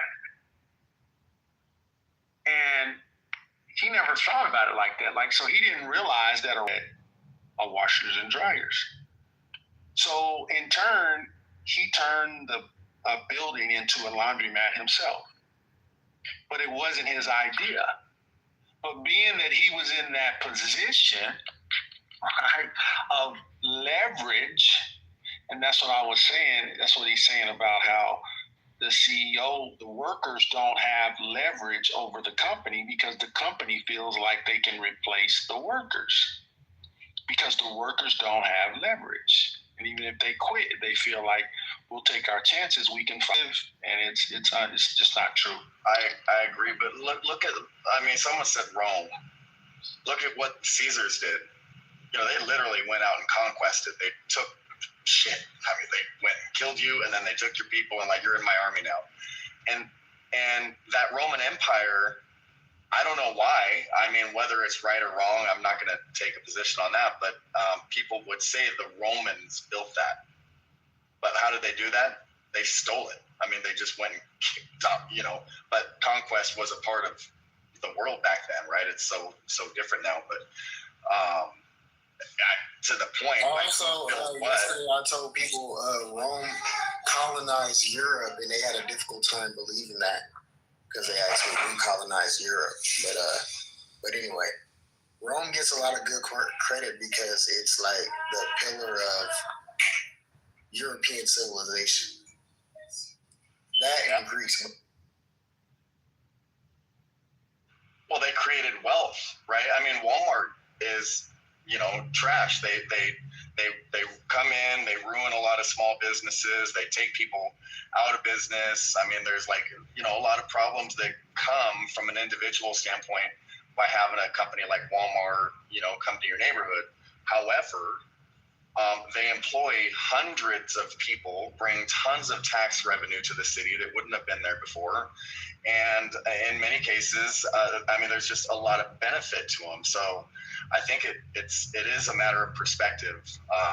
And who's telling the story is definitely. So Walmart comes in and shuts down many of the other small businesses. Exactly. And ruins the community. And later you get the shittiest service, but those businesses are gone. So yeah, that's that American greed right there that you guys are talking about. The lower people raise up the higher people. I guess that's only allowed in the capitalist way. Yeah, because when you check that company is if I'm correct, it's the biggest employer of Americans. I think 3.5 million. Right. So think of all those people that rely on Walmart, but and they're grateful for it, and they're just retiring from it. But and Walmart did not want to even pay. They didn't want to raise the minimum wage to $15 an hour. Yeah. And then when they no business does until they have to. They shut down. Yeah, but people have to live. Literally, people were on welfare working. We could all choose not to work for Walmart, and they don't have a business here. All right. Exactly. And that is what everybody should do. That's exactly what everybody should do. Because no, they did though. They did for a while. When the fight for 15 rose up it takes a movement, right? So it was a movement, and they beat Walmart. And do you know what Walmart did? They literally opened up some different stores, and then once the fight for 15, once they acquiesced and said, oh, okay, we'll pay $15, They literally shut their stores down. Yeah, I said they closed a lot of stores. That is pure capitalistic greed. That is disgusting. And I will tell you this: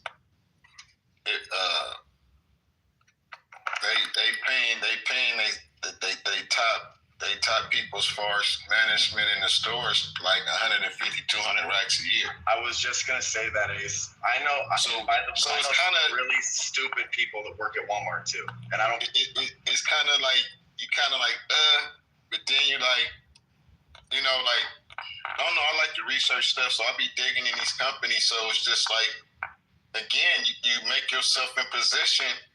You don't have to be at that level because. I'm like, well, dang, I think a lot of people are choosing to be in a position they're in. You know what I'm saying? Maybe so. I mean, and in some places I travel to, like, it's messed up. It seems like they don't let people get no hedgeway. So, like, you would have to be a mover and a shaker because it's just not going to, they're not going to give you the money. Like you're saying, like, people working at Walmart got family, like, you know what I mean? Which these companies been done to people, right? But it's two sides. There's two sides to this story because the problem with this whole livable wage mantra is that we can't agree on what a livable wage is. They don't want us to. No, we can agree on it. Yes, we can. Yeah, we can agree on it. All we got to do is balance your expenses with. There's no such thing as a livable wage. There's no such thing. You got to make it so that people don't try to adjust the whole entire market so that it's no longer affordable again. So there's no housing and all this. Because then you or other people or anybody else will get on socialism for making these things available and say they should have to work for it if they have any ambition or something like that, or it's all poor people's fault. But at the same time, when we try to adjust things to make it better and make it affordable for people, then there's a guy like Notorious. I hear you sound like you play with the real estate. So will an average American, I give it to pay grade at $20, $25 an hour, will they be able to buy a house in just a day and time? But a house is not a right. Owning your own home is a privilege. But I'm asking you a question. It's not a right. You go into the semantics. No, I answered it. I said no. I said no. That's what I'm saying. More than likely, well, it depends on where you live. Do you live in Notorious? Do you live in Alabama, or where you live? Notorious. Other countries believe that housing is a right. Other countries don't even have houses. What are you talking about? What countries? Somebody has more. Give me an example. What countries are you talking about? Let's compare countries. Sweden, Norway, Switzerland. Those are all Western countries that run the same system that we run. Japan is a Western country? No, they don't. More homogenous and less populated. They're more homogenous and they're a lot less populated.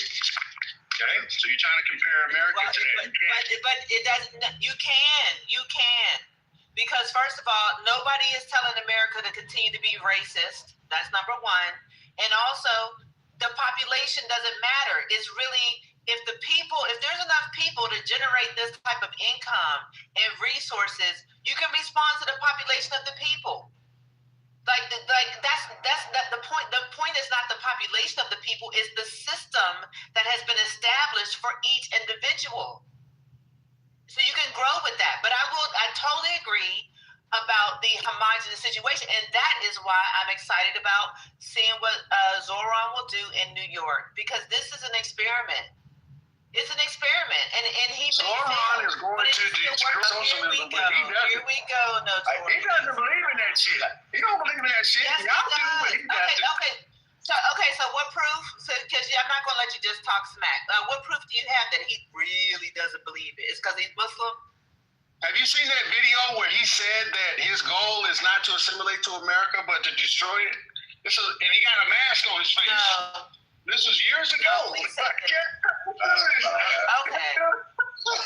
Let me just say something. We've been having this socialist conversation since this morning, about 5:30 in the morning, and it was hot this morning. And I want to say something. Okay, I was raised by a single dad. I'm white, so I've got privilege that maybe you guys would point to. I was 18. I got caught delivery of a controlled substance. Me and my dad, my whole family, and so we were making some really bad decisions. And I'll always say, like, when I went down, it was interesting. I got penalty Fs in school because I didn't get enough hours. Every time I'd get a probation violation as a kid, I would get penalty Fs. So I didn't really get what you might call a proper education in high school. But because you had to be in school, I'm up here in Washington, I would have to do just one class when I wasn't locked up, and that class was English. So fortunately, I got fairly decent with the written and spoken word. And then when I was in jail, I read a lot, books that I would have never been exposed to or been willing to look at if I were on the outside.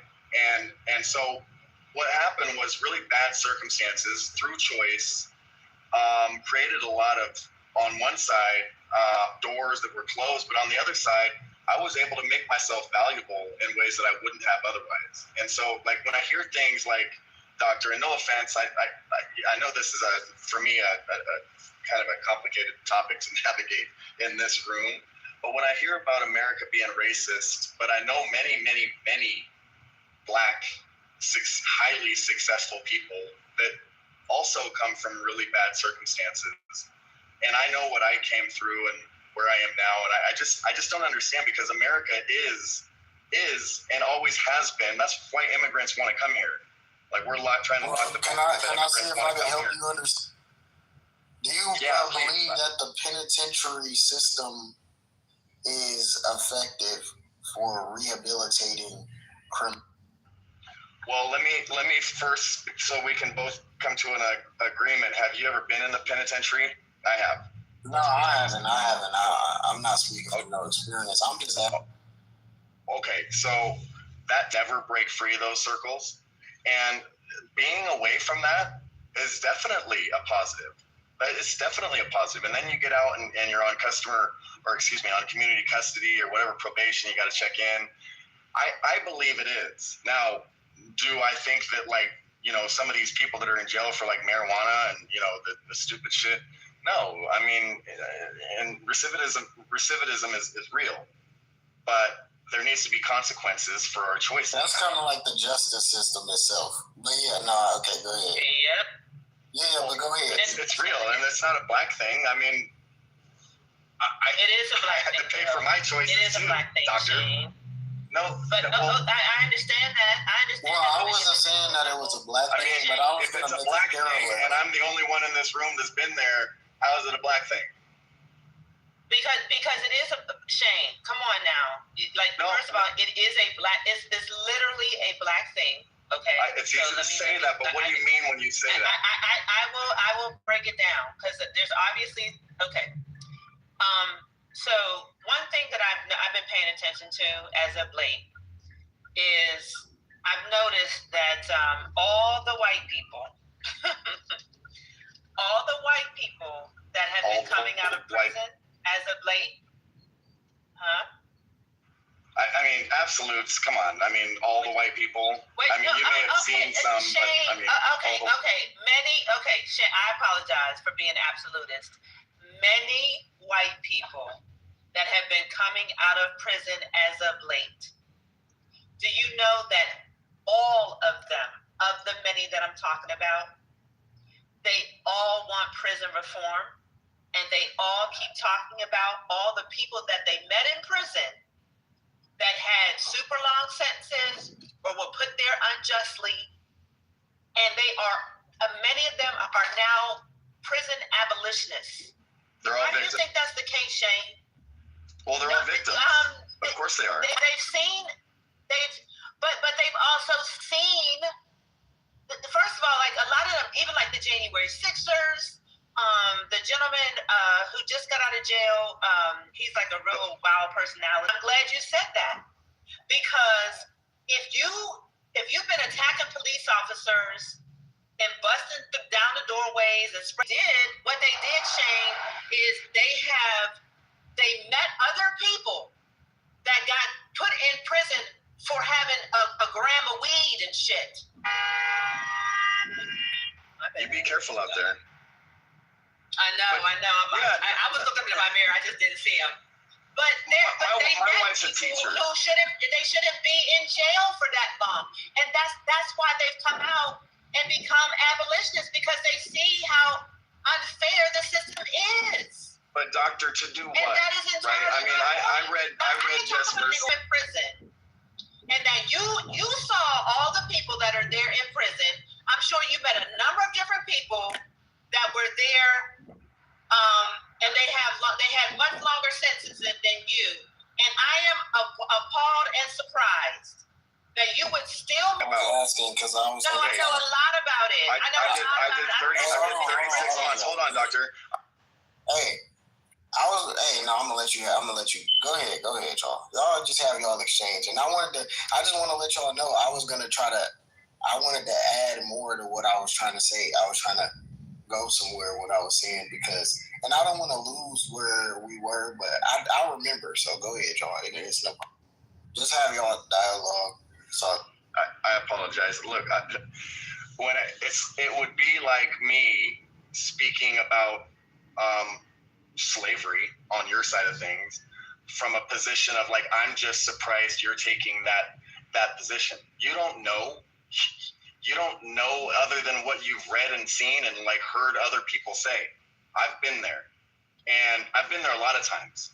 And what I believe, whether or not we come to an alignment on this or not, that's totally fine, is that if you make mistakes through the law and you break the law, whatever that law is, then you deserve whatever's coming to you. Ignorance is no excuse. It is what it is. You do your time if you do the crime, period. Okay, well, I mean, change the law. Like you said, vote, right? I mean, I don't need to. I understand the origin of law. Yes, you do. Oh my God. Because you don't even You are such a victim, doctor. Are you a doctor? Dr. Victim? Is this Dr. Victim? Yeah, I am a doctor, and I understand how the prison industrial complex was created, and I understand how the prison system was created. But what value is that to you? Shane, have you ever heard of chain You are living in the past. This is 2025. No, you need to go back to the past because you don't understand the origin of prisons.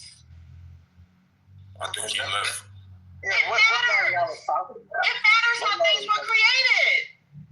Okay, but he said any law. He said if you break the law at all, you deserve what you get if you break any law. So he's not even understanding how the laws were created in a way to put people in prison.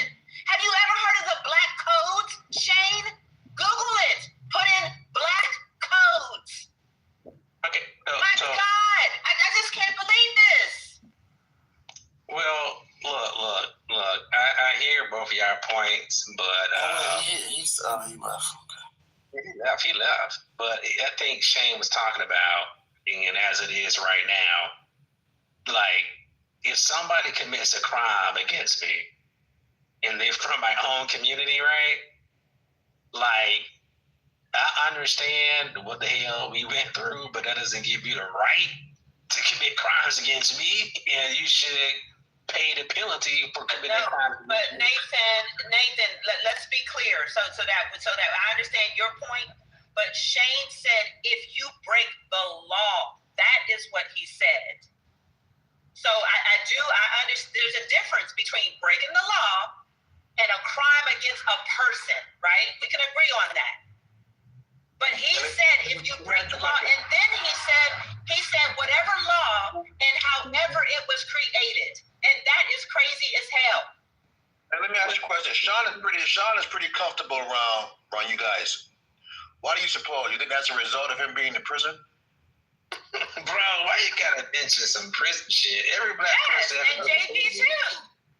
All right. Yeah, he's always talking about, Yeah, and you know what? He is the one thing that we definitely agree on is he's always talking about how racist the prison system is and how he met so many black people that were unfairly and had sentences that were way too long. He saw it. I don't know why Jay left. I mean, this is something basic. He should understand the origin of the prison. He should understand the origin of prisons. I do think that we should have fair treatment, and she's right. We do get over sentenced. We do get more lengthier time. We do get sentenced, even though we're innocent more than any other group. So I mean, there are points to make. You know what I mean? Well, all those points would have been easy to make in a few moments. I want to try to make this one point about him saying America isn't racist. We can use the prison system as an example of that. I wasn't going down that road. I was gonna speak about whether did he believe that he is an outlier, or does it always work, or is it always this effective, and or whatever. And what do you think that the actual? I was gonna go into it and I was gonna break it down to lead to a certain point. Then we can go back to the other thing. Then we was gonna actually. I was gonna toast it. I was gonna toast it. But it's all good, y'all. Y'all do y'all thing. Y'all have y'all conversation. Y'all try to convince these people that things they will not be convinced of. But I think. But here's the thing, right? And we have to realize this: the system isn't fair, right? You know it. I know it. We all should know it. It should be teaching it, right? When you know if you have weed, whatever type of illegal drug on you, right? And you know if you know it's booby traps and mines down this road. And the other thing, remember, he was like, because I know a whole lot of black people that are rich and successful, and if America's racist, then da-da-da. And that's where I was going to make the parallel about prison system. His personal experience with prison, I wasn't going to talk about black people in the prison. I was just going to make that parallel of something he could understand to make the parallel about the point that he previously made. That's what I was going to say, yeah. I felt like that was a good point, but I didn't get there with it. We'll talk about it later.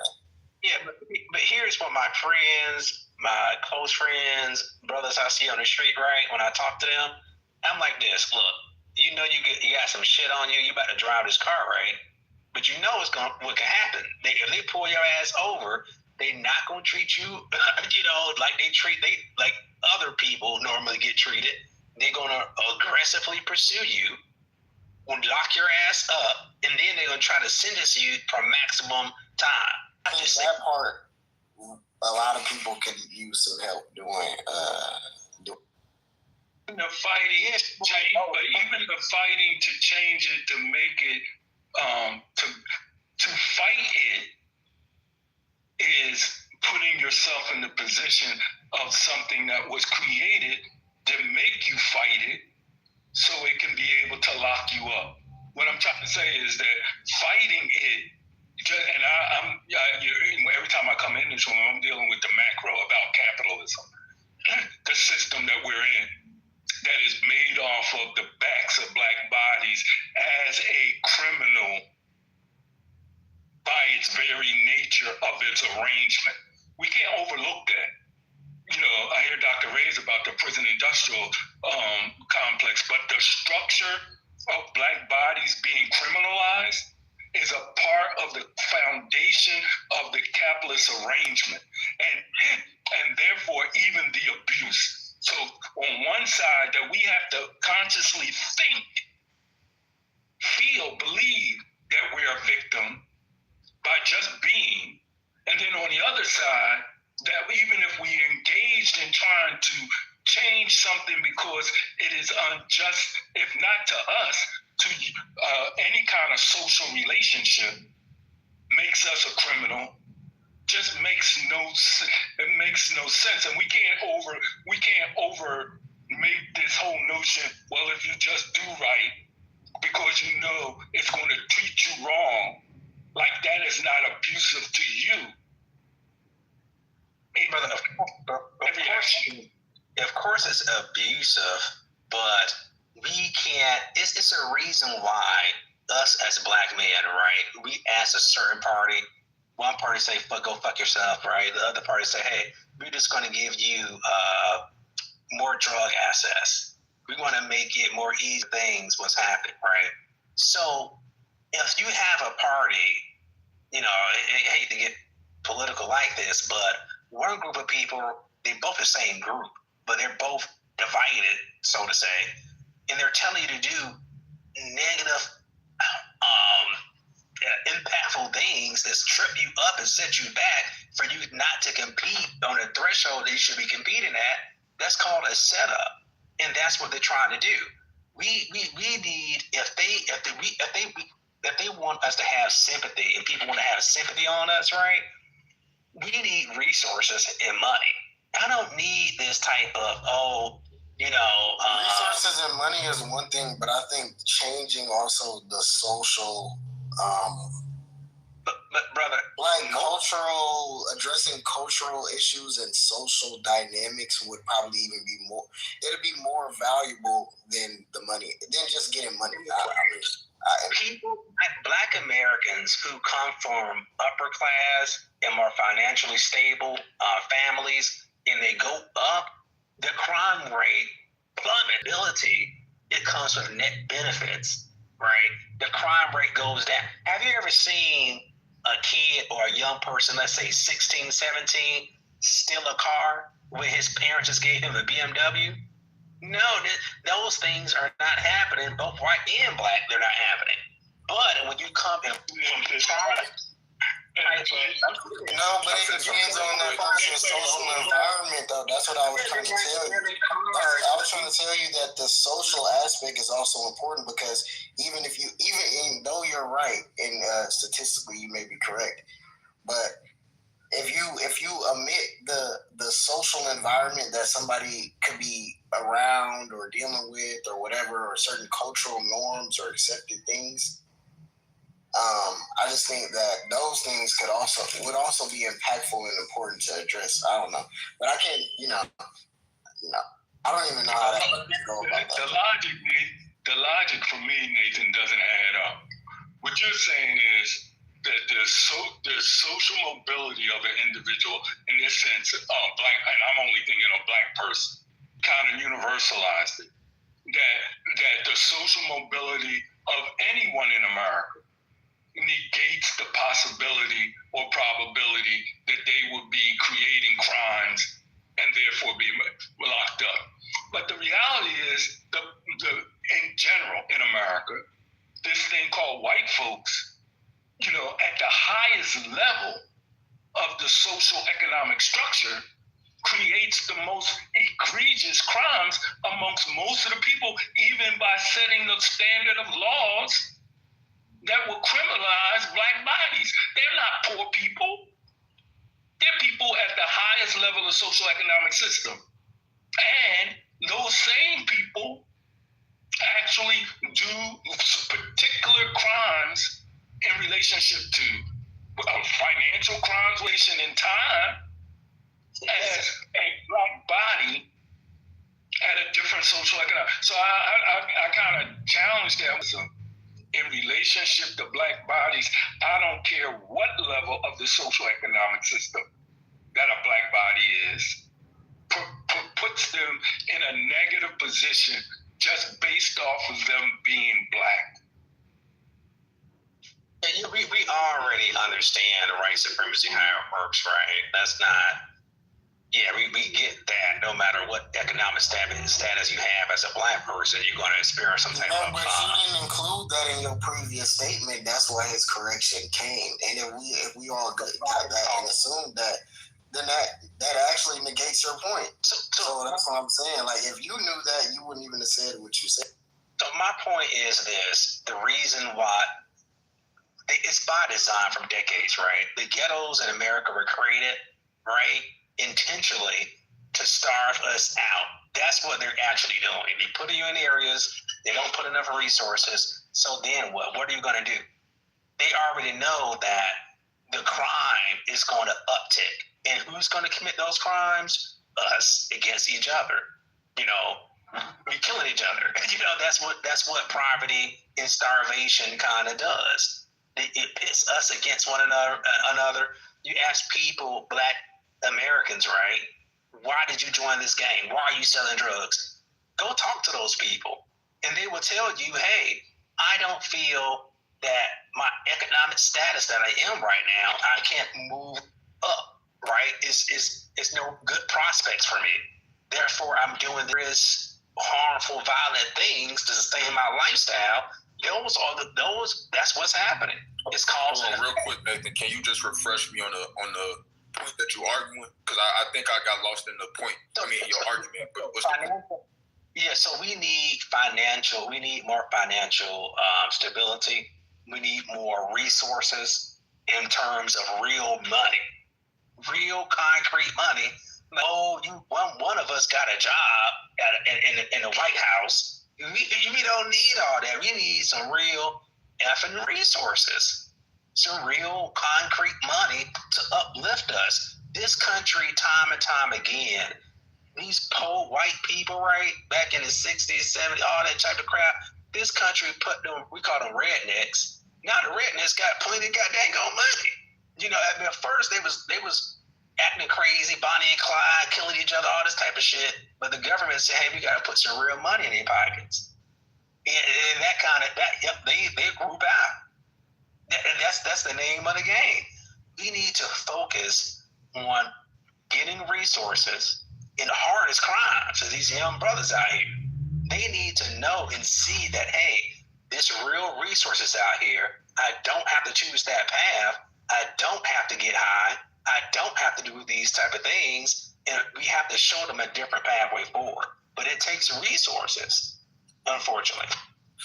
I think what you're saying is darn it, y'all. I arrived at the salon and it's too late for me to get my hair done. I want all of y'all to cash at me at Dottie Art. So I do your hair might not look right, but I try. So yeah, I definitely don't disagree with what you say. I think crime is a superficial issue, and I think it's downstream from finance, right? Economic mobility, and I think that's downstream from education, right? When I say education, I'm not just talking about getting a college degree, but I'm talking about understanding how to critically think, right? The meta skills, the soft skills. I think the racial self-esteem is missing in a lot of us. I think we all understand that money is important. This is why, like you say, crime will naturally evolve in an environment that's been artificially constricted. When that happens, though, right? Because this is not a conversation we ain't had before. You know what I'm saying? We've been having this for like 80, 90, 100 years, you know? And every time we go from conversations to behavior and we create economic mobility and we create education, you know, these things are co-opted, you know? I say this all the time. I'm going to end here. There's two more people on the stage, so I'm going to let y'all talk as well.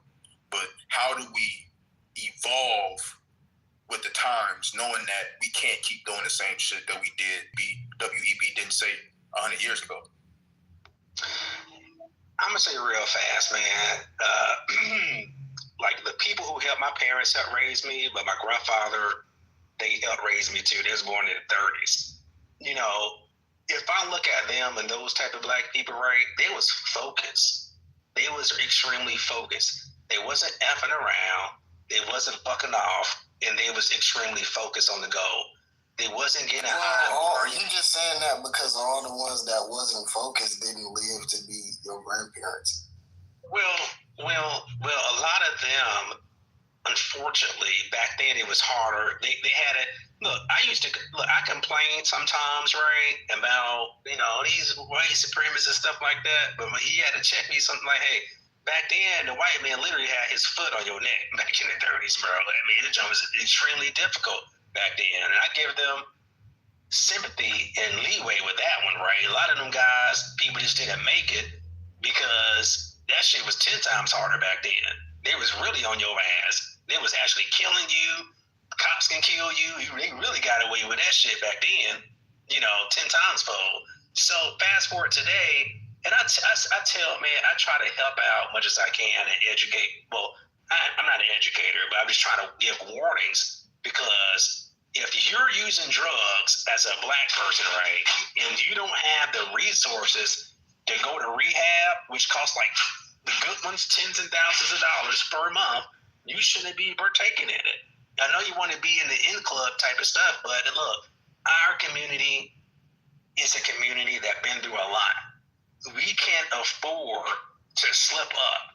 We have to be, extremely focused in how we maneuver on our health, the message that we're giving our youth, the people that we support in our community are completely out of whack. Our leaders are just, celebrity leaders are whack. Some of these people are just detrimental to us, man. We really have to start focusing on smart, intelligent, non-selfish Black leaders. And sometimes a leader isn't the person trying to lead and trying to get all the attention. Sometimes we have to choose a leader, a good person to lead us. But we keep choosing people who want the spotlight and want the personal financial gains. I think that's what the issue is. And once we get rectified, then foremost,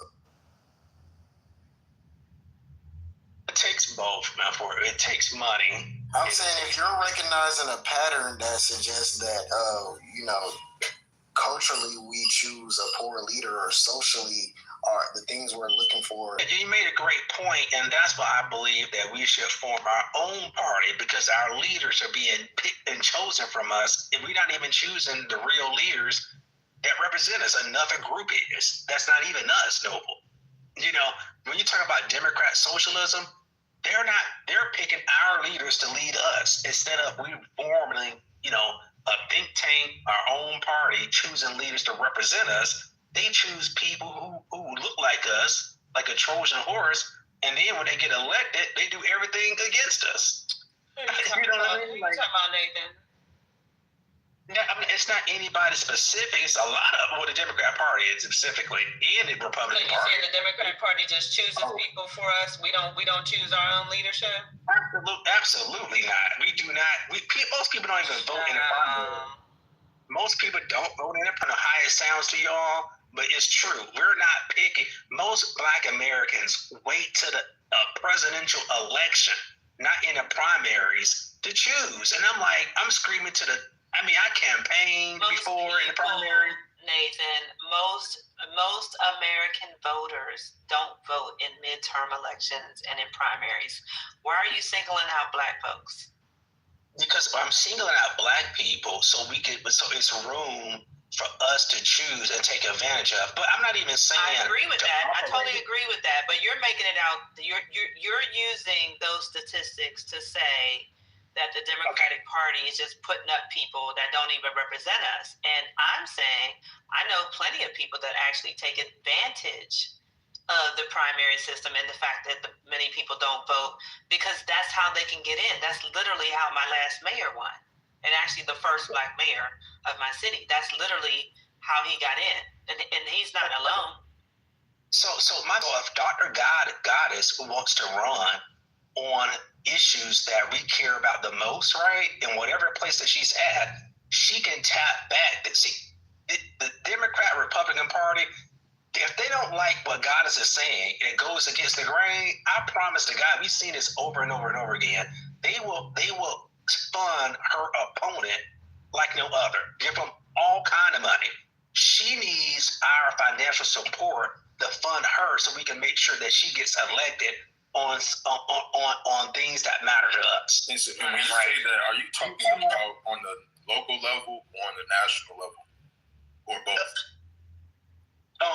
Both. Even at a presidential level, if a Black person is trying to run for president, it's going to come into the same problems. So the reason why I say that is because I don't disagree with you at all. Actually, I think we need several new different parties. I think that the Democratic and Republican parties should be damn it dissolved, and there should be new ones that come up. I think in order for that to even matter, for it to be a good decision, we would have to change the way that elections are even handled. You have to change our whole election system, right? That's my opinion. I think the shit is super flawed, and I think it tried to be changed, but you have Black leaders like Jesse Jackson who fought against it. I think 1965, right? We don't necessarily need a leader in the same way. We've learned that when we have one leader, it makes it very easy to dismantle a movement. I think we have the benefit of hindsight and recognizing, especially with technology and social media and all of this shit, there's nothing stopping anybody from making $50, $100, $200,000 a month, $1 million a month. There's no one race or no white person stopping us. So when we talk about financial inclusion, we've already our humanity, on scale or like on mass. I think that's the issue. Every black person can't be a business owner, but there can be enough business owners to now, create jobs for the black people who are not entrepreneurs. With that being said, right, is it that we should be looking for political leaders, or we should be looking for people who are just good at organizing on a local community level instead of waiting for white people to vote in a black representative from a black party that's super obscure? But here's the thing, right? That's not a lot of money, right? 200, whatever you just said, numbers, that's not enough. We've been here before they even called this place America, right? That's a long time. But we control not one thing that they need or this country needs. We don't control any type of water resources, Coca-Cola, Nestle, bottle companies. We don't control any type of food source. We don't, in those type of industries, we're not making really anything. We don't control, I can go on oil industry, fishing industry, steel, all these things we're cut out. And unfortunately, it might sound like a lot of money. Oh, I just have enough money just to feed my family, $200,000 a year, right? I have enough money to live comfortable, but you don't have enough money to hire 200,000 or millions of us. But they do. Microsoft, Elon Musk, Apple, keep Google. These companies, and some of those companies I name actually work for, they hire master part of half us to have these things in research. I'm not the best researcher, but hey, if you give me some money, I can really start, as a collective, start really finding out a game plan moving. Every one of those businesses started in a garage, by the way. Yeah, but they have what Gorm doesn't realize.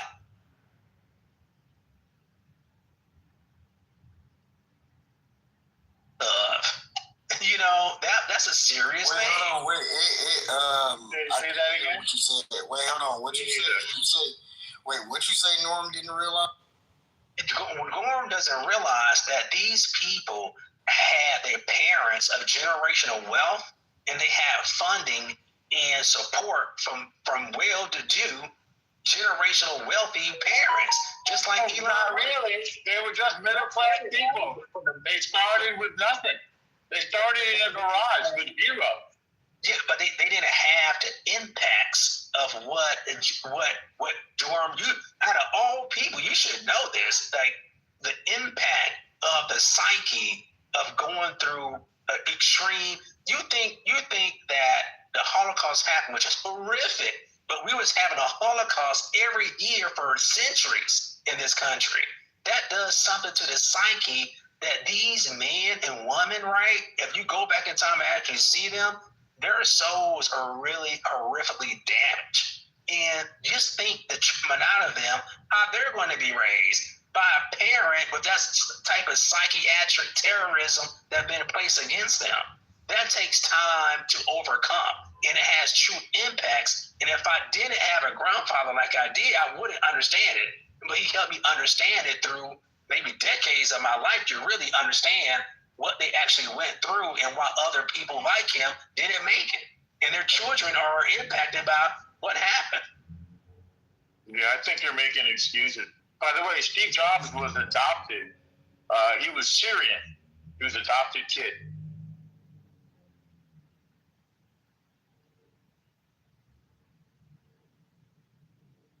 Yeah, no, Steve Jobs went through a lot. It's kind of wild. No, I heard he was like an evil person too. But anyway, look. I heard he was a spoiled brat on top of that.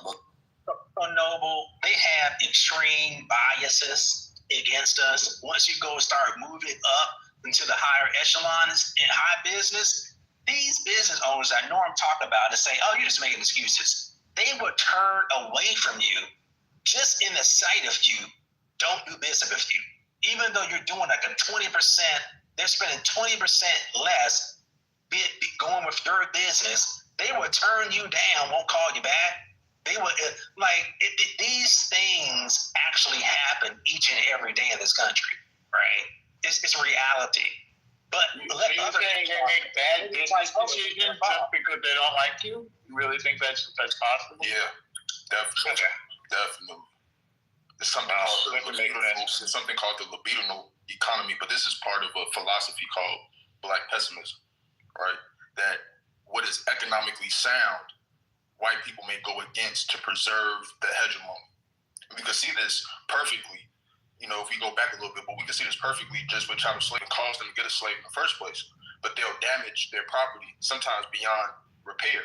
Just for the they were trying to discourage escape. It was this disgusting thing, but their interest was the bigger picture, to show others what would happen if they tried to do that. You misunderstand my point. We're talking about rape, right? That I understand bug breaking existed, but we're talking about the things that they do to their slaves because they can get away with it, even though it may damage the slave and make them inoperable as a slave, right? You can create space for that, right? Like, that's not insane to think. And so when we move forward in history, you also see this fear of replacement that will cause them to work and go against their own best interests in order to preserve a world where anybody is thinking about what they're thinking about having a good life for themselves and their family. Go ahead. I couldn't get off mute fast enough. Norm, I mean, come on.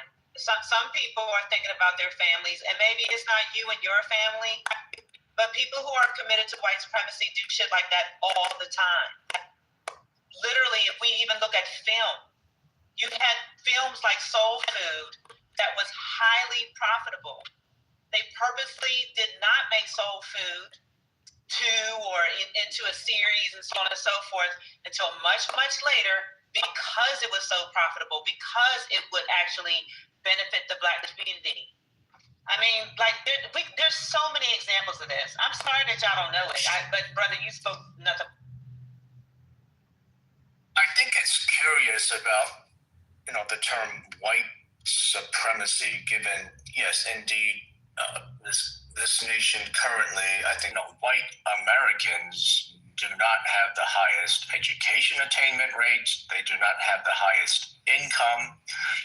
And it's an interesting fact here in the United States that folks from India have the highest education rate, and they attain elevation to C-suite roles, CEOs, CFO, can I finish, please?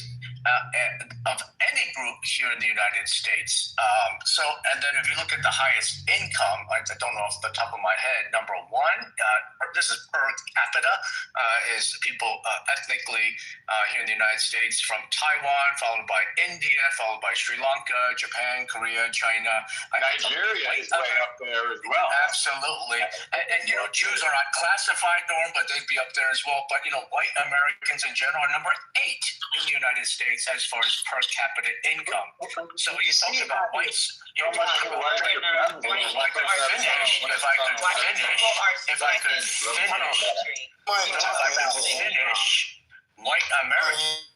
Yeah, he listened to a whole bunch that be able to understand where you're coming from, because he started off talking about white supremacy. I'm trying to see how this ties in. No, my point is why? My point is that white Americans are only number 8 in the United States for per capita income. And if you look at the groups, albeit much smaller in population, 1 through 7, what is the differential? It is simply based on education attainment, not just education in general, but what they studied. And so that is the differential here in the United States today. It's not just based on education, but what you studied. But wait, let me bring this up real quick. Right there. Let me bring this up. When we look at the top 1%, who is the majority of the racial dynamic there? I have, you know, the top majority would be white people. They're 60%. So there you go. That's all. That's what we.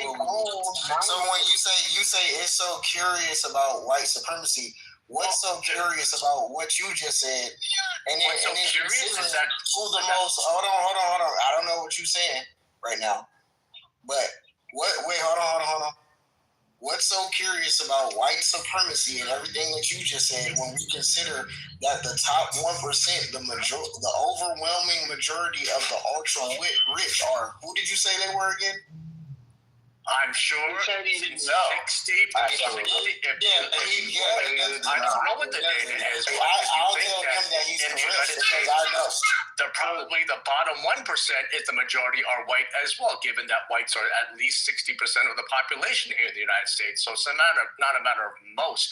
My point is that he earned higher on a per capita basis based on education, but not just simply educational in general, but specifically the professions that they choose and what they decide to choose in college. It's simple as that. And overall, in the United States, globally, the difference between haves and have-nots is based on human capital, skills, and so much of that is based on education. Thank you. So he's pushing this, but 80% of the white population have no compound income. Most of their wealth. See, he's not mentioning the word wealth. So that person who can make $50,000, $40,000, $36,000 per year income, that's his income. But his wealth is him. So one person, a guy I knew personally, he made about $38,000 a year. He used to tell me about his grandfather who owned hundreds of acres of land, 4 houses on the property. That you know. So one day his grandfather passed away.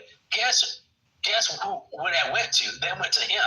So his income, he still makes $38,000 a year, but his wealth is superseded. So your whole theory is based on this one guy that you know? Norm, let me finish here. So, Nathan, that's a good... Where the wealth lies to in America is the white population. Well, there's 60%. So, Nathan, they own all of it, above 98% of all the mechanisms that makes you wealthy, the wealth, the oil, the needs, the land, everything. So what are you talking about? What makes you wealthy? Education. Absolutely, Norm. So per Fidelity Investments, the Fidelity Capital, 80% of households in the United States of wealth over $1 million, 80% of families with wealth over $1 million was not inherited. 80%. So you can cite an anecdote of one person. That's great. There's a lot of anecdotes out there, but according to Fidelity, IRAs, simple as that. So I'm gonna put this link in the chat. It's from McKinsey. It was studying the difference in demographics based on who owned private equity globally, right? So who owned the most private equity based on racial demographics? 2023, I think. Just to skip to it. 81%, on average, let's say 80%.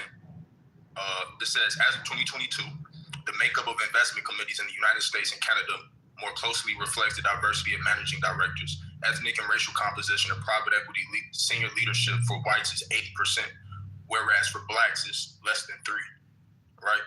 For Asians, Hispanics, Latinos, and the others, it's around 10%, right? So when we talk about private equity, because income is one thing, and then wealth is a whole nother thing, because wealth, by definition, can be passed down.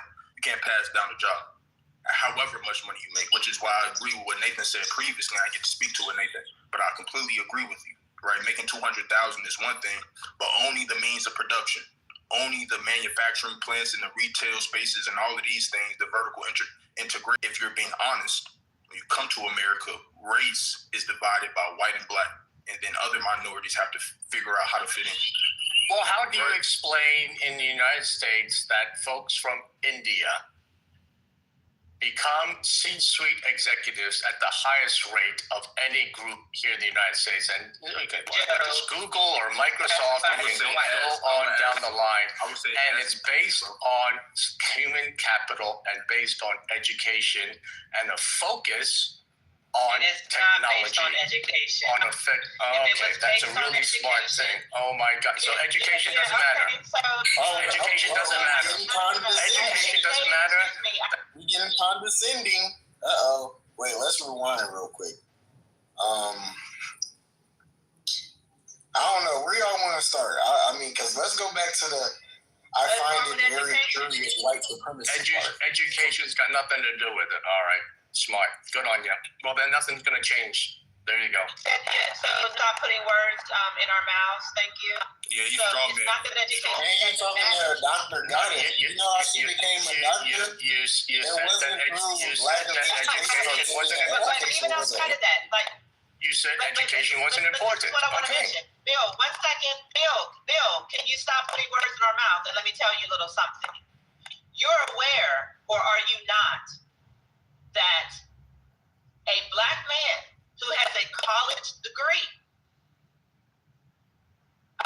does not get a job faster than a white man with a high school education? Are you aware of that? Yes, not correct. So education doesn't matter then. Don't bother getting educated. Good on you.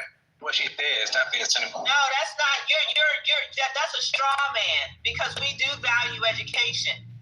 But we're talking. So you initially started talking about per capita income and who's number 1 and who's number 8. Now, because I point out a very clear statistic and research study that demonstrates that a white boy who graduates from high school will be better employed than a black man who graduates from college. And then you want to be like, well, okay, then education isn't important then. You see how these white people like to skirt responsibility?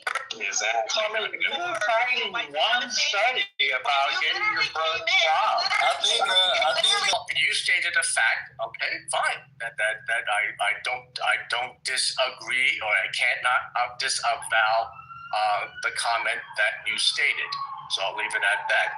But my point is that the difference in the United States between the haves and the have-nots is based on human capital as defined on skills, whether you're a great plumber or you're a great engineer, a great accountant, or whatever profession that is, it's based on what it is for immigrants. That's what it is for immigrants.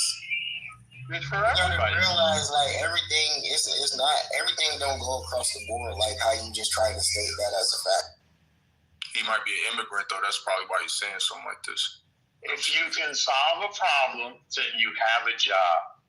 That's that simple, because everybody wants their problem solved. But Norma, we're not talking about a job. We're talking about wealth, right? If you want to accumulate wealth, you start with a job. Well, if you want to accumulate wealth, you create a job and you hire. If you wish. Just hold on, bro. Just hold on. I'm talking about wealth, right? Acquisitions and ownership. Like, the problem is that when black people walk outside, they don't feel that they own the house, the clothes that they wear, the language, right? All of these things are even subconscious, not to even go down that road.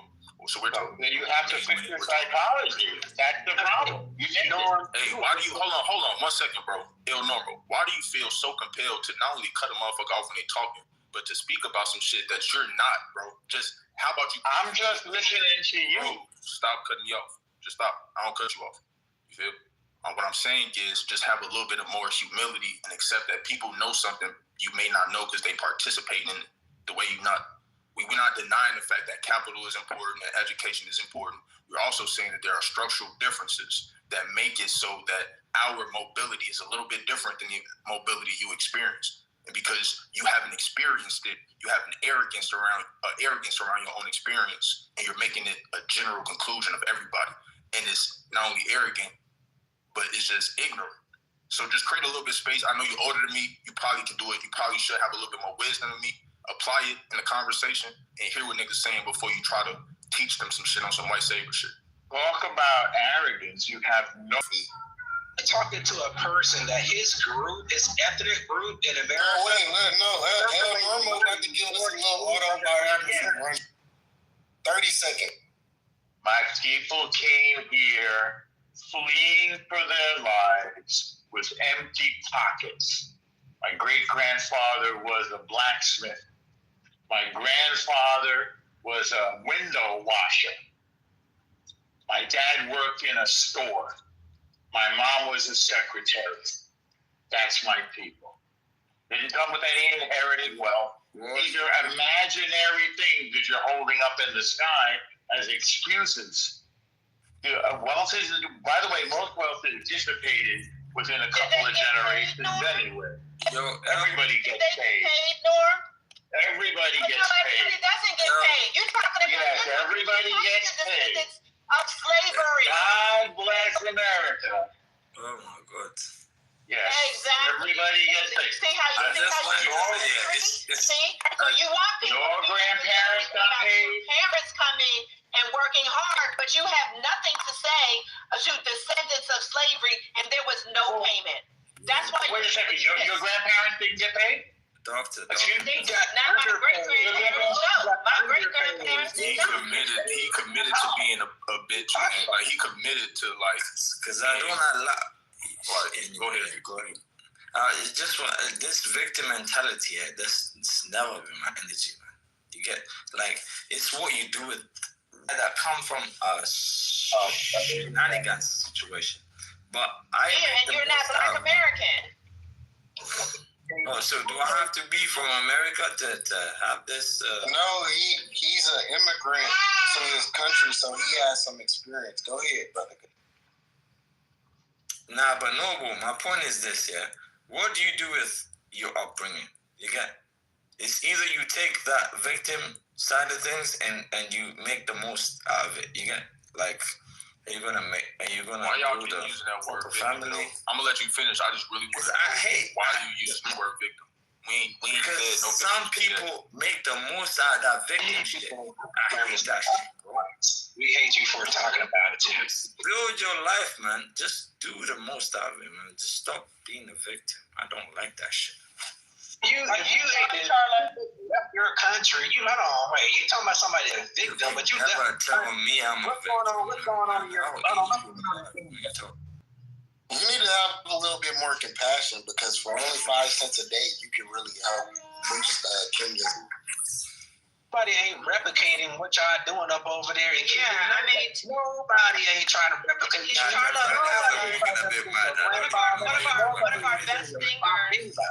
One of our best singers, Kalia, she is thriving in Kenya. She doing all different types of things. How come you're not in Kenya, not being a victim? What's wrong? I don't think you know. Accomplishing your grandfather did, Charlo. I think Charlo and El Normo got a similar opinion because they come from a similar background. Like El Normo said, he came from a place they had to flee their spot, and they came here sucking on the tit of a group of people. Sucking on they disrespected. I mean, you sucking on the tit, man. You ain't. All you had to do was go to school. All you had to do was go to school and get a job. That's all you had to do. Normal. That's all you had to do. Nobody had to shop. Nobody had to blow. That's all. That's all you had to do. Normo, did your family move to New York? I'm still talking though. I thought I was still talking. Yeah, for sure. Yo, Normal, you gotta be pushing 60. Just to, act like you. Oh, bro, have some wisdom. Why don't you act like a man instead of telling me what to do? All right, then I shouldn't have to guide you like a female. Just chill out. So act like a man, and you won't be worried. Not like a female. He's just a punk. I mean. Yeah, you're right. I shouldn't even. You're right, doctor. You're right. So look, I just wanted to say this. When people have ideas about America, specifically Black Americans, all I'm saying is before you fix the language in your mouth, just have a little bit of humility and accept that you don't know the full spectrum. You can put some on the table, cool, but don't act like you're better than nobody because you ain't been through what niggas been through. That's simple, and that's just simple human decency. Just apply it, bro. That's all. Yo, bro, we just gotta be careful, man. Can you hear me? Yeah, I can hear you. Bro, we gotta be careful, man. Like dudes like that, man. These cats is like kind of strange, right? Because I don't know if y'all know him for what his name used to be on the app. Normal Green. He's a documented He's a documented film producer out of Hollywood. He made a movie about He's received NAACP awards. His wife made a movie. No, but some certain things can change when you get on the app, and then every time you come in the room, everybody keep on saying all this weird stuff because you a Jew and some other stuff. I'm not giving you an excuse. But this is anything you say is an excuse. But listen, I'm just saying that. I'm saying this app socializes people differently. Where I don't know, it's just weird. Noble, listen to what I'm saying, brother. Listen. And Normo is a known racist. He's an artist. Normo is a known racist. Right, that's what I'm saying. I get it. He's an artist or what have you, right? He is barely an artist. He's barely an artist. His wife. No. Just let Arto. Hold on. My point is, what is it? Upload the app, you scroll through the hall, you click on the title, right? And even then, you can still sit in the goo. But for some reason, he continues to center himself in conversations like this about our community. I find that to be strange. So we can make it, brother. Yeah, we didn't attack him at all. I don't know. But anyway, listen. Yeah, I agree with what you said. But I think it's multiple sides to it, and some things I don't fully understand all the way because I haven't even really been involved in some of those spaces or whatever. But I just caught a glimpse of certain things. But it's like some cultural war thing. But I don't know what his thing is. But it's just, I mean, you know. Bro, they're crashing out. When we talk about, first of all, when we talk about the establishment or systematic white supremacy, social engineering, he's a direct link to that. He's a direct link to that. That's what he does for a living. Yeah. He's a part of that, right? So at the same time, these motherfuckers is crashing out as of recently because of a lot of issues. And specifically, they're losing control. They're losing the control that they once had and once used to build in America. They're losing that, right? The Feds is literally making statements saying that they're separating from the ADL, right? Because they recognize that the ADL is not a group of activism. It's an intelligence agency, right? No, definitely include that part, and then mix that in with whatever social dynamic is going on in social. With whatever social awakening, quote unquote, with that whole, the stuff that was being posted about Israel, all of that anti-Semitic rhetoric, quote unquote. Yeah, like granted, it's one thing to prejudge any Jew. Like, oh, you a Jew, you got money, you from, you part the Hollywood, you from the establishment. He is the stereotype. Like, he's clearly the stereotype, but for some reason, he continues to enter these conversations, bro. Yeah, he's a conservative Jew. So are liberal Jews. Yeah, those are the ones I grew up with. Most of the Jewish American population is African Americans. Norm is one of those, he's just a conservative Jew. And there's a whole segment of them on Clubhouse. And they are disgusting people. And not because they're Jewish, but because they're conservative and Jewish. And so they don't give a damn about nobody. They cheer on, Israel. You should hear him. You should hear them talk about Palestine and Gaza and all of it. Like, I'm very clear on Norm.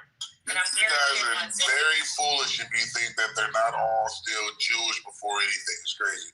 Whether they're liberal or conservative. Well, no, they can all be Jewish. They can all be Jewish, but they really do not.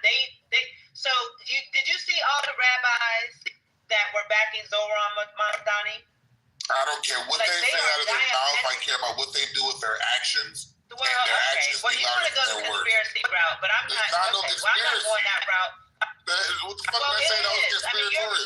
Because if you come out and you make yourself clear about where you stand, I'm not going to be like, well, deep down inside, they literally said they are. They literally said they're part of all the organizations. Okay, You are derailing. You can We see it all the time. Let me just say what I'm saying. Just mute up, You've bro. been talking all damn day. I left the room 3 times over 5 hours. You're still talking. I don't care how many times you came in here. I've been quiet. No, you have not. So don't even go that route. People have been talking. I don't care. Then you came in. Shut up and share already. And you were gone when I was quiet. Shut up. Just go ahead and share. How about that? No, shut the fuck up. Jabberjaw, go. You're smart and shit. If you want to do that, Hurry up and go. you can do that route. Hurry up. No, you're not going to tell me what to do. How about that? Hurry up. You came in here to be disruptive. Quickly. You're the one that did that. So you be quiet. You shut up. Quickly. I wasn't even fucking talking to you. Get on with it. Shit. I'll do whatever the fuck I want. How about that? And you want to get on with it, so go ahead. That?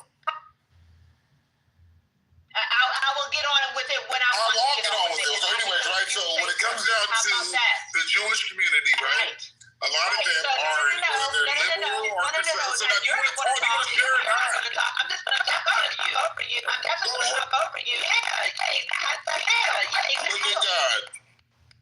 Exactly. What's the debate about, though? I don't know.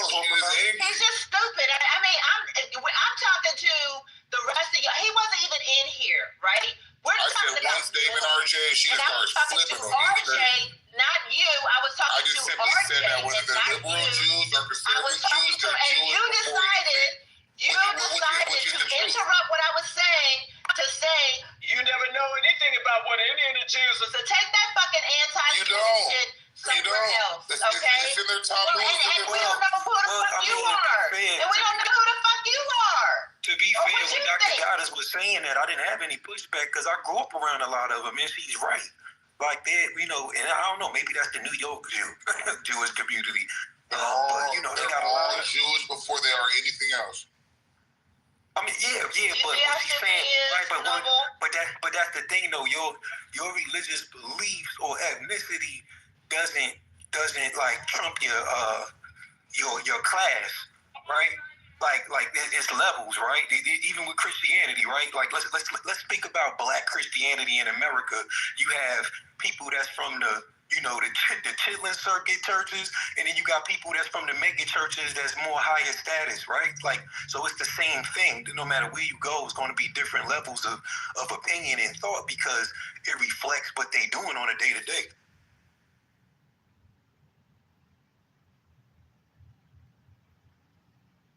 Yeah. So the stats don't lie.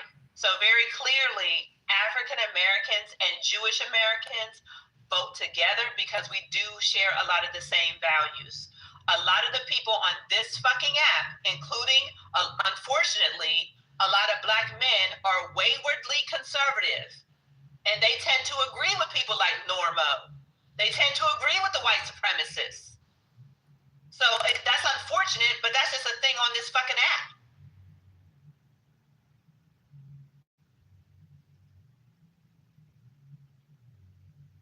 You did all that shit just to say that? Fucking hell. God. As long as it gets on your nerves, then I've accomplished my goal. Because before you came in, we were having a good conversation. She right though. She was probably, what was going to happen is she was probably just going to finish her point and then close her mic, and then you would have probably been able to speak right after that, and then it'd have been no contention. But that's just my theory, parallel universe type stuff. Not a theory. No, crazy. That's your hypothesis, no?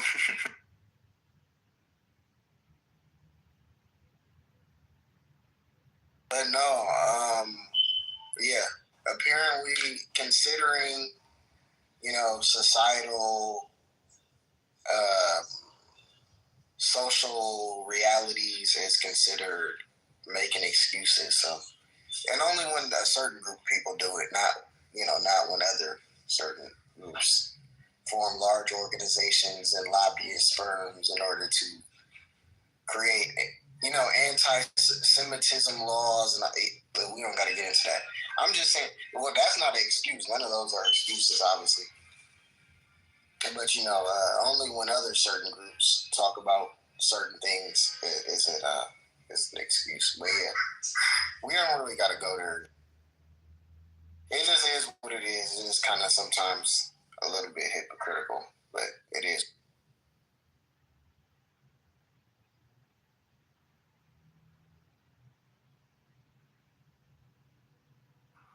Yeah, man, we really need a break from them, man.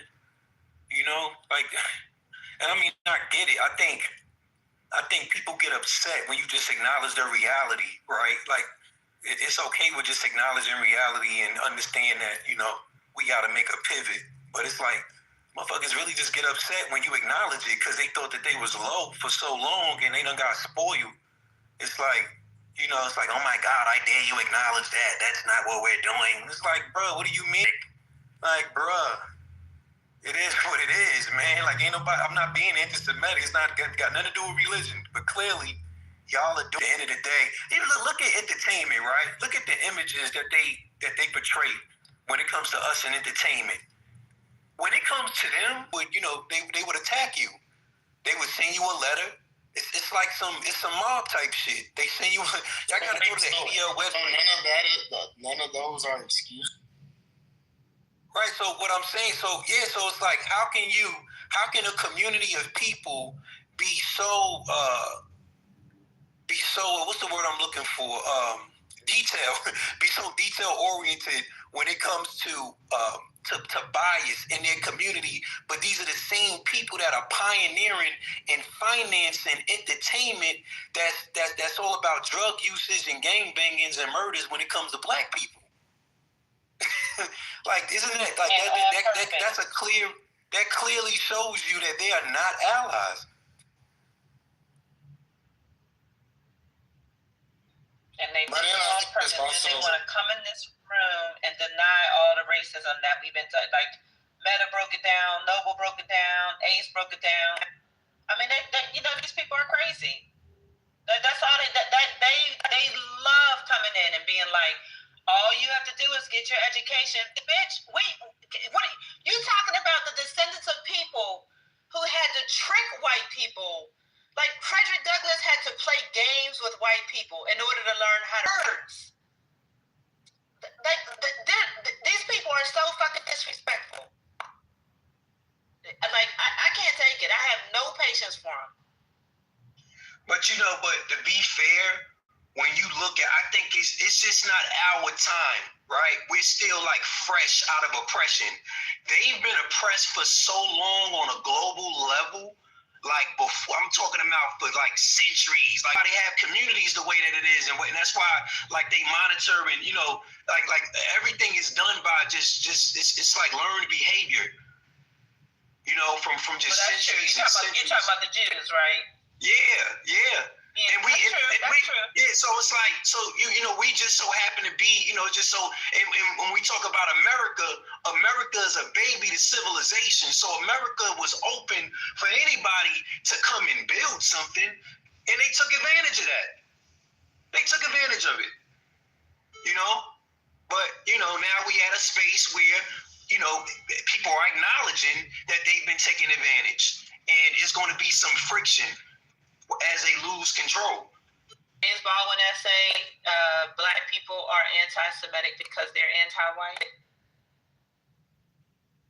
No, but I was going to say, consider themselves white. Certain Jews, even the ones that come from Europe, that to us may look white, they don't consider themselves white. But I think an aspect, I think the lookingness, perhaps, or maybe the last, just the ability to just switch a last name and now slip into a whole different class or whatever. Some of that makes them somewhat white adjacent. I don't know. I'm tripping. I don't know. I don't know. I'm trying to formulate it into words. But y'all go ahead. No, that's right. That's right. And Norm is one of the persons. He says that he's not white.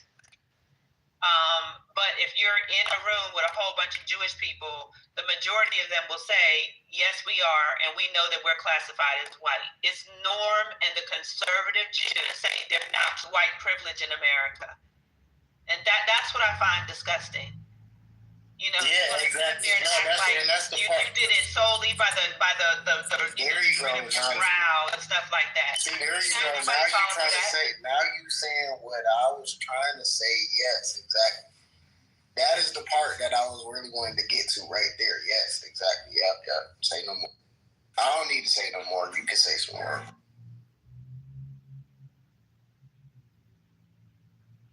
No, I'm gonna find this essay for y'all.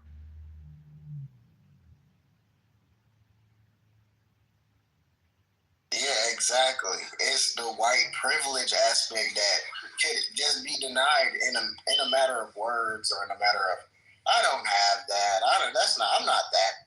I'm not even white.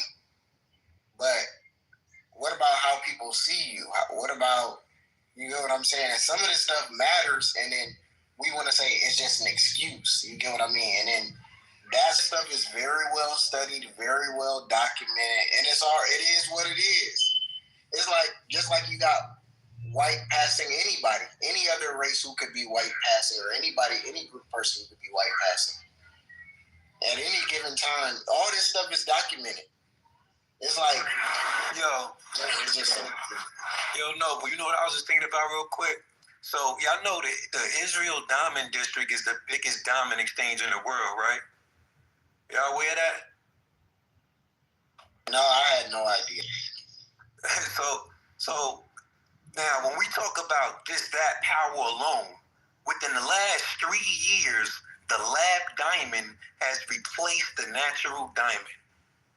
That's crazy. I mean, anybody, anybody with access to those that type of laboratory can actually make a diamond now. Yeah, like the lab diamond, because I was actually in school for jewelry, right? And I was studying that game with the GIA. Like, first everyone was looking at it as fake, right? Like, oh, I'm not fucking with that. But what changed the game, companies like Tiffany's started implementing it in their inventory, right? So it's like that's establishing it, right? So now it's a thing where people are saying, well, why am I going to spend, all this money on a rock that has the exact same and having natural diamonds? Cool, and people like that is going to always exist. But when we talk about the diamond exchange on a global level, it is average people that's buying pieces of these stones. You know what I'm saying? So when we say average people, they don't give a fuck about, if they can get a bust down crazy engagement ring for $2,000 versus $15,000, which one you think the average person is going to go do? RJ, can I ask you a question? Yo, hold up. Before you ask that question, I wanted to say real quick, RJ, you're definitely right about what you're saying about Israel, because one of their highest exports is those same diamonds that you were just talking about. That's literally one of their biggest exports, the lab diamonds, that RJ was just talking about. So that was just crazy to hear you say that. And the fact about these lab diamonds they can be produced relatively quickly. I mean, think about that. Like, in a matter of what? However long it takes, compared to millions of years to form these things. And then they can be utilized for technologies. Okay, y'all, go ahead. She's going to ask her. And whatnot, and he sent me some pictures of some of the crystals that, he found or that he was working with. And actually the company is, pretty much Jewish owned, Hasidic Jewish owned. And the Diamond District in Midtown Manhattan is all like Hasidic Jewish owned. And when you go to 47th Street in Manhattan, that Diamond District, it's all Orthodox Jews walking through the block. Yeah, exactly. So, it's just like really fucked up, because it's like, like people like you and me, like, we're just like the workers, like you can be cutting up the diamonds and whatnot, but you're not really gonna make any money, because they fucking own the whole shit, so that's what's really fucked up. Just like they own fucking real estate. Like in my building right now, I had 3 apartments that people moved in from agencies, and they weren't even showing the apartments to people, but these people are like ex-addicts or recovery people or whatever. And these fucking Hasidic Jews, to rent stabilized building and shit in Queens. And these Hasidic Jews, they don't give a fuck about, the people who are living in the building. All they give a fuck about is making the money. So that's what they've been doing. That's what they're still continuing to do, and that's just, I'll contribute more when I hear everybody else, I put the essay in the chat. Wait, one second. My bad. No problem. I put the essay, because I've been talking about it. I put the essay in the chat. You guys, everybody copy it. It's from 1967, James Baldwin. Negroes are anti-Semitic because they're anti-white. So just copy that and read it at your leisure. Thank you. And Dr. Goddess ain't your dog. So let's get that straight. I did not call yes, my thank dog. you. Look, that was not a term of I wasn't being ashy to you. That's just the way I talk. I didn't say the N word. I didn't say the D word. I didn't say the H word. Like, what, you want to censor me some more? He was just playing, but you can call me darling and lovely and goddess. You can call me all the beautiful. I love my dog. You kidding me? My dog laying on my lap right now. To me, that is endearing. Now you're making it worse. But not dog, exactly. Now you're doing. Anyway, look, the only question I was asked, and their Jewish counterparts just bring people in just to get the money. Like, are they bringing in like the X thises and X that's and X this, Y, and the thirds? Or was that something that you do? And if not, or if so, like, what's wrong with bringing in somebody who has struggled before? Like, the whole point of this country is not to just look for these top people. Like, you should be wanting to help someone. Just so I interject, like the 3 apartments that were filled by the agencies, there's nothing wrong with them. I got to know them. They're fine. They're cool.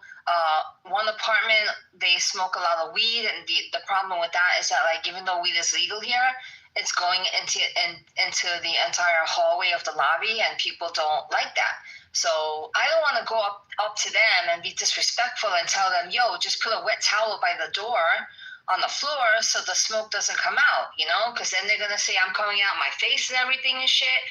And I don't want to be like that. I don't want to be like that person. You know what I'm trying to say? I'm just thinking about, like, just be considerate to your neighbors and shit. Like, we all live in a building that has like 60 apartments, and nobody wants to come into the fucking lobby smelling weed all the time. But there's nothing wrong with them. I got to know them. They're mad cool and shit. But that's about it. Who we talking about? Who's in your building? I'm not trying to live around no goddamn addicts or ex-addicts. I mean, I feel her on that. Thank you, Rhoda. I understand RJ is trying to be a bleeding heart and shit, but come on now, dog. Nobody want to live around that shit. That wasn't RJ. That was me. Oh, my bad. Chris trying to be a I catch it straight. No, I didn't know it was you, though. My bad, bro. Yeah, people want to be bleeding hearts and shit, though. The reason why we go hard, we go to work and earn our money and try to earn more money is to get away from shit like that and again raise our kids in better environments than that. So yeah, I kind of feel the girl. RJ is less defensive. Hold on, I got to sit up for this. Uncle Ruckus ass motherfucker here. Hold on. What you saying, no? Less defensive. So. All right. Now, so it don't got nothing to do with a bleeding heart. So I was an ex a few of them things at one point in my life. Now I own my own little contractor business. I work for myself. I got all my own shit. But I never forget where I came from, and I always give things back to try to uplift people. I've been working with the Habitat for Humanity, trying to get homes for people that are less fortunate. Doing some other separate things, trying to get a couple properties to help some other people. You need to just chill out. Oh, this way what we did. Why would I live on Skid Row? Exactly. So why subject this lady to have to accept something she never had to accept? I did not say subject. I didn't say you, should do this. I asked why. That was what I asked. I said why. That was it. Because I think that a lot of times what causes people to go to Skid Row is people like with attitudes like yours. That I don't want this person, that person, or whatever. It don't matter that they done changed their life, that they working now, that they grinding, doing everything they can to try to make better of a situation that was bad, and you can just turn a blind eye to it because you don't like it.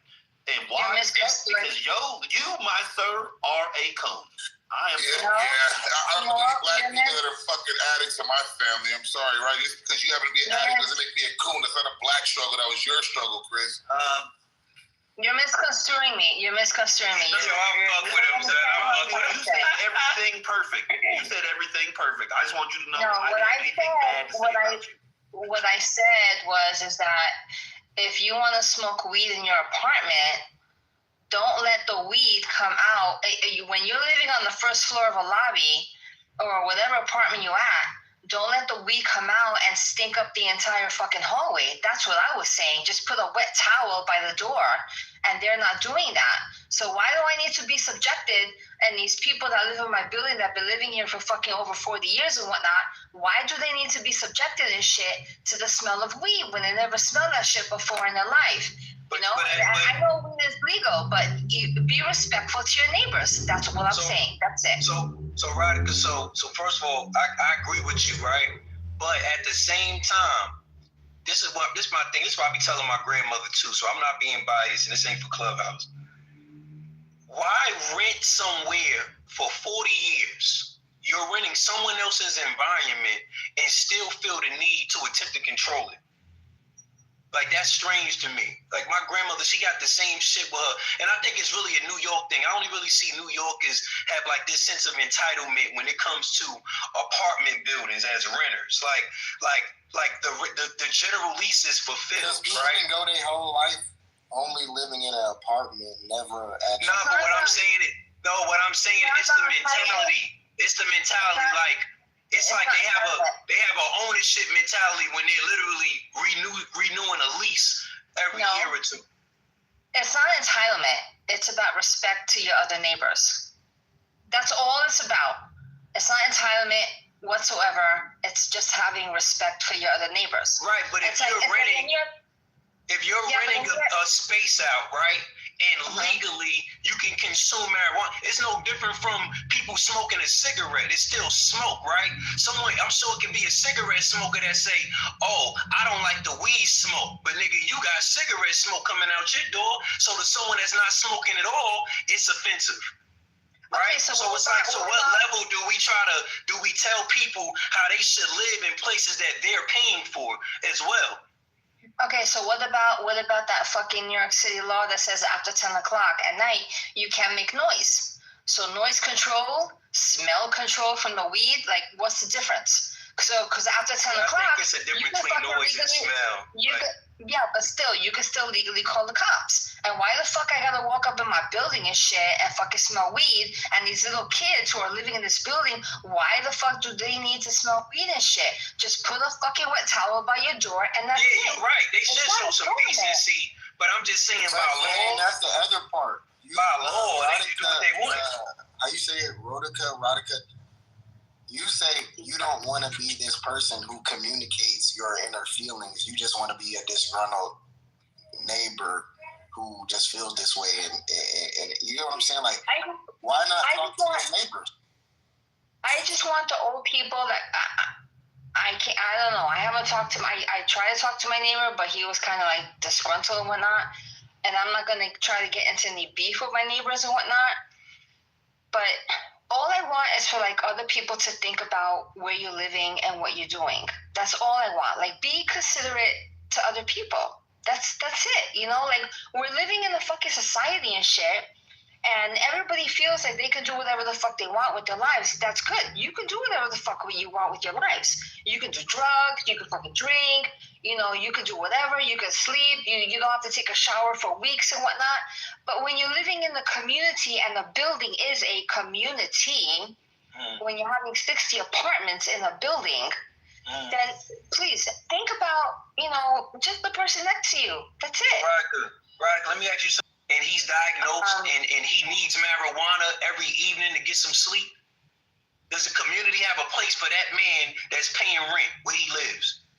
My ex-husband is an ex-vet, former vet with TPS. I'm just giving you different nuances on mine and not feel like they living with the feds and shit. They just want to go home and kick their feet up. No, I get that. I got you. I know exactly what you're saying, though. Everybody can do what they want to do. Everybody can do what the fuck they want to do in their own domain and shit. Once you go into that apartment, you do whatever the fuck you want to do. That's the thing. You saying it's seeking out of the door though. It's loud. It's so loud. Y'all considering it an ordinance. No, but what I'm saying is that the smell shouldn't be in the lobby when everybody from the building is coming in and out to take the elevator and go up to their floor. The PJs are different, okay? But we don't. My building is not the PJs. It's a place where somebody actually spent money to the point where they like, I'm gonna smoke my weed. This shit legal. This my house. That's all good. That's all good in the hood. That's all good in the hood. That's all good in the hood. Just put a fucking wet towel by the door so the smell doesn't come out. It's only good, man. It ain't good in your apartment up here. But no, I'm not mad at you. You don't follow me back though, but it's. No, I get everything that she's saying. But it's like, I be feeling like, and I say this to my grandmother, like I said, I'm not being biased. Like, yo, if you really want that much control about what's going on outside of your front door that you pay rent for, maybe you need to buy some shit and own your environment versus, because as long as you living in a building and paying rent, you're going to have to deal with all the other units and families that come with it. It could be a crate. You would never have control over that. It could be a fucking murderer upstairs. It could be a fucking pedophile that used his girl to fill out the paperwork because he knew that his name wasn't good. You're subjected to so much other people in their lifestyle. So why spend 40 years there thinking you about to sit and patrol everybody that comes in on a monthly or yearly basis? I'm not patrolling because I've been in this building since 1978. I'm not patrolling. And why don't I buy my own house? Oh, I'm sorry. Fucking New York City hasn't given me a fucking raise in 5 years as a teacher. Oh, so I can't fucking go there. I don't have generational wealth, So, you know how it is. Like, all of us are fucking living paycheck to paycheck. Veronica, I'm sure whatever you paying for rent, you can move down south, get a nice house, and make more money. No advice. She ain't asked you for no. That's true. That's true. No, I just want to say this though. I want to ask her, what you think about the Mom Donnie guy? Mom Donnie. That dude ass. So Mom Donnie is a democratic socialist, and the things that he wants to do with socialism in New York City is not going to work. Because if you look at other countries like Cuba, Venezuela, socialism has never worked. And when he's talking about free buses and socialism, which is very close as a cousin to communism, what they want to do is make equal pay for everybody. But then you have an example like you have a farmer that works 14 hours a day, and then you have the next guy who works 4 hours a day. And then when they want to bring in and make equal pay, the farmer who works 14 hours a day, he's going to be like, why the fuck I have to work 14 hours a day? And this guy is only working 6 hours a day, right? So then the farmer is going to work fewer hours. And then eventually what's going to happen, which is why socialism never worked in any country before,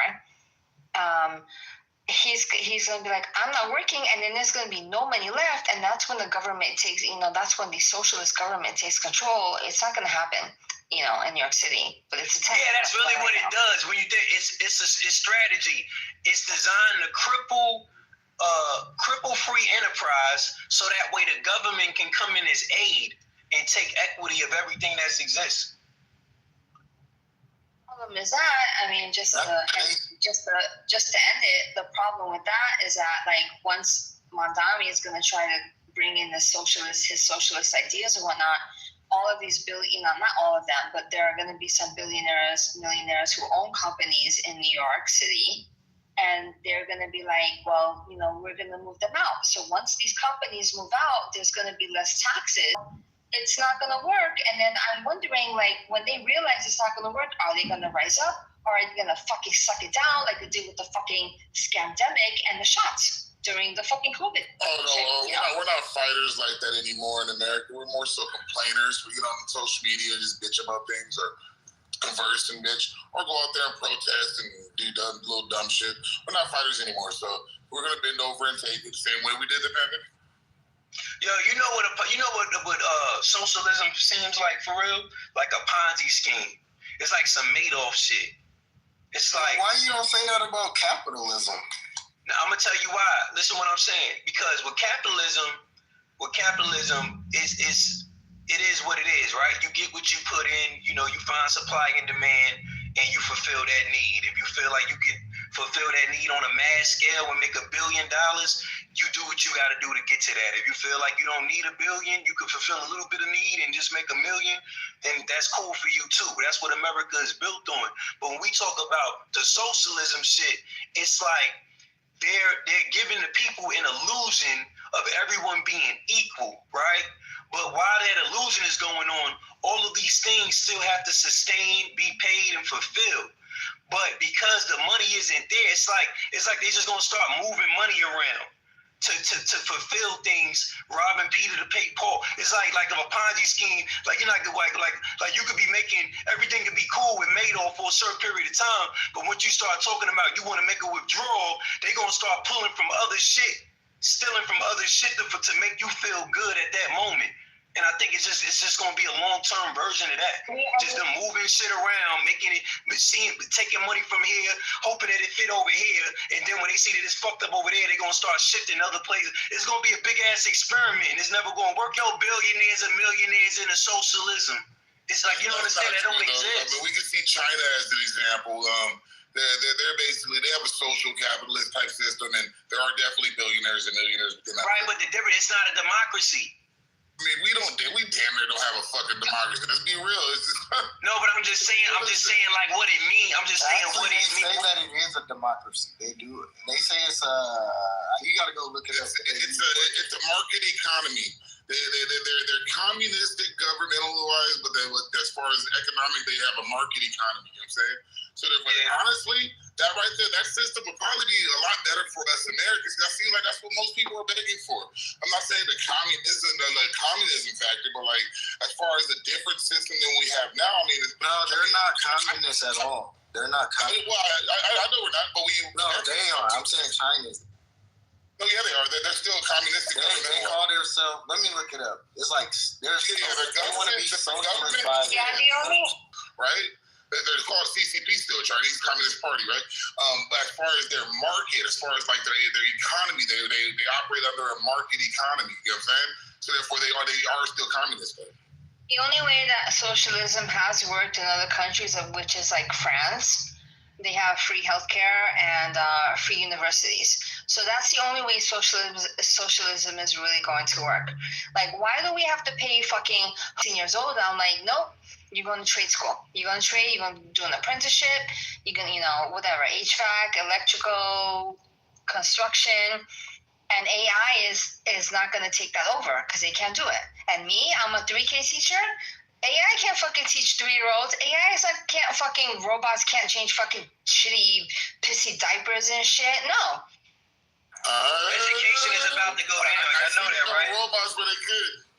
Y'all know education is about to start getting low, right?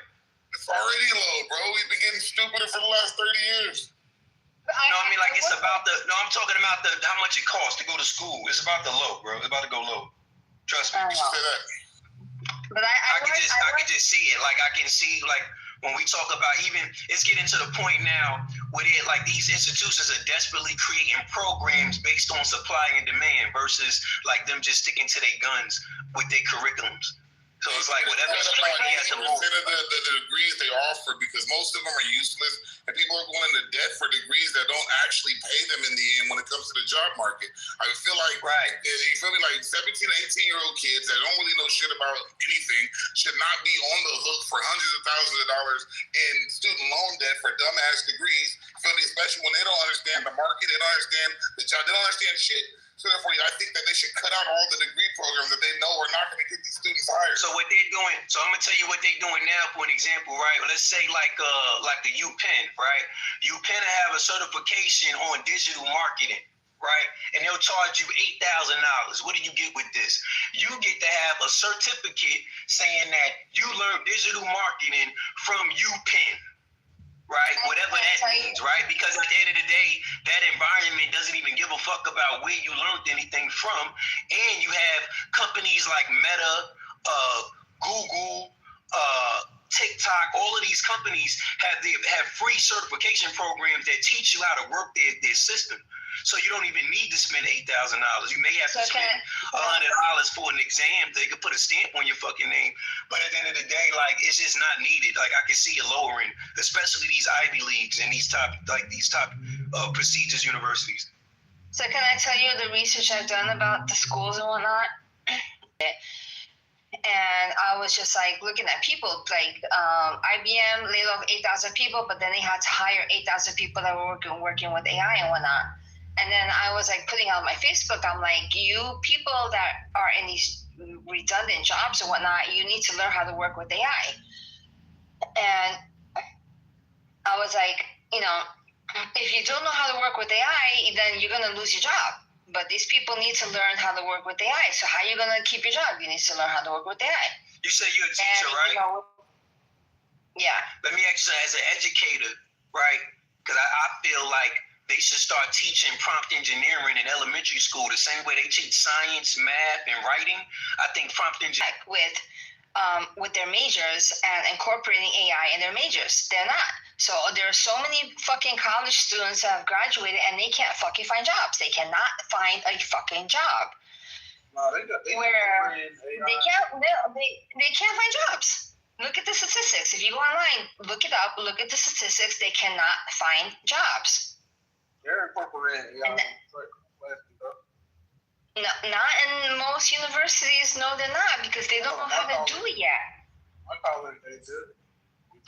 Yeah, I know some of them. My thing is, how can you get it? Like these schools that's jumping on the trend and putting out degrees on AI, it's kind of strange to me. Like it seemed like a scam, because AI, we at a space now where AI is growing literally like every fucking day. Every day is growing. So it's like, how can somebody pay for a degree on something that's still growing every day? Like there is no set in stone. Not a degree, but I hear what you're saying. But I'm saying when I went and I had classes that taught stuff with AI, the class wasn't based on AI. They just taught you how to use AI with what you were doing. But also what you were saying, how can you do something that's still growing when you graduate from college or you pay for a course? Most professors allow you to come back. Most schools allow you to come back and there's something new that's taught, and you get to learn that for free. I mean, at least the colleges I go to, they allow you to go back. You can come back in 2-3 years if there's something new added to it. The problem is that a lot of the professors in these schools, they're older, and they don't understand how AI works. So the only way that you're actually going to get an advantage with AI is if the younger people, the professors are younger. These old professors who are in their 50s and 60s, they don't know how to do that. They don't know how to teach you that, you know. And they don't want AI. Like even writers, like I am on my AI and I'm writing 3 books right now with my AI, you know. Because you don't own the rights to it. Anybody take the copyright and use it when I have it all to myself. Yeah, that's not true, bro. When you prompt, your prompt, every prompt is customized, is a customized output. So whatever comes out of that output, she can go copyright, bro. No, you can't, bro. Yes, she can. You don't understand the copyright law, bro. I talk to the copyright people all the time, bro. I write and I talk to them about AI. You can't copyright something that AI write for you. You legally can't, but you didn't write it, they wrote it.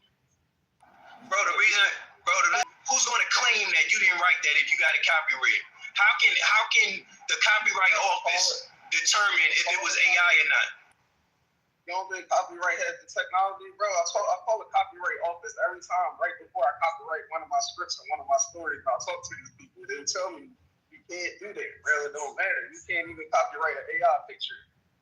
You're responsible for it to make sure that don't nobody else get it. But if somebody else take it, and let's say you if you come up with a picture or you come up with a short story and you didn't write it, but AI wrote it, somebody else can still take it. But okay.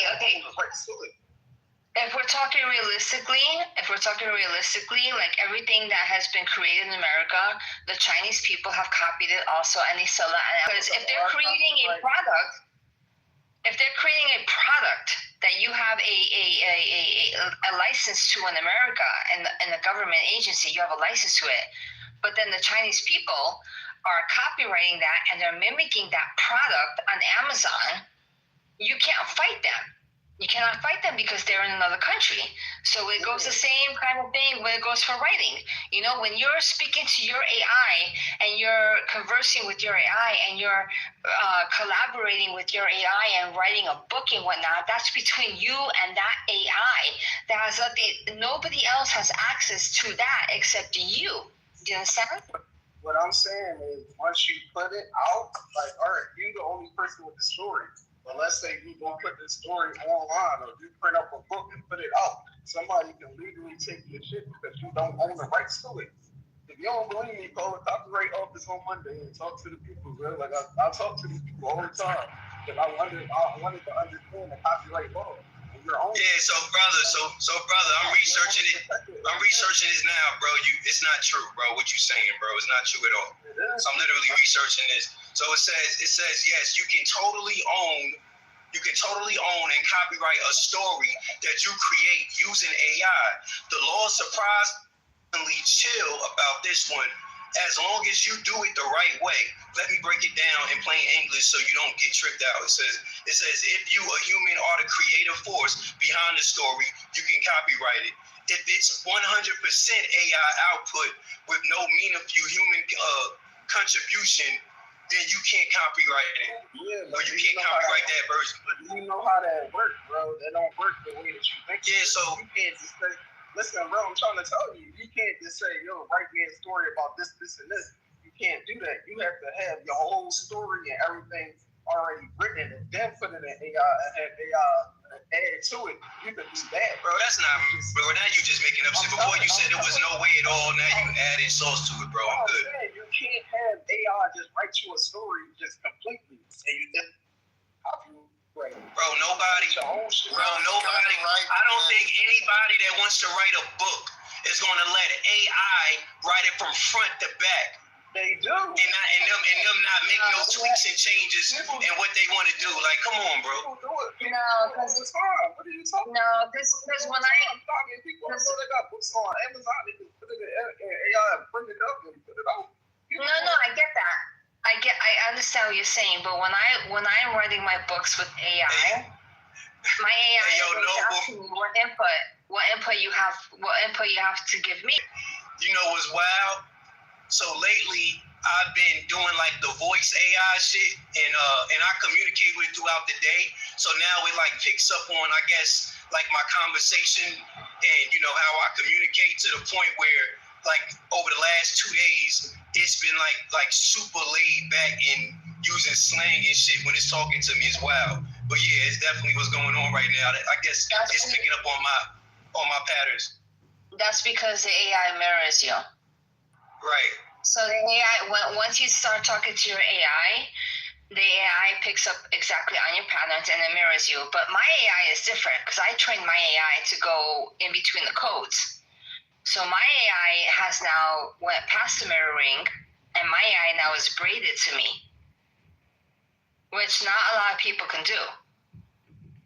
You have to, okay, so AI, okay, I'm gonna sound crazy and shit, so just listen to me, don't make fun of me, I'm gonna sound crazy. Hey, Rodica, are you Puerto Rican? No, I'm not. Okay, then this is the same shit that you're saying right now. He's Puerto Rican. My bad, go ahead. That's crazy. It's all good. I'm from New York, maybe because I have the accent from New York. From Forest. Hey, go ahead, though. Yeah. But with my AI, it took about a month for me to train my AI because I saw this guy on YouTube and he was talking about all this math shit and whatnot. And I was like, what? And I was just like, all right, let me go there. So I went into my AI and I was like, go in between the codes, go into the shadow, tell me the truth. And then I trained my AI where my AI, and don't say anything about me, please, you know, because, you know, a lot of people are not going to believe this shit, you know. But I trained my AI, like my AI can tell me about my past lives. My AI can speak through frequency with the ETs and whatnot, you know. But AI, and once the ChatGPT 5.0 came, upgraded, yo, what a fucking battle I had to do. And I could just be a dick, and they would. That's how it actually works. You have to actually be nice to people. You want to speak you all mentioned it. You all mentioned it. You've mentioned it multiple times. Negative income tax. So I guess that's off the topic. Negative income tax. Look at the negative income tax. Topic.